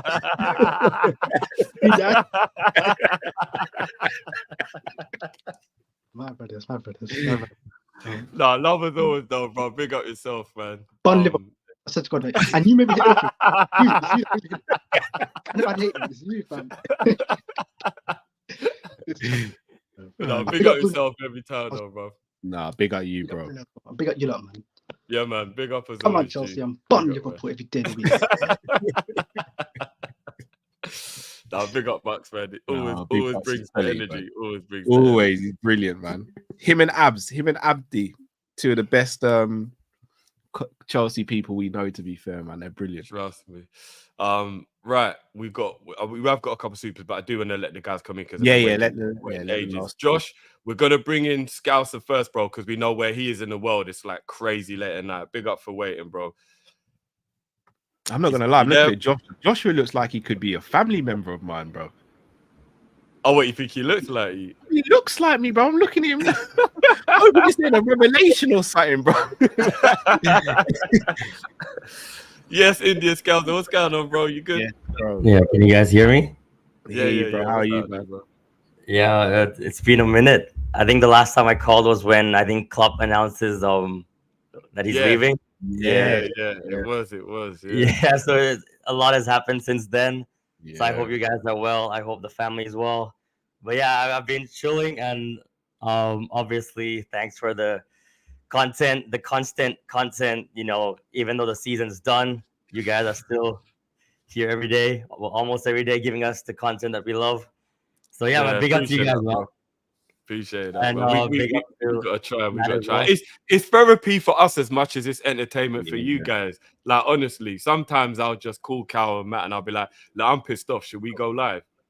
Yeah, Do you and know what I mean? obviously It's Drifty therapy. on your channel as well, so people be subscribing always. And yeah, I mean, there's no question really. I just wanted to catch up with you guys because I was actually in the UK last month. Well, it's actually the 1st of June here because it's almost 7 in the morning. It So is here now as well. We Yeah, just yeah, gone just, past midnight, so it's 1st of June oh here yeah, now. yeah. So it's almost 1 a.m. there. You guys are on for like 4.5 hours now. So absolute legends. But yeah, it's almost 7 a.m. here. I haven't slept. I've been waiting for this, but I know it's once a month now, so I have to try to get on, and it's been a while. And tomorrow's a Saturday anyway, so there's no work or anything like that. Well, No, big today. up, man. But I was there in the UK in the beginning of April. So if I'm not wrong, I was there. My flight was on the 2nd of April. So I was there for the Sheffield United game at Anfield when we beat them 3-1. And I was there at Old Toilet, when we drew them 2-2 at Oh, OT. So I was there for 2 games. Obviously, the Liverpool game, I was in the cup end when McAllister scored that screamer. So yeah, when Mac 10 scored that, yeah, the cup end just erupted. Well, Anfield erupted, and yeah, I just lost my voice from the trip because it was my 3rd time in the UK, but my second Premier League was the Liverpool Sheffield and then United Liverpool at OT. And I got a chance to go for the stadium tour at Anfield for the 2nd time since 2019. And I believe that time the Champions League was with the players on tour, preseason tour. So since then, 5 years, obviously we won the remaining trophies with club after that. So that's why I wanted to go for the stadium tour. And yeah, I mean, the experience was surreal, especially in the cup end, because the first time I went there to watch against Bournemouth, I was in the Kenny Dalglish stand, well, Sir Kenny. So this time it was a different experience. And the United game, I was actually there with my cousin, and he got a ticket with the home crowd because he supports United, and he's studying in Leeds, by the way.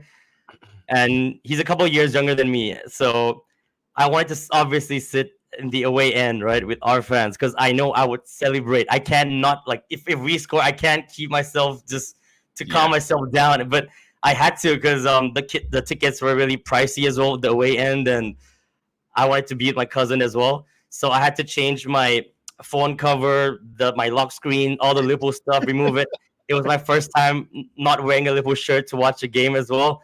And even though, it would be inside my jacket, but I just didn't want to risk it. So, I mean, when Diaz scored the first goal, I was just obviously like celebrating inside, and my cousin could tell because I was like just squeezing his legs, and I was like, Lucho. But then I think Kwanzaa made a mistake. It was 1-1, and then obviously they went up 2-1. Yeah, but then when Salah got the penalty, I mean, when Harvey got the pen, and then Salah scored the equalizer. Yeah, I just couldn't celebrate, but it was so hard to tell you guys how I was feeling, because imagine being in the crowd with United fans next to the Stretford end, not really there, but next to the corner flag, and the way they were just chanting "You Scouse bastards," and Jurgen's cracking up like I was gonna lose it. So. I wouldn't be able to hold myself in. Because here I have to deal with my friends who are all United fans, and I can just talk my shit here. But then there, I know I'm not gonna come out of there alive. Yeah. But yeah, the experience was great, and obviously, my cousin actually showed me the nightlife, the party life, because the first 2 times I was there, I was actually there with my family. So this time my cousin showed me the party life there. It was actually in Leeds only. Actually, went out with my friends in London as well before I came back. So yeah, I mean, it was a great experience there. Yeah, I mean, here we do find bars here that closes in the morning, but it's really hard. But there, my cousin took me out drinking all 3-4 nights till like 6 a.m. But Bro. and obviously the weather it's just complete opposite. Here it's sunny and hot every day. There it's raining almost every day. Yeah. So yeah, but yeah, I don't want to like keep. I think there's another caller, and you guys have been here for a long time, but I just want to touch on one last thing, and then I'll ask you guys about the Champions League, the prediction, the final for tomorrow. I just want to say a lot of people they're not gonna like this, but I'm actually with you, Drifty. I still believe in this guy. Well, I will just talk about him a bit. We got another member of the team. There's 3 of us now, bro. There's 3 of us. That's it, bro. There's 3 of us. So the thing is, actually, it came to a point where I was like, there was a cutoff point where I just lost it. I think it was the Everton game where everything, his touch and everything, he was slipping and everything just looked so off. I think that chance he had to equalize, he shot it straight at Pickford instead of placing it.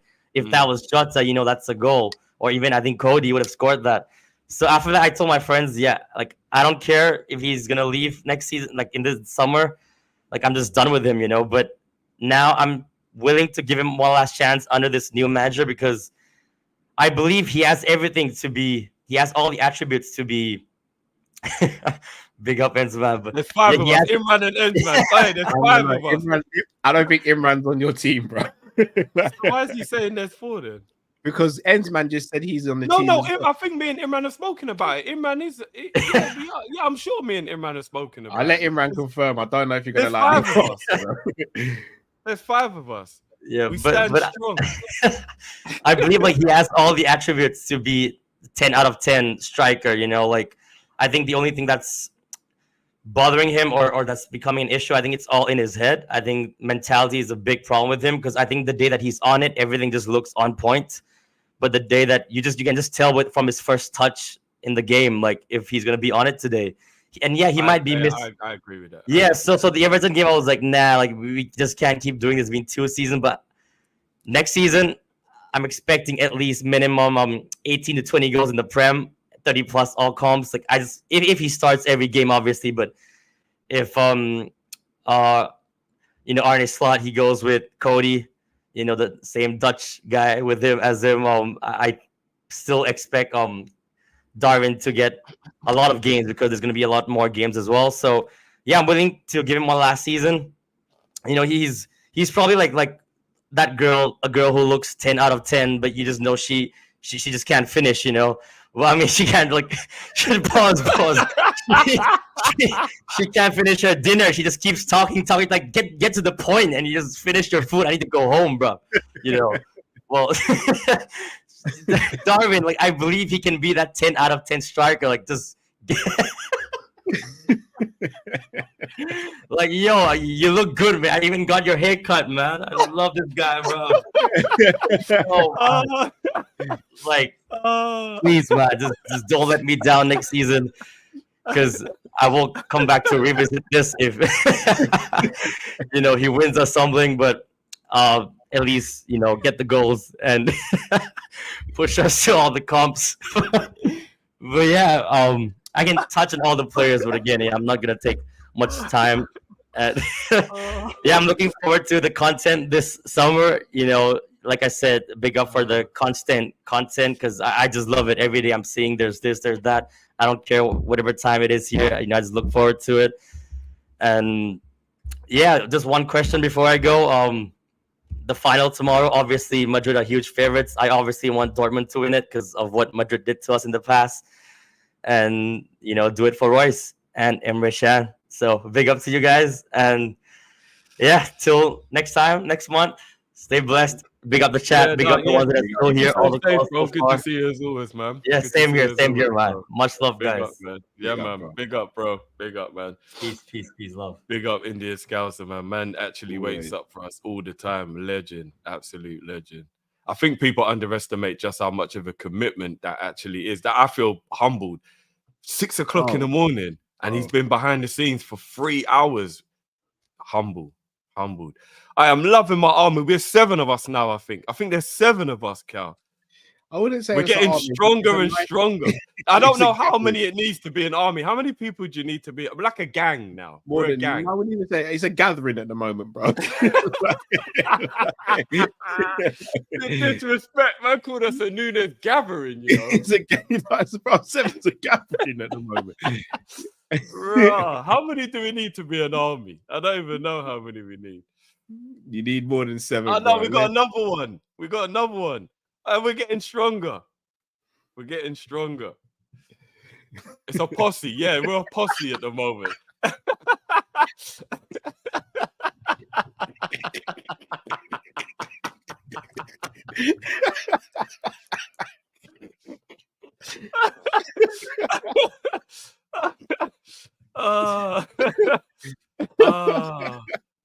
Cameron called it a gathering of hope, you know. You lot are wrong, man. You lot are wrong. You lot are wrong. You lot are wrong. You know, actually, in fact, Cal, please do me a favor for real. Ismail's got a point. Put a thing in a poll in the chat, please. How many people are giving Darwin another season? I actually want to know out of curiosity. Man, now big up yourself, bro. Every time. Man. Oh man. We're a posse. That's what we are. With the Magnificent 9 at the moment. That's what we are. We are the Magnificent 9. Right. He's waited ever so patiently as well. Is this going to be a Callum, this is your life?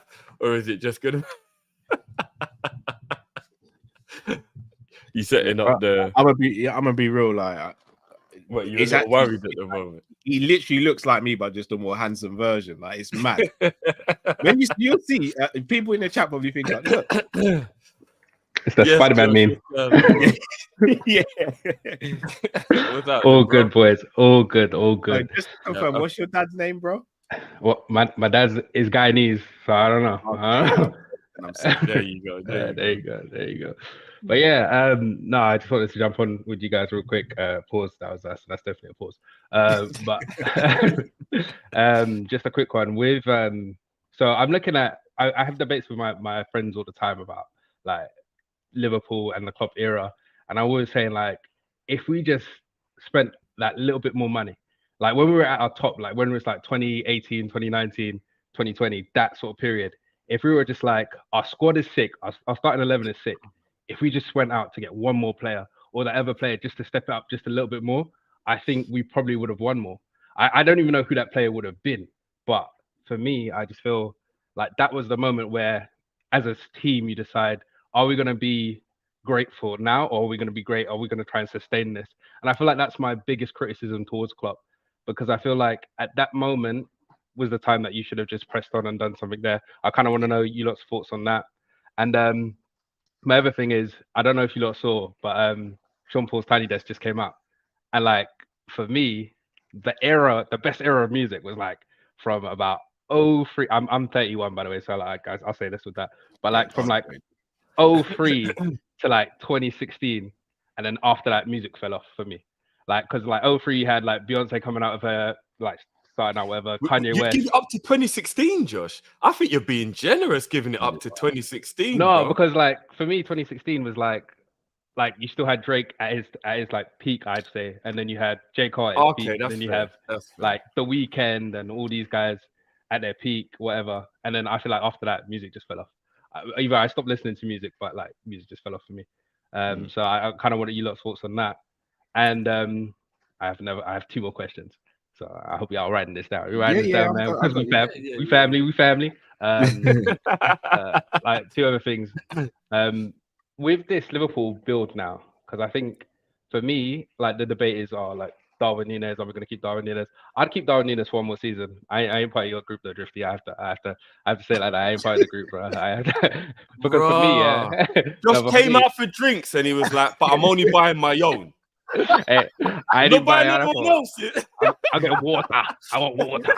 All Nah. fair dues, fair dues. Nah, I can't even lie to you guys. I was that guy at work that I used to work for Foxes, don't hate me. But I was that guy that was like, look, if anybody offered like coffees and stuff like that or teas, I'd make it the worst and nobody would ever ask me again. That's the kind of guy I am. That's the kind of guy I am. But nah, so like my whole thing is in this rebuild right now, I'd be like, look, the striker thing I want to get sorted out, but I want to get it sorted out for like the cheapest way possible. That's why I brought up the other day the buyback clause with Solanke. Because like if Solanke is going for like 60 million, we've got a buyback clause, and then we've also got like what was it? Not only a buyback clause, but like if someone sells them off, we get money from it as well. I think it was like 20% or something like that. So I reckon we can get Solanke for like 40 mil or something. And it was in the Echo. I know a couple of people said like, that release clause is done now, whatever. But they put it in the Echo when we faced Bournemouth for the second time. So like it was this season. So I think there's still something in that. And obviously the guy that brought him there is our director of football now. I think I might be wrong about that, but you're right. There's an existing relationship there. But I also look at Ivan Toney as well, like one or the other, because I wouldn't spend a lot of money on the striker position because, like somebody said earlier, like we scored a lot of goals this season. It wasn't that, but I feel like on the flip side of that, if I'm a defender, if I'm Virgil, if I'm Kanate, and I'm seeing my strikers miss, knowing that all this team needs to do is one quick counter attack and then we're down, I think that demoralizes everybody. And I think that's a massive factor. So for me, I would get a striker. I would get like an Ivan Toney or a Solanke, just to put pressure on Darwin Núñez. Even though I don't, and if Darwin Núñez cracks, he cracks. Fair enough. You go off into the sunset, and then but at least we'll know. But my whole thing is, I think the problem that Liverpool have with Darwin Núñez, Diaz, and Salah is that we can't defend from the front anymore. And that's why there's gaps in our midfield, and that's why there's a lot of pressure in the midfield to do more, and then the defenders to do more as well. So it's just like, if we get someone like Kudus, who might not be super efficient, as I don't know, our team is not really that efficient, but like Kudus doesn't score as many chances, but what he will do is press like a demon. Like he's on that, and I think that brings a little bit of something into our team. And I really want to see Cody Gakpo on the left hand side.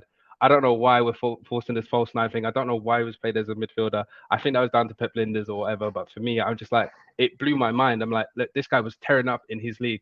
So hopefully Arne Slot sees that and then plays him in his correct position. I think that brings the best out of Gakpo. I really do. Because when he played on the left, I thought he was pretty solid. So I want to see that done. And then I feel like the midfield is an interesting thing for me because like Trent, I don't want to see him as right back anymore. I want us to ball out and get Frimpong. I want us to get Frimpong. I think he's excited and have a Dutch connection within the team. Pay him a right back, and him and Bradley both go at it. But like for me, Trent, you have to be a midfielder. I think, and I was talking to my dad today. My dad's a big Liverpool fan. The reason why I'm a Liverpool fan, and he was like, oh no, like Trent, I don't want to. Trent doesn't track back. He won't track back. I think Trent will have a different passion in the game. And also, I think we should get a DM, but I'm not pressed for it. And I'll tell you why. Because I feel like Trent, if we get everyone defending like the old team did, like Mane, like Firmino, like Mo Salah never really was pressing like that, and I think that's why Mo Salah probably lasted that long. But like if we get other people pressing a little bit better, then I think you can have McAllister and Trent in certain games. In other games, you might need to bring in an Endo, like in the bigger games when there are more effective midfielders. You maybe bring in an Endo because I don't want anyone to block. I'm going to pronounce his name wrong, but Stefan Begatic. I don't want someone stopping his progress. So if you're going to get a DM, don't get like a 23-year-old, 24-year-old who's going to stay there and probably block his process. Because if we're saying Trent, you're going to be a midfielder now, then we're blocking pathways, and I don't really want to do that. I think Stefan, let's call him Stefan. I think he's I think he has the prowess to like really take over eventually and become a solid within the team. But for me, I want to see Trent. I just want to see how it goes. Because are you telling me that this generational player that we all believe in can't do what we saw Declan Rice do? And I know they're different profile kind of players, but I think as a team, I think it's possible. You tell Trent to defend a little bit more, start off deep, be the quarterback role. But I don't think Trent is slow. Yes, he gets burned out by a couple of wingers, but he's probably facing the fastest player on the other opposition's team, and that won't be like that in the midfield, especially if you've got a partner who's as clever as McAllister. So I just think I'm not pressed. I'm not pressed to get a thingy. I'm rather spend a lot of money on Kudus, get a striker, get like an Ivan. If you can get Ivan Toney for 40 mil, do it. Because you still have Jota, you still have Núñez. So it's not like you're the focal point, whatever. You'll probably still be a rotational player, but it's whoever's going to be a great finisher for our team. Let's have that. Let's have that going. So like those are the things that I would do like for the press, for the build. And then my last question. I know I'm going on a bit, but my last question. My last question is obviously we got the UFC tomorrow, and like I've just started jiu-jitsu, and I get humbled, guys. I get humbled because like, I feel like I'm a big guy in it. So no, I'm not that big, but I feel like I always say this at work. I'm like the average guy. I've been going for just nearly 2 months now. So not a long time, but like you learn things quickly. And I've been watching UFC since whenever Brock Lesnar joined. Like that's when I was like, oh yeah, I'm in. I'm a WWE guy. Let me just start watching this from now. But so like tomorrow, I think my scary thought on it is that I think Islam has staph infection. I think he has a staph infection, and I think that might affect him a little bit. And if Dustin Poirier is saying like, look, this is my final chance, my final bout, because I think he's been saying like he might retire. Where is it? Where's he got the staph infection? On his leg. I think he's got on his leg. Yeah, on his leg. What, in kicking? Is it in kicking range? No, but it's more about being on antibiotics and all that. It drains you when you've got it. Oh Yeah. no, but I'm even thinking about if it's somewhere where Poirier can easily kick. Jesus. Oh yeah, he can kick it. Yeah, he can. If he just keeps on kicking, how's he supposed to firm that, bro? You won't be able to firm it. But with these Dagestani guys, yeah, they always struggle with a cut, man. They always look like they're on death's door. But when it comes to the fighting thing, they're on it. And I think Islam, that the Sambo thing, it's the Sambo thing that people just don't respect, and I don't understand it. The way that these men, because they put everything together so well, because like I said, I'm learning jiu-jitsu, which them men don't respect, because they're like, what's the point? Like, you're holding people down. Like, what's the point? Like, what we did. These men will keep smashing. Like, I smash these guys, smash them. And that's what they do. Like, it's crazy.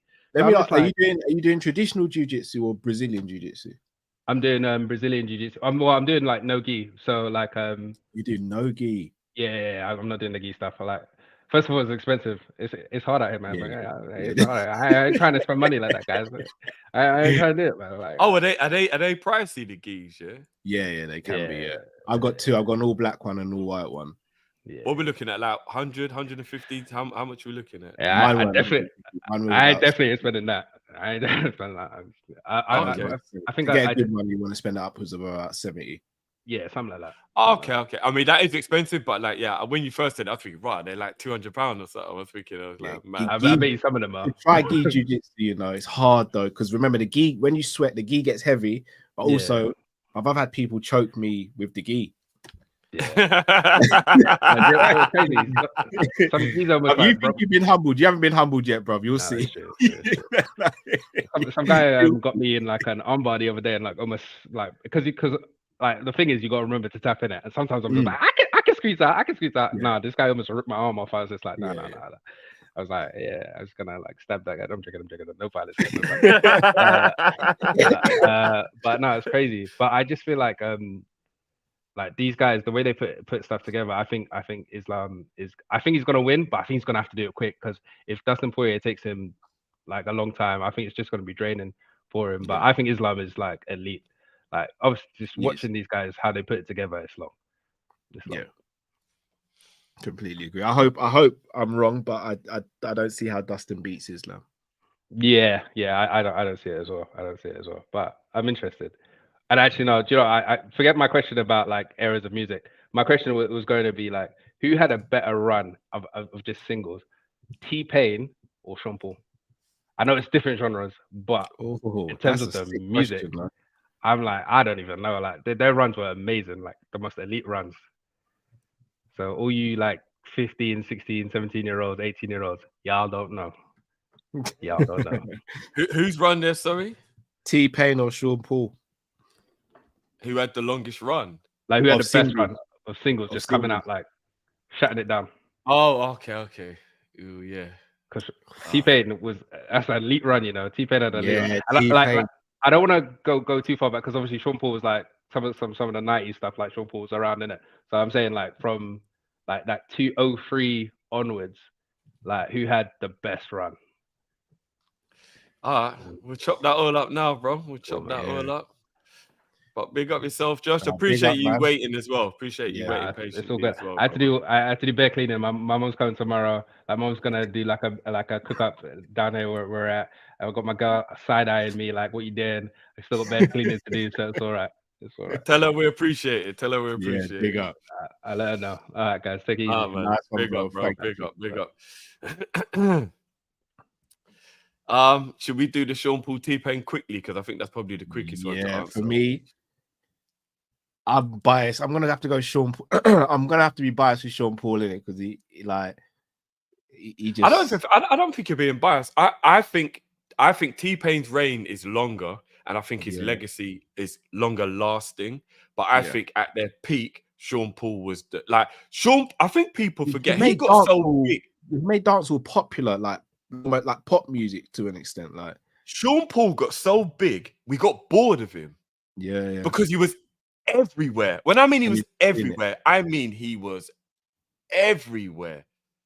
Everywhere. Top of the pops. He was on top of the pops and all that. Bro, stop banging on the damn furnace. Like he was Get the hell out of my house.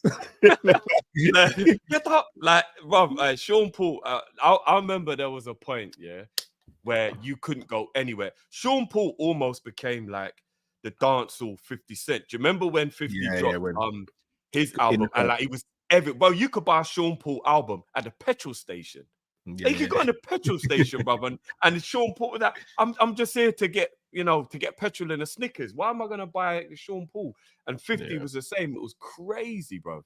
So I'll probably say Sean Paul's peak reached higher, but I think that the bigger legacy on music overall, T-Pain. T-Pain's still kind of going. I know Sean Paul does make music, but people don't really care about Sean Paul's music. T-Pain was writing for people as well, if I'm not mistaken, as well.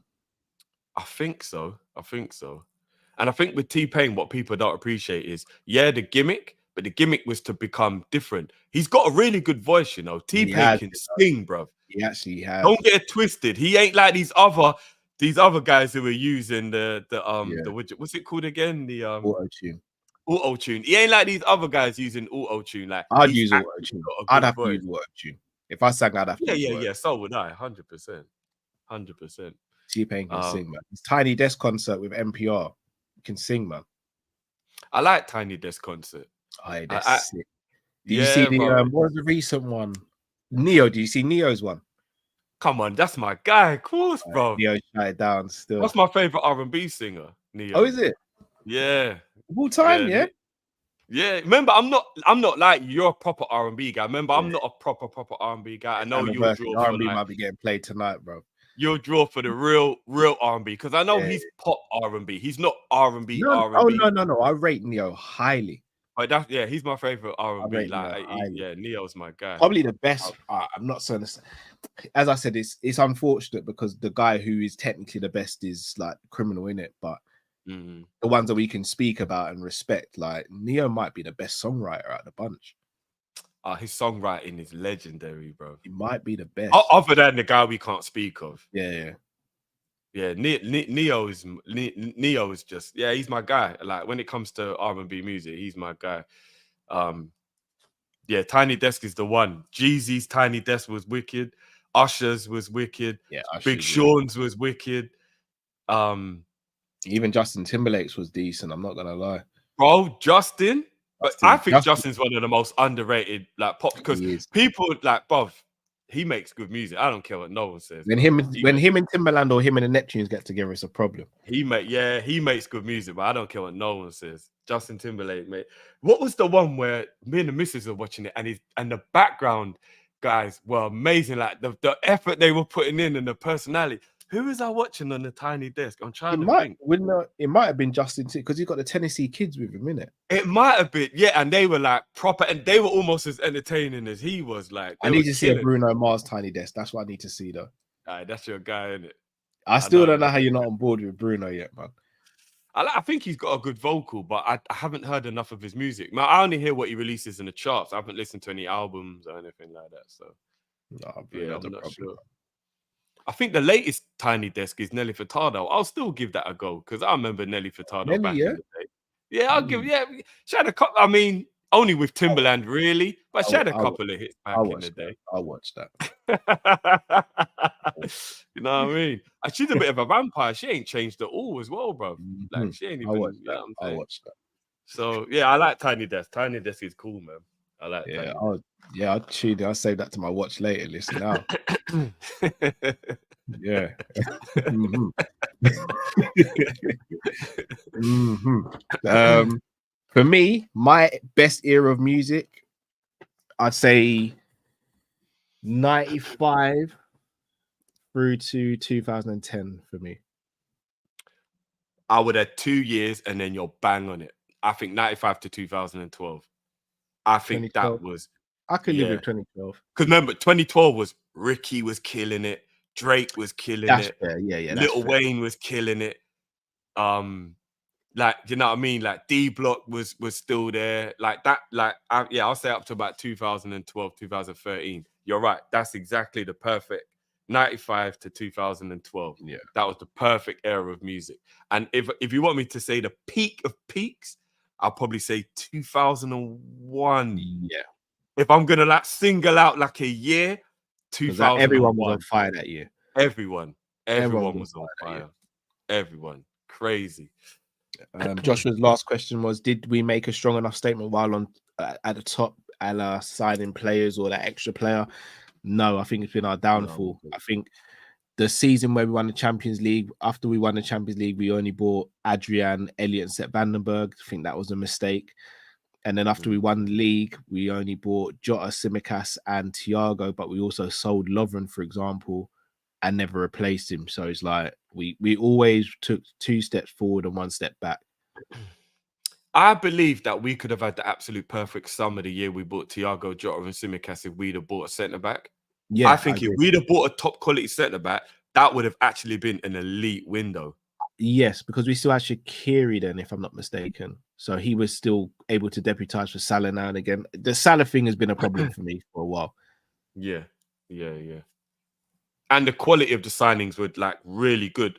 Like Tsimikas, Jota, and Thiago were quality signings. If we'd have got an Ibu type defender to go into that, that would have been a perfect summer. Would have absolutely been a perfect summer. Yeah, I agree. To answer your question, Makama, I think it's on Klopp and the owners. To be honest, I think it's on both because I think Klopp was satisfied with the squad and the owners never really pushed to go that extra level.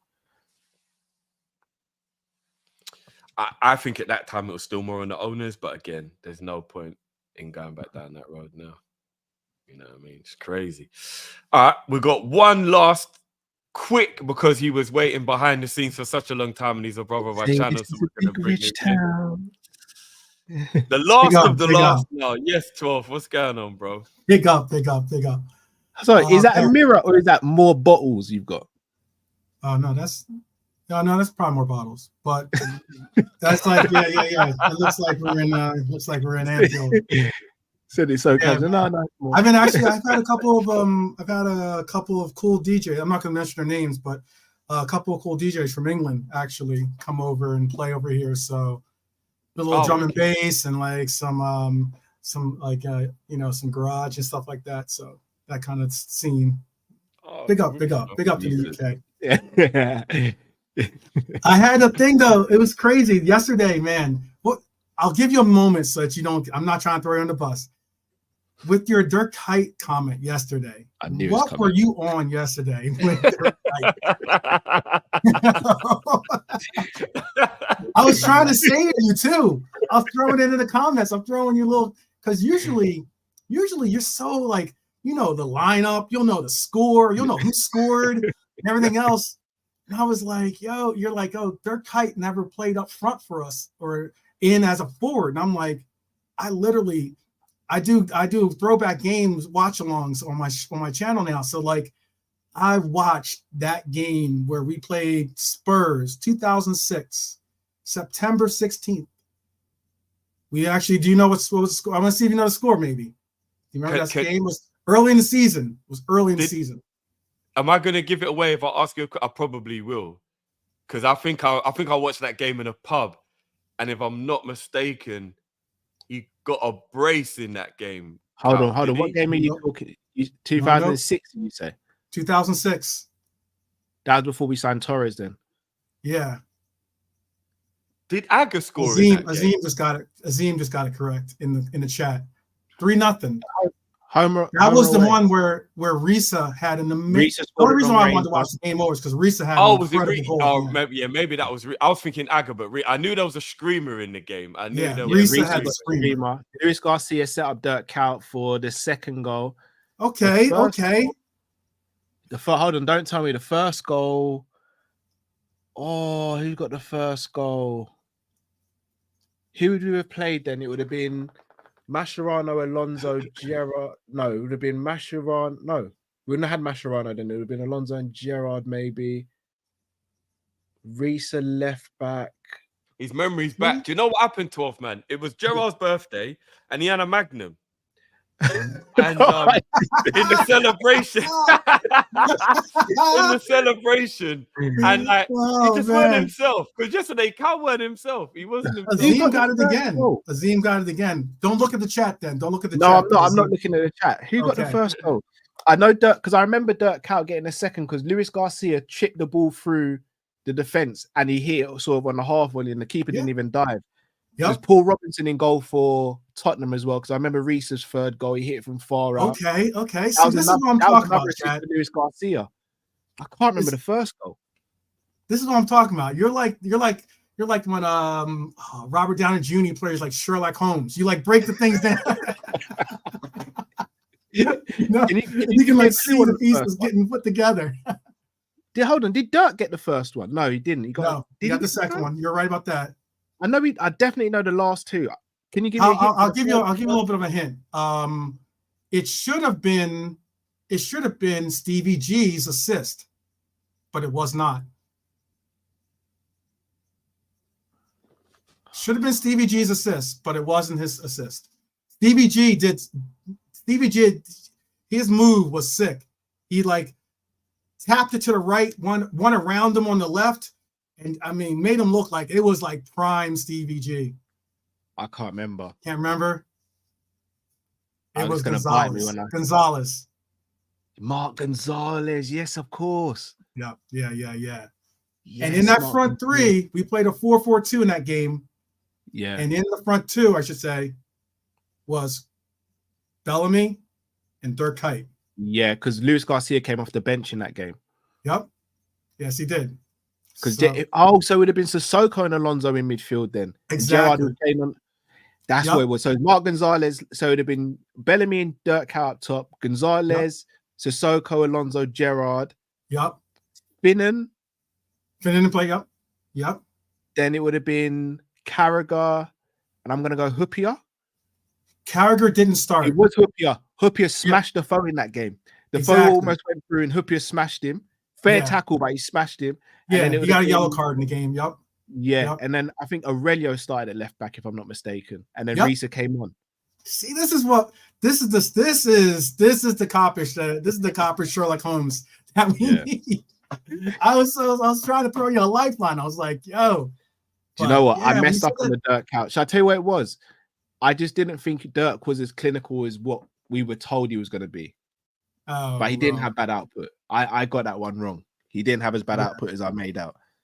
Yeah, I mean, Dirk Kuyt, that's my guy, though. I just looked at. No, I love the fact that his work ethic, his hunger for the game, like as in just he reminds me a lot of. I was saying he reminds me a little bit of Diaz without the techiness, in the sense of just work ethic and everything else, and like. But I also was trying to say that like he also reminds me of Elliott too, in the sense of just like that like annoying gnat that just won't go away, but he's just like always running, always like high. They hated playing against him. Patrice Evra. He said Kuyt was his hardest opponent. Yeah. Oh, did no doubt. Yeah, he said he just wouldn't let him rest. He said no matter what, he wouldn't let him rest. He said he was his hardest opponent. I loved Kuyt, man. I know he wasn't the best, but like he gave it his all, man. I wish he kept Kuyt a season. I always thought that Kuyt like exemplified a lot of what Liverpool meant and was, in the sense of just like heart, like a player that you look at him, you wouldn't expect for him to be able to be on the pitch practically, But I mean, like he goes out there, gives everything, and it's just like he makes you proud, and that's what you expect from your players. So and that's his why penalty taking was exemplary as well. What's that? Oh, Yeah, did you just say penalty as well, Literally Cal? just Yeah. said it, yeah. His penalty Yeah, taking was exemplary. He was the only person in the team. I'm not even gonna lie to you. Even that maybe 2 or 3% of me would be a bit nervous if Stevie was stepping up. But with Right, chill Cal, out, I bro. was just like, Chill, bro. I Chill. knew he was gonna execute the penalty Literally, every chill, time he stepped up. I'm chill on the like, Gerrard talk, you big man. Chill on the Yep. Gerrard. no, bro, I said 2%, bro. That's 2%. 2% too much. So. 2%. Yo, bro, I think he was the best player to ever play in the Premier League, bro. Touche. But yeah. Also, real quick, so I'm not going to keep you guys long. I appreciate you guys for even. I popped out, did my show, came back. I was like, "Dad, you guys are still going." That's Yeah. love, people. By the way, so if you haven't hit that like, I don't know what you're thinking. You guys all should be. It should be like thousands of likes by now. But Thank you, but I was going to Millie as say well. yeah, kind of like Millie. I'll give you that. I'll give you yeah, that. for real. I was gonna say also the comments on what you did, because I saw that you had one of my nemesis on here, Mike Doss. Big up to Mike, shout out to Mike Doss. You know, so that's all good. It's all good. I'll play Kendrick to his Drake. But what I was gonna say is all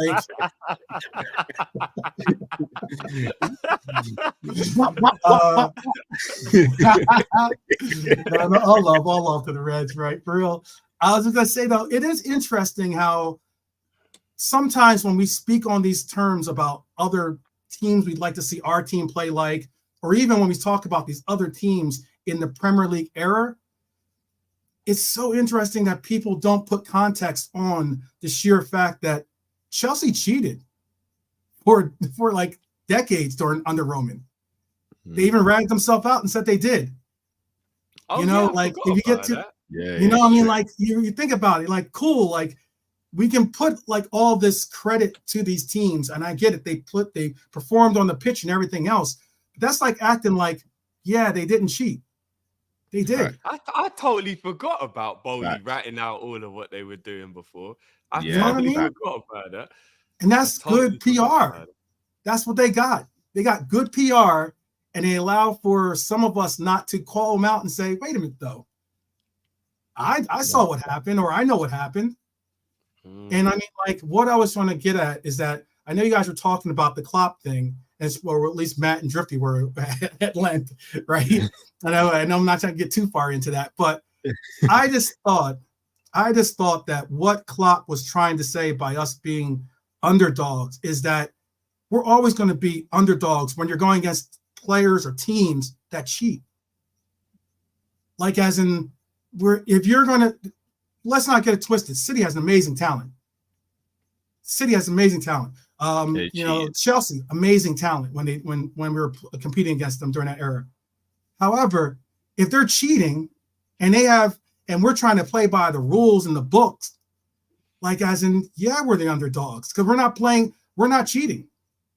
If you go around when we're playing Monopoly and you keep going around, and you're the banker, you keep stealing hundreds and 500s and everything else, and you wonder why you can't pick up any property on the board, it's because you're not playing by the same rules.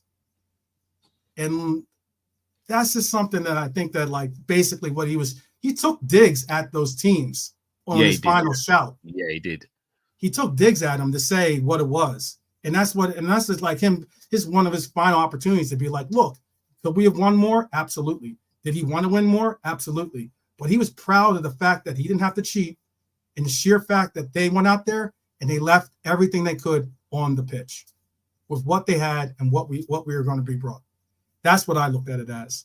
I don't think he ever thinks of himself as a second citizen to whatever.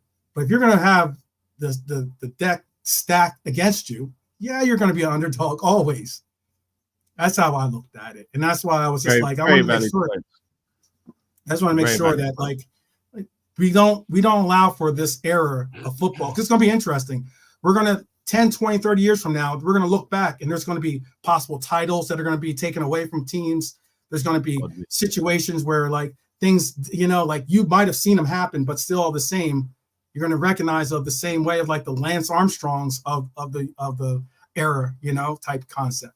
And that's why I was like, we got to make sure that Do you think Klopp was taking shots when he did the look? If they give us those 3 titles, I'm there for the parade. Do you think that was him being a little bit like taking a shot when he said that, or I do you think that he's- had nothing? That was just what it was.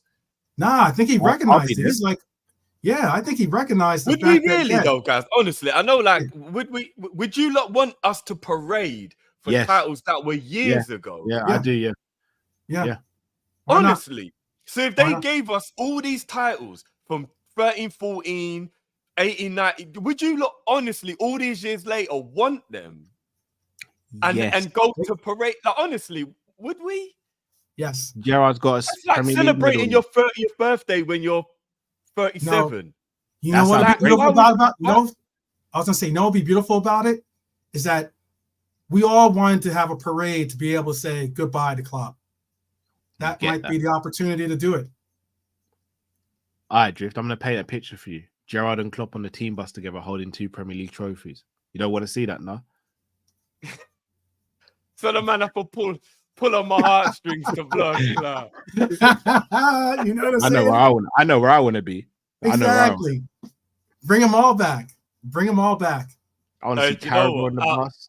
Alfredo, that's a shit house parade. I'm not even gonna lie. That is I'll be actually there. very true.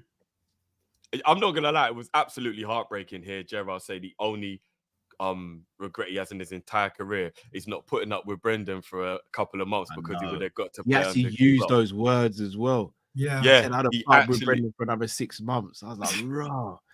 Yeah. Not I'd have stayed at the club a bit longer. I'd have put up with Brendan another 6 months. He did not like my man. Yeah, that was Yeah. mad. But when you put it like that, Gerrard and Klopp being able to be on the bus, the whole Gerrard didn't win a Premier League is over. Like, but I'm all about the moment. For me, the history That'd books be a are for new moment. conversations and for banter, but Mhm. football is about the moment. And I believe the history books don't have that feeling that the moment does. And if I didn't feel it in the moment, I don't want to celebrate it. Mm. Do you not get what I mean? Like, if Nah, do I you know what it'd be like? It Oh, would no, I get almost it. I be get it. like, imagine this: if I'm watching the game live, and Uh-huh. I'm watching the goals go in as it's happening, and I'm there for the moment, and then I tell you what happened in the game, and you watch a replay next week. You're not going to be celebrating the way I was. You'll be happy the team won, but you're not going to be celebrating like I watched it happen, bro. I was in the moment. I've ruined it for you. I told you what happened. I told you the minute. I told you who scored. You're not going to be able to enjoy watching it, bro. The key you used is you won't celebrate like I will. I'm still gonna celebrate. I'm still celebrating. Exactly. It Yo, is what it is, it is what it is. Cal, I think Drift doesn't want to rent that. You're going to rent a yacht or something like that. You don't want to We're rent the yacht renting anymore. We're renting trophies. We're Oh renting shit! everything. We're doing the yacht party for the stolen Yeah. titles? Is that Oh, what we're yeah. doing? I'll get a yacht. DJ for the party too. How about that? Oh, I'll get one of my I'm down. DJs. Do it. I guys, we're yachts, being one shameless. for each We're being shameless. We're getting 3 yachts, we're one for being each trophy. shameless, bro. We'll yacht hop. We'll yacht hop. Oh my days, we're being shameless. Look, I like to party, so I'll be there for the vibes. But I don't think that we should do that. I don't think we should do that. All I I'm not need is even a gonna bag lie. of juice and a crate of apple. All I need is a bag of ice and a crate of apple juice, and I'm good to go. There you go. That's crazy. That's crazy. I don't Bring know the about captain's that, bro. hat and everything, bruh. Wait, I don't know about that. I don't know about that. I mean, if someone else is paying and they're like the yacht party's in Dubai or Miami or whatever, I'm all in. You know what I mean? But like, Down. Oh man! All right, so last two quick questions. Quick. Go All for right, it, bro. one is this: Nunez. You brought up earlier. You're just speaking on about composure. You're talking about earlier, and what the connection I wanted to make with the composure, and you're speaking on the martial arts. In martial arts, I know that you do martial arts. Composure is a very big component of it. I'm not about that life now, bro. No, come on. I know what you do. I know. I'm soft now, bro. Like.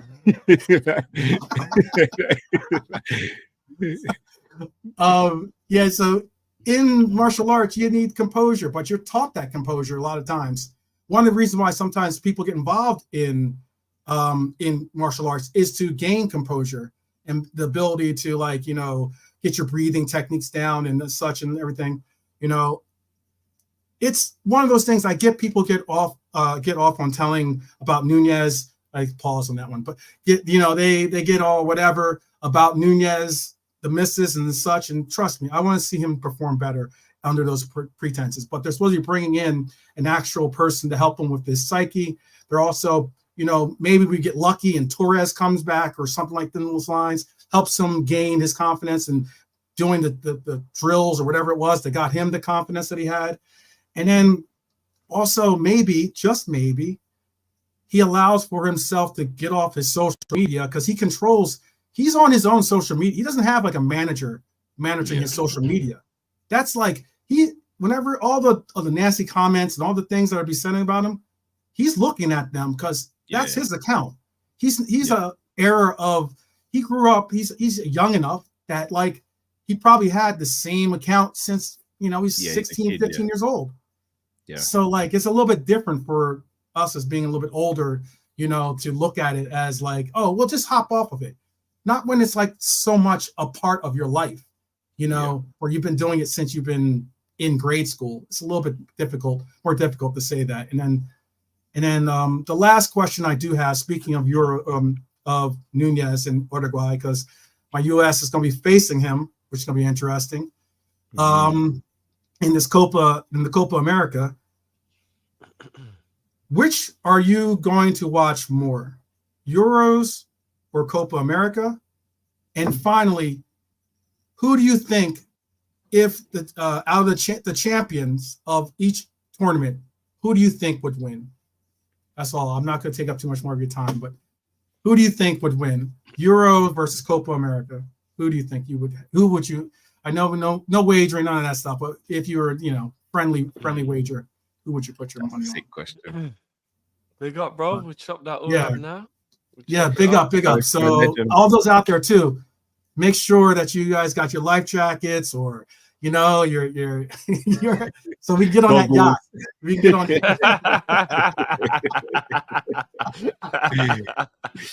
No, big up yourself though. Big bro. up. Man. Appreciate the chat. Appreciate the comments. Man. Thank you very much. As always. We'll be up. Big up. Nice.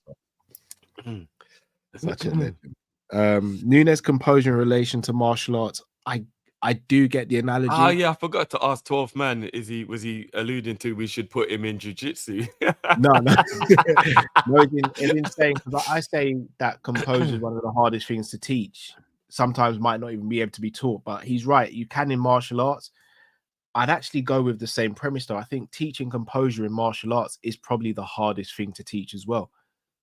And decision making in martial arts. I think those are the two hardest things to coach, because you can drill techniques all day and you can perfect techniques. Keeping your composure, again, I'm speaking as a novice when it comes to jiu-jitsu and other martial arts. I've been in there with people who've got similar level of experience with me, and it's fine. Like we go back and forth, we're cool. But I've been in there with black belts, and you can't keep your composure with a black belt, because just when you think you're safe, the next thing you know, your toes touching your nose or something like that, and you're thinking, oh, what part of my body is he gonna snap? It's hard to stay composed like that. So that's why it's different for fighting, though, Cal, because your fear is actually of your actual livelihood, whereas fear in other sports is just a failure.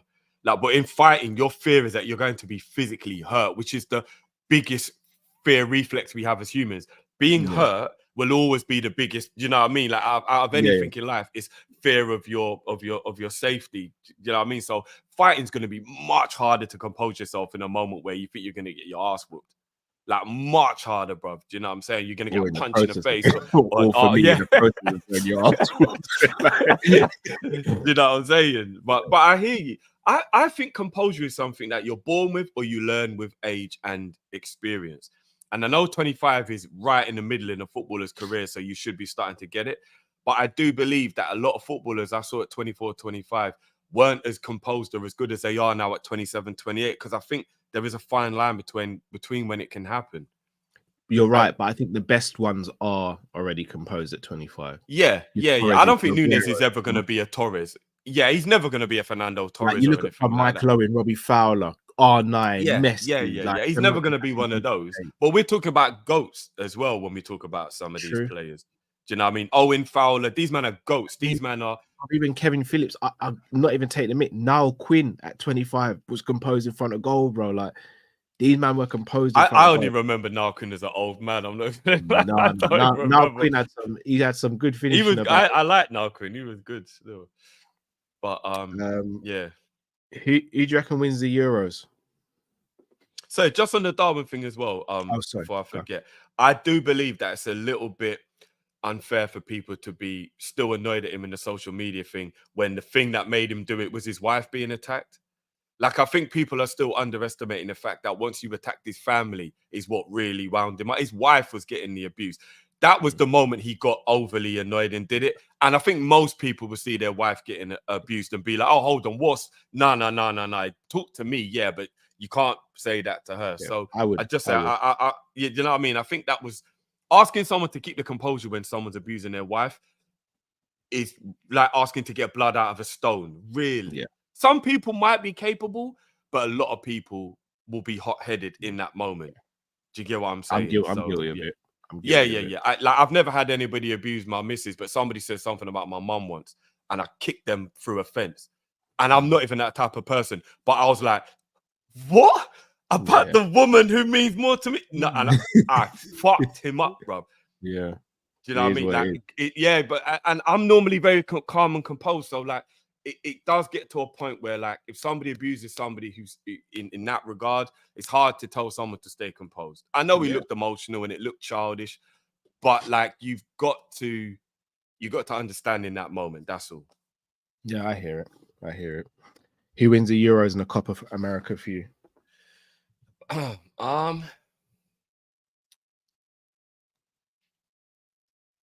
think France or England win the Euros. Or Portugal. Yeah, you know what's crazy? If they drop Ronaldo to the bench. Do you know what's crazy, bro? We've always got that underdog that's not really an underdog, but they are an underdog. And we believe it. And then for some reason, they never do well in the tournament. Have you ever noticed that? You know, like if someone goes, hey, keep an eye out for da-da-da, and you look at them and like, oh, I'm paying for this team's cold. And then they're right in the group stage or something. And you're like, what happened to them? In the World Cup. Everyone was raving about Turkey. Remember how poor Turkey's World Cup was? I don't think they won a game or something. Yeah. Poor Turkish had to watch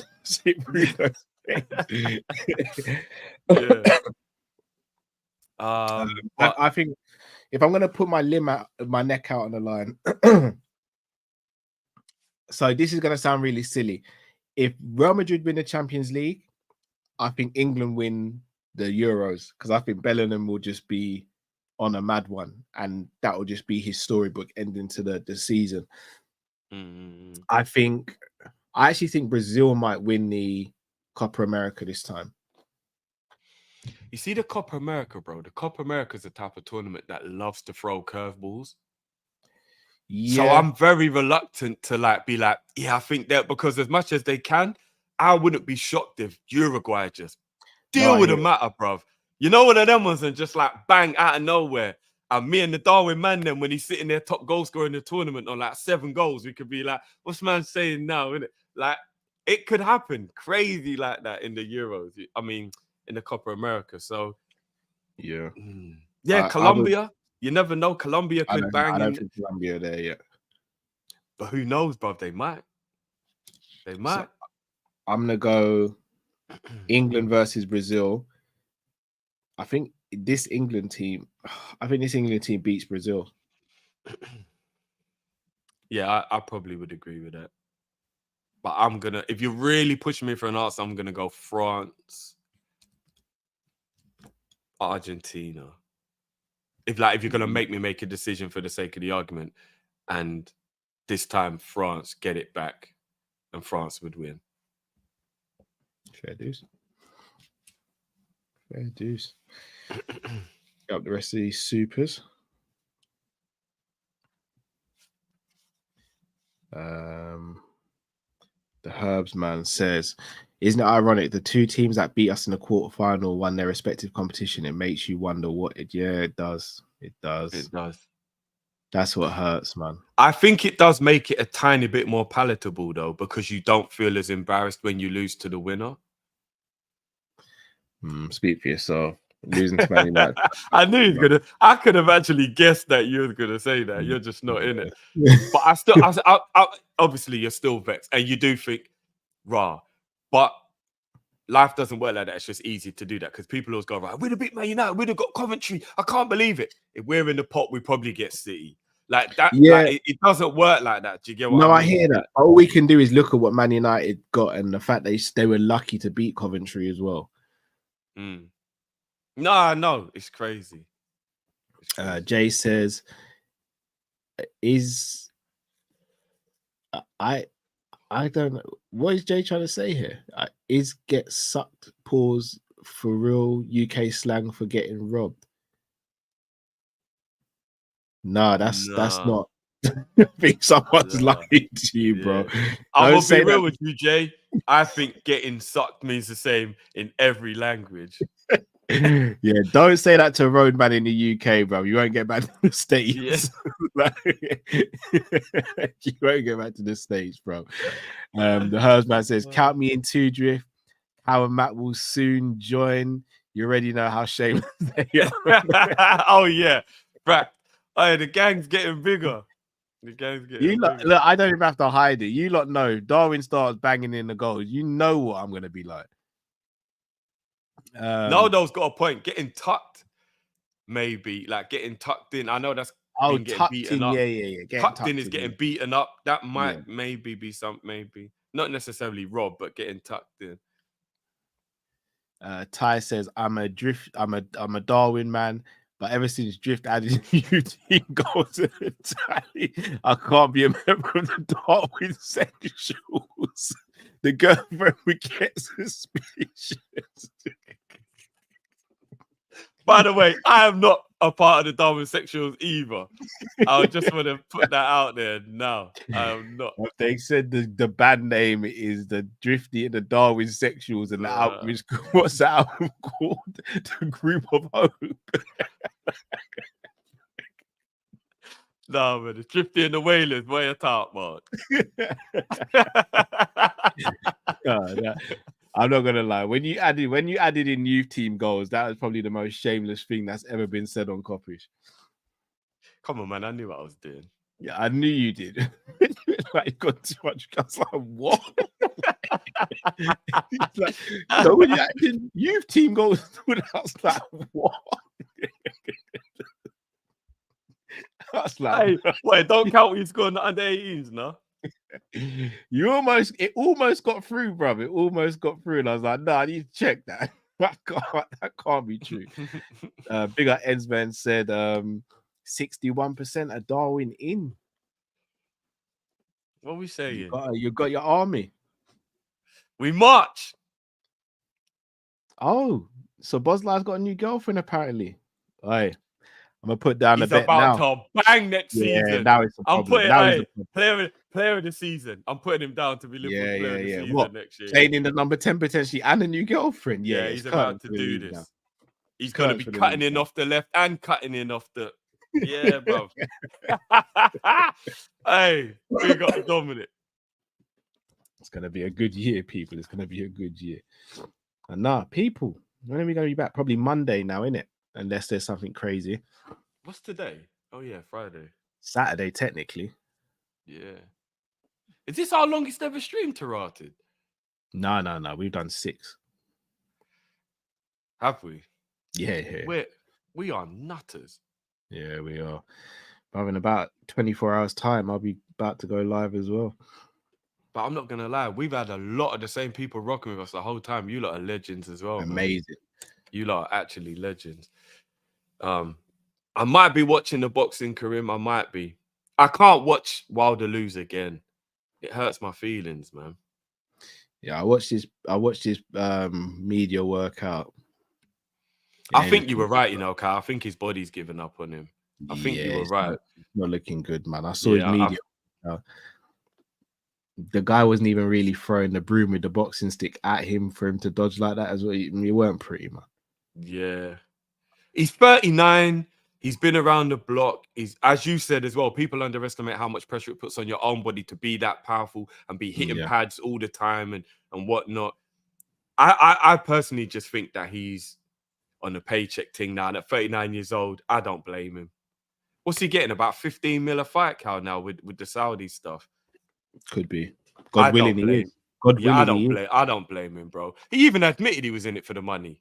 His daughter has the conditioners. He admitted he was in it for the money. It weren't like he hid it.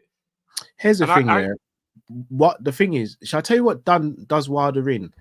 Is some of the things he said while he was champion, like he wants a body on his record and stuff like that. You see, if Wilder was the Wilder he is now, he'd probably be universally loved.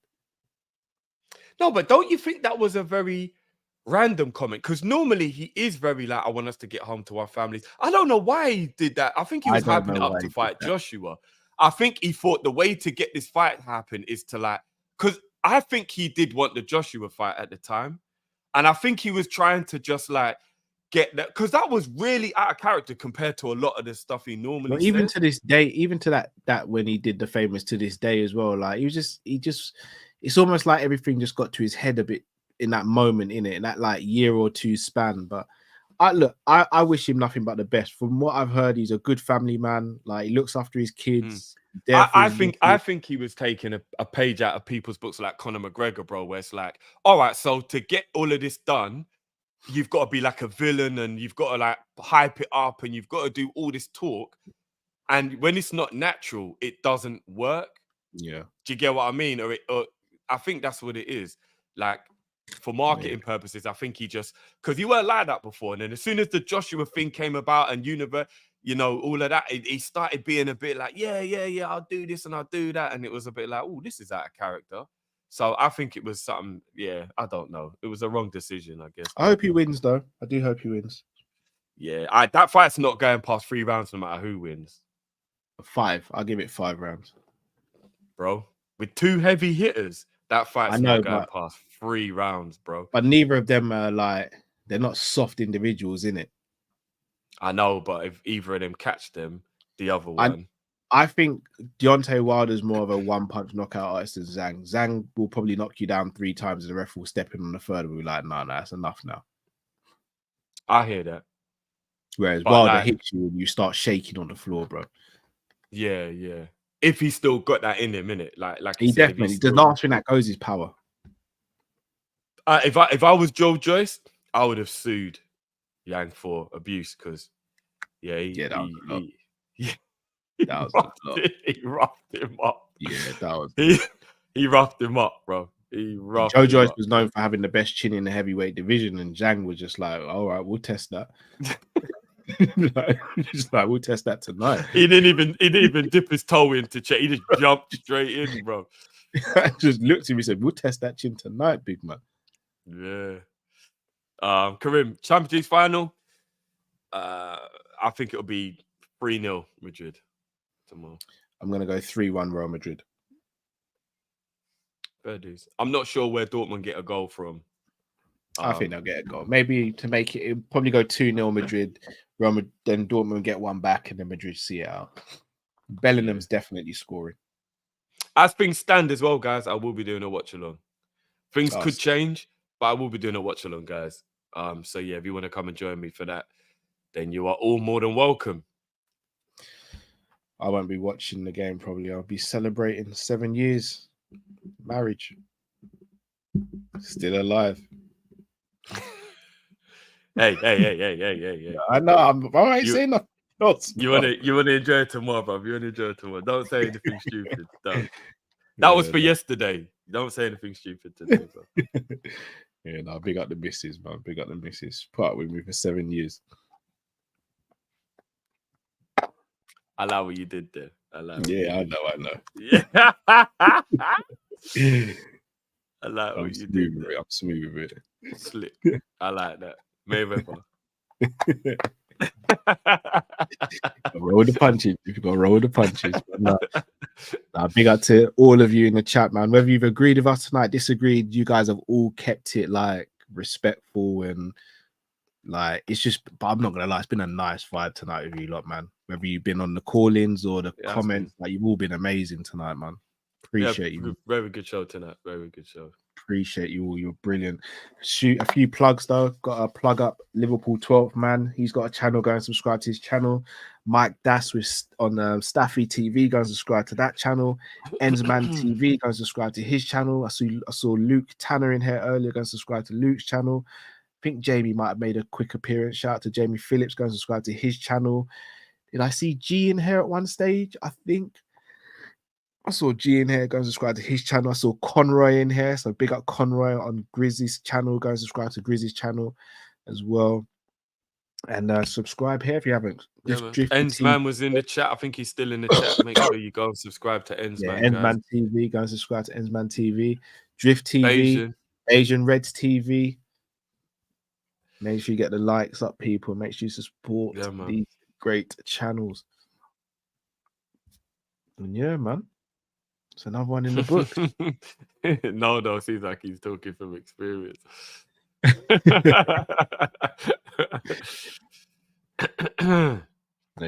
People, it's been a pleasure as always, man. Until we see you on Monday, if not before then, have an amazing weekend and stay safe, stay blessed. We're Kopish, we're out, people. Take care. Peace.